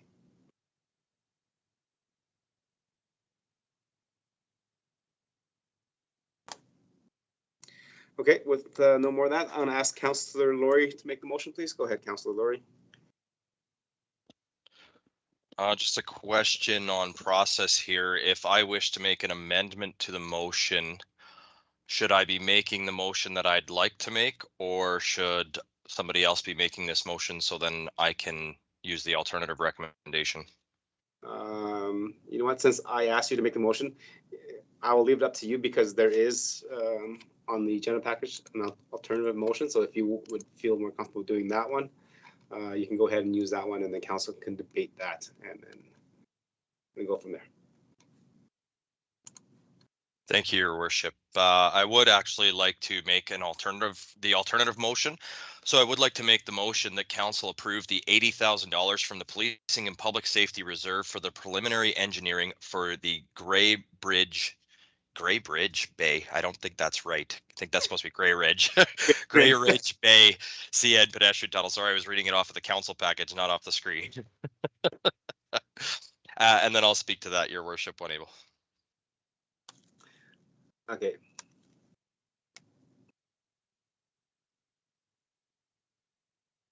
Okay, go ahead and speak to the alternate motion. Go ahead. Thank you, Your Worship, and thank you, Council, for listening to what I have to say on this. This is a project that was identified quite a long time ago. We understand that the areas to the south of the tracks and east of Golf Course Road are quite secluded from the rest of the town of Stony Plain. And as we heard from the general manager a little bit earlier, or from one of our administration a little bit earlier, it also makes it very difficult for them to access some of the new assets that the town of Stony Plain has, such as our transportation network. Personally, I have traveled the paths along here many, many times, and I can't tell you the number of times that I have had to send messages through to our administration about the fences being cut, to the point where if you actually go on Google Earth, you can see a worn path through the grass field in behind the residential subdivision to the fence on one side of the CN tracks, and then you can see that same path continue on the other side of the CN track. It simply is unsafe. Many times we have seen rail incidents occur in our community, and we want to limit those as much as possible. While I'm disappointed that the grant dollars were not available for this preliminary investigation, the preliminary engineering and design, I think $80,000 from a reserve that is specifically dedicated to these exact type of initiatives is well worth every single dollar spent to bring this project forward to a point where we then can look at the detailed design and the construction of this with potentially significant numbers of grant dollars, as we heard, up to $10 million a fiscal year. So when we consider this as a potential up to, let's say, $5 million project, to only have to be responsible for potentially up to $1 million of that, that is a huge return for our residents. That is a huge benefit for our residents, and that does absolutely absolutely everything we could wish for when it comes to the safety of our residents in this community. I would also highly encourage that as we move forward with this preliminary investigation and design, that we do take into consideration access for certain types of emergency vehicles. As unfortunately, being a community with intersected of rail, which many communities in Alberta are, we do face a challenge in some of our response, and particular in our medical response. And this does put us at risk. And therefore, I think it's worthwhile, if we are going to go through this, to investigate the possibility as to what can be done there to potentially give this tunnel a second benefit that is, again, just an added benefit on top of it. I would encourage council to support this motion. I don't think we should wait to corporate plan to even begin the preliminary investigation work on this, because it's already taken us this long to get it to this point. We approved applying for this grant many, many, many months ago in the hopes that we would get it and we would be well beyond this process by now. Unfortunately, because of where we were at in the process, we weren't qualified for that grant, and therefore we are now even several months further behind than we originally were when this first came forward. So I would like to see this moving forward as it sits today. I think hearing the reserve balance from the general manager makes me very comfortable that the $80,000 from the 215 is well worth it. We know that that reserve is a relatively well generating reserve where it receives annual deposits from our fine revenue and our automated traffic enforcement. So I don't think we're at risk of leaving this reserve short funded for any other project that may come up. So with that, Your Worship, I will turn it back over to you and ask for council's support with the alternative motion. Thank you, Councilor Laurie. Members of council, any questions, comments, and debate on the motion that is on the floor?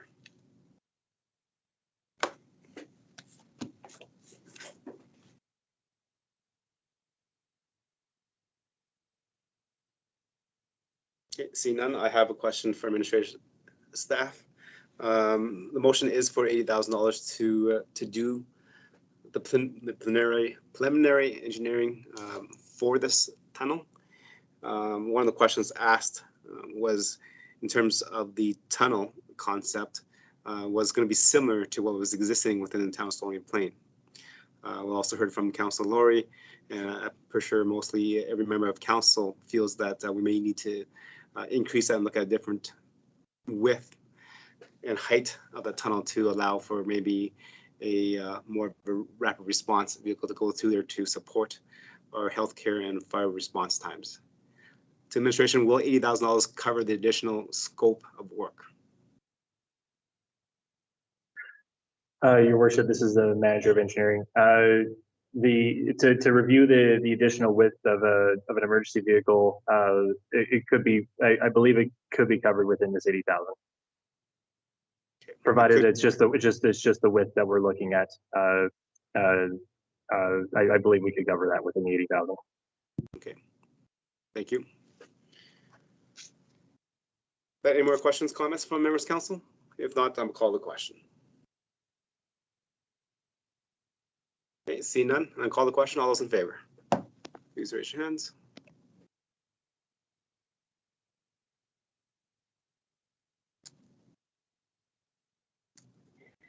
Mr. Mayor, I see 5 hands in favor. 5 hands. Okay, please lower the hands.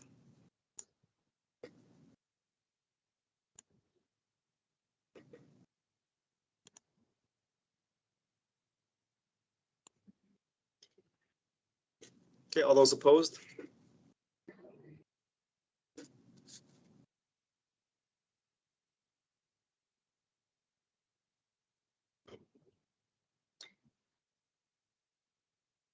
Mr. Mayor, I just see 1 hand in favor, so perhaps just maybe do a roll call.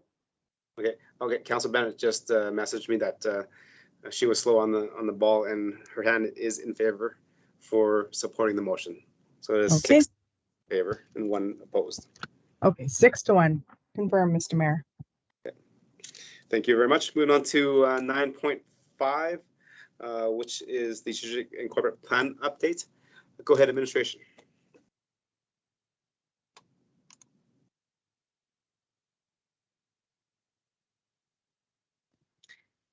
Thank you, Your Worship.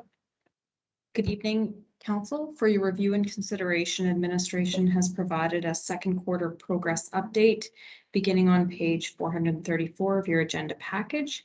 This report highlights the status of resources and key actions that are implemented through the strategic plan and corporate plan as directed by Council. We are recommending Council accept this report for information and can answer any questions at this point in time. Thank you, Your Worship. Thank you very much. Questions for clarity and understanding? Councillor Bennett, go ahead.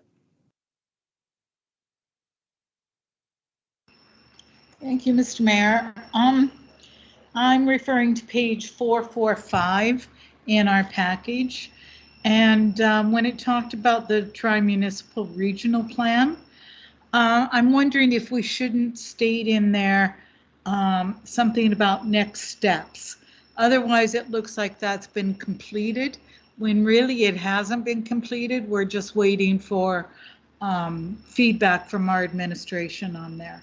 So could that be a little bit more clear? Administration. Thank you, Worship, through to Council Bennett and all of Council. Certainly going forward, perhaps in the next quarterly report, Councillor Bennett, we could include the next steps as those have been a little more clarified at the time of writing this report. That presentation hadn't been made to Council at that point in time. So certainly with the Q3 report, that information can be inserted. Okay, Councillor Bennett. Yeah, thank you, Mr. Mayor. Okay, any questions of clarity and understanding?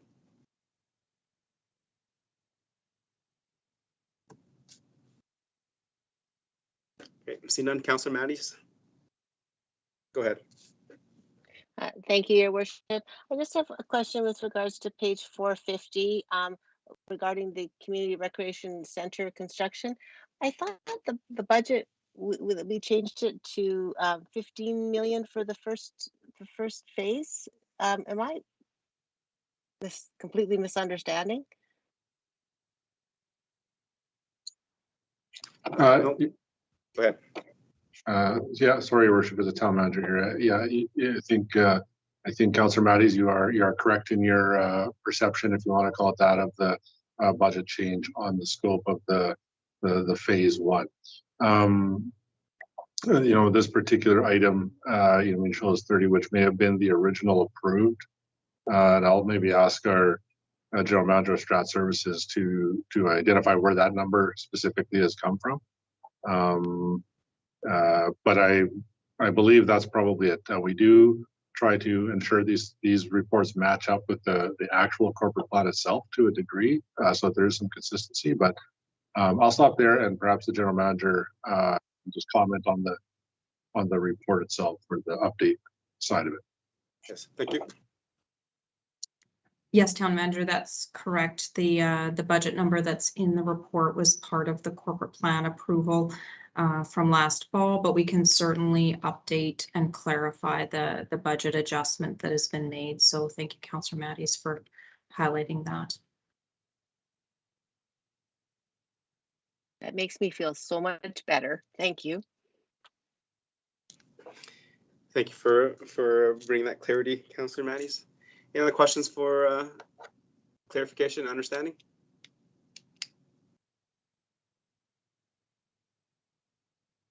Okay, see none. Councillor Matties, I'm just going to ask you to make a motion as well to accept. Sorry, Your Worship, I did text you on there. I'm not sure if you got it or not. Oh, just a second. Okay, go ahead since you're on. Thank you. Just a question to administration. When I look at a couple of these, obviously we heard, I think it was late last week, there has been a little bit of a cabinet shuffle within the provincial government. And some of these items, for instance, the very first one that appears in establishing an agreement with the government of Alberta on the transfer of the development authority, we have significant advocacy relationships, I guess, if you want to call it that, with ministers. So now that there's been some ministerial changes in some of the departments that we're dealing with on several of these actions and strategies, I'm just wondering if administration is going to be working to set up some additional meetings with the new ministers, bring them up to speed, and potentially look to move some of these on a little bit more forward than they are currently. Good question, Councillor, and the answer is yes. So as every shuffle in every election, we will submit letters of congratulations for the appointment, and then also then highlight a few of the things that were important to the town of Stony Plain in terms of that file. And then the next request will be for a meeting to provide that update to the new minister. And then from there, then it is our job as elected officials to continue to lobby the provincial government and the minister to get the projects completed and done. Excellent, thank you. I think it's very important that we get out in front of the new Minister of Transportation, as we were very fortunate with Minister McIver to have a great relationship with him and be able to meet with him and express our concerns very regularly. And I feel he really understood Stony Plain, and I'd like to ensure we keep that momentum going forward with the new minister. Yes, noted, and definitely that is a focus area as of soon as, was that just yesterday that they made, no, Thursday they made the shuffle, I think. Councillor Matties, you have another question? Yes, I do.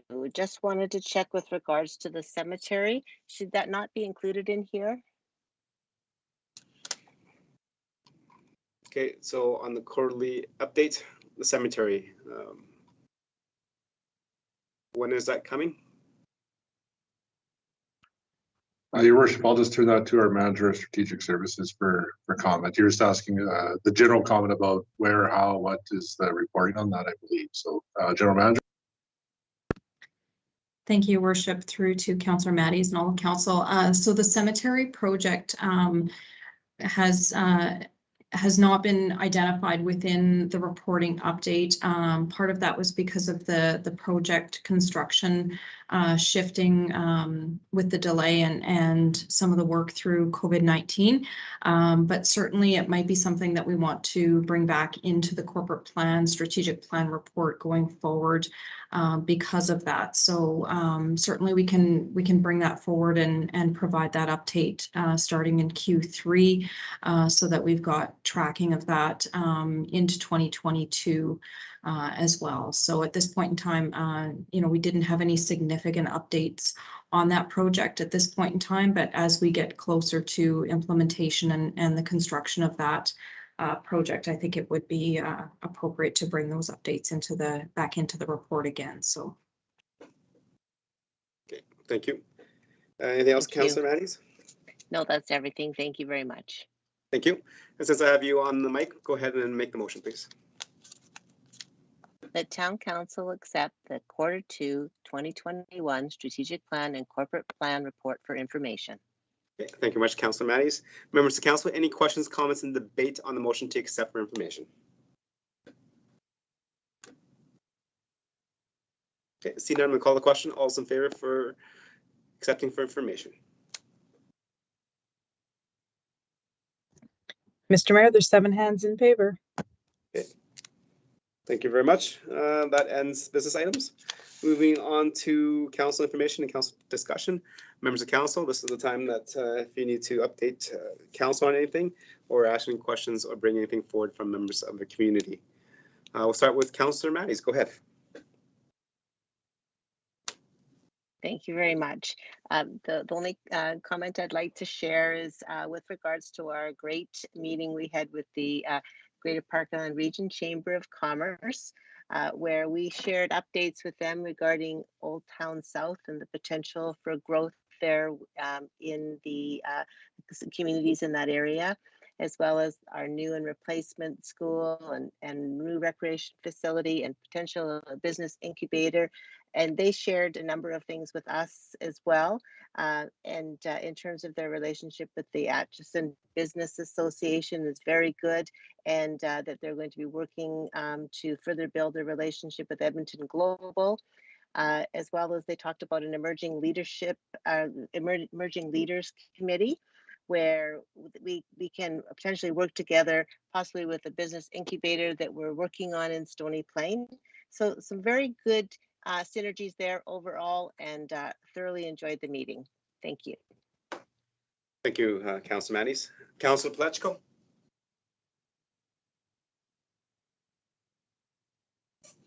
Yes, thank you, Worship. Just a couple of things. This Friday will be a strat plan that I'll be attending for the day with the Capital Region. If council has anything that they'd like to have brought up at that time, just send me a text and I'd be happy to bring it. Quick question for administration. I'm just wondering on 779, where all of that beautiful bark has been put down, is there going to be more to that? Is there pots that we're putting out there? Is there trees going in, or is that just what's going to be there?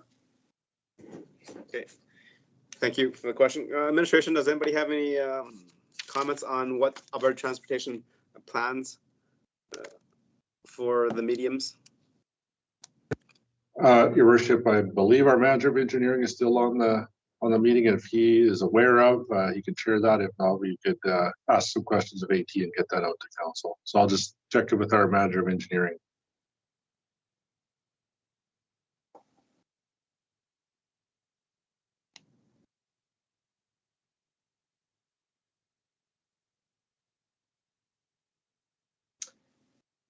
Your worship, I just checked the participants. I don't see our manager of engineering, so I can make a few comments on there. So I know that that continues to be under the authority and ownership, so to speak, of AT. So it would be their design.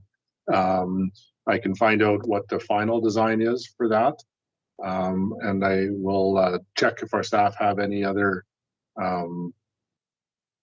plans, so to speak, for any actions that we would take either on our own in conjunction with AT, or at some point in the future when we potentially take ownership of 779. So follow up to come, your worship.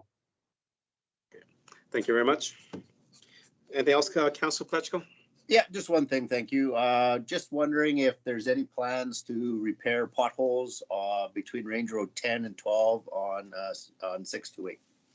If we could get that just in an email, that would be great. Thanks. Okay, thank you very much. Appreciate that. Councillor Bennett, go ahead.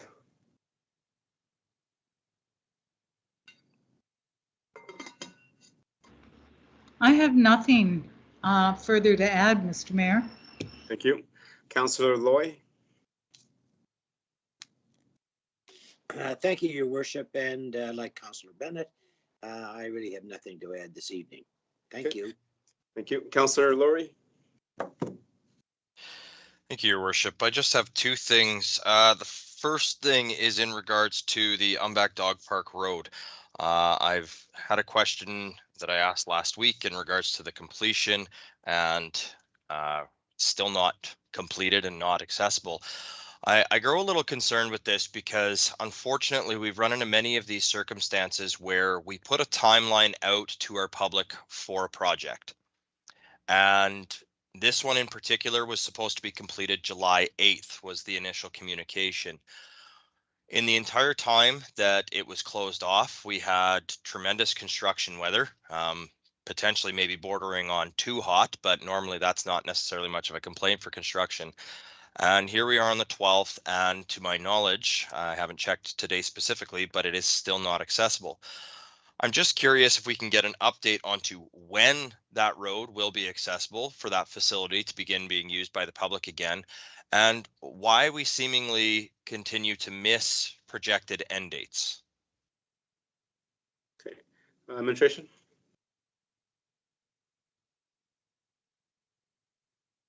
Thank you, Your Worship. Sorry, I was just making a couple of notes there. So, yeah, my understanding from staff was that we would be opening early in the week. So to me, that means Monday, Tuesday, sometimes Wednesday. That's what I consider early in the week. So I'll get an update from our manager of engineering again and get that out to council tomorrow morning.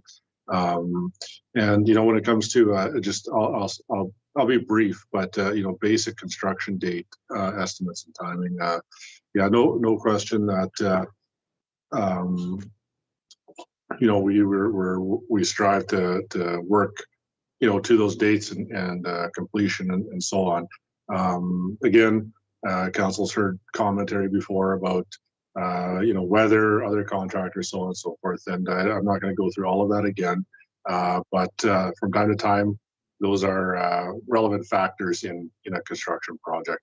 The one thing though that I will provide a bit further comment on is that when we do sit down to estimate some of these things, there's certainly a project management process that goes into that. But you know, I do ask our staff to you know, I mean, look to the, I wouldn't say the hyper aggressive timeline for completion, but certainly something on the, I would say, more aggressive spectrum, as opposed to frankly, Your Worship, you know, providing a lot of leeway on timelines. So you know, unfortunately, sometimes we don't hit those somewhat aggressive timelines, but I do believe it's a way of setting a goal and trying to achieve it. So I'll stop there, Your Worship. We'll get the update for you to council tomorrow morning. Okay, thank you. And I would actually provide some comment to that as well. Even though it was scheduled for a certain time frame, I drive down the 5th and I work on Main Street all the time.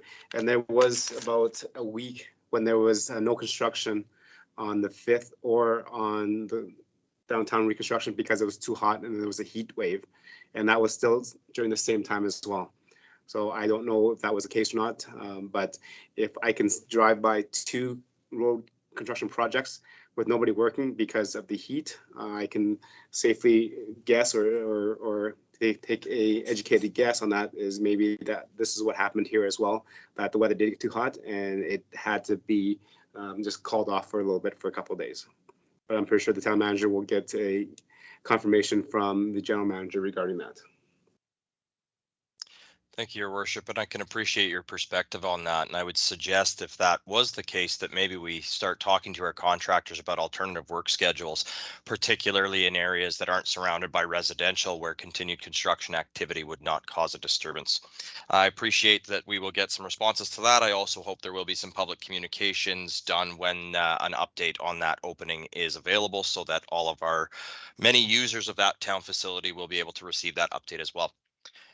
Moving on to my last comment, I've received several complaints in the past, and they are starting to pop up again regarding Oatway Drive and the significant speeding that is occurring on Oatway Drive. I've heard that it is becoming much more excessive now that there's significant construction in the areas of 55th to 52nd Avenue on the 5th Meridian. People are cutting through Oatway as shortcuts to get around it. I've had several residents contact me about close calls that they are having on that roadway in the pedestrian crossings. I know there was a talk at one point in time of some mitigating factors, such as making the intersection of Oatway Drive and Bright Bank a 3-way stop instead of having it straight through for Oatway and a stop sign on Bright Bank. And I'm just wondering if we can get some kind of an update on what other potential measures that can be put in place to start curbing some of these incidences on Oatway Drive, and if there's any additional enforcement actions that could potentially be taken if this is being identified as a hotspot by our residents. Your Worship, it's town manager, and certainly appreciate the point being brought forward. It did remind me, I know that we'll be shutting down golf course pretty soon here, I believe, or you know, I mean, sorry, I shouldn't say shutting down. It'll be reduced traffic flows and so on. And anytime we see that sort of construction stuff happening, it does, you know, traffic finds its own way. Sometimes traffic can be like water; it finds the easiest route, so to speak. And it wouldn't be surprising to see what I would consider probably an increase, you know, going through that neighborhood over the course of that project, which I believe is, I don't know for sure, but it's probably going to run at least a few weeks, if not more. I remember, you know, I mean, similar concerns being brought forward when AT was working on the, I guess it would be the south end of 779. We had a lot of shortcutting going through Willow Park at that time. And we did increase both enforcement and visibility of enforcement. I don't know that we took any physical or you know, sign changes to allow for that, but we can certainly take a look at that. The other thing, Your Worship, I know that we are I don't know that we've had them out this year. Again, I'm not privy to that detail, so to speak, at this point, but I can find out. I know that we were, you know, intending to do a little more traffic counting around the community, you know, with some of the equipment that we were bringing on. So I'll find out where we're at with that too, and can have a you know, a general update via email to council about the traffic in that particular area at this particular time. Thank you very much for that. Councillor Laurie, anything else? Yeah, thank you, Your Worship, and I can appreciate the CEO's comments in regards to the additional traffic at this time, but this was an identified issue. It has been an identified issue without the construction. The construction just seems to be amplifying it. We've seen a very, very serious accident that thankfully did not result in the loss of life, but it did result in the loss of property in a home that was burnt down because of vehicles with excessive speed on the curvature of that road. And it continues to happen. And the residents are feeling like nobody's listening to them. The residents are feeling like the town isn't doing anything about it. And I'm just wondering if we can actually start working on some actions that we can curb this now during construction when there seems to be more traffic and more occurrences, and in the future when we don't have to worry about the additional traffic volume from construction, but we still have the same problem. Okay, good comments. Town manager, you definitely, there will be some efforts to put forward, and we can kind of have that conversation. And this has been an ongoing issue, and administration has reviewed that road.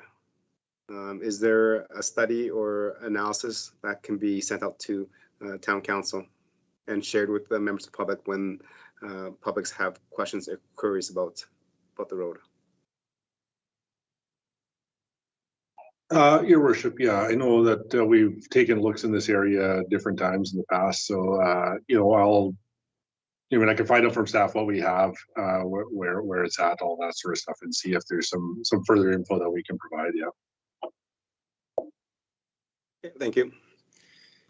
Thank you for bringing those forward, Councillor. Anything else? That's all for me this evening. Thank you, Your Worship.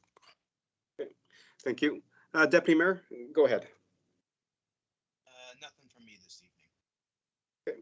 Thank you very much, Deputy Mayor. Nothing from me this evening. So on behalf of Town Council and our residents, thank you very much, administration, for providing the agenda packages and getting the work done so that we brought forward for council to debate, discuss, and deliberate, and have those conversations to move a community forward. Council members, thank you for reading your package. That was a well done conversation regarding quite a few topics on our agenda today. With that, thank you very much. We are adjourned. Have a good evening.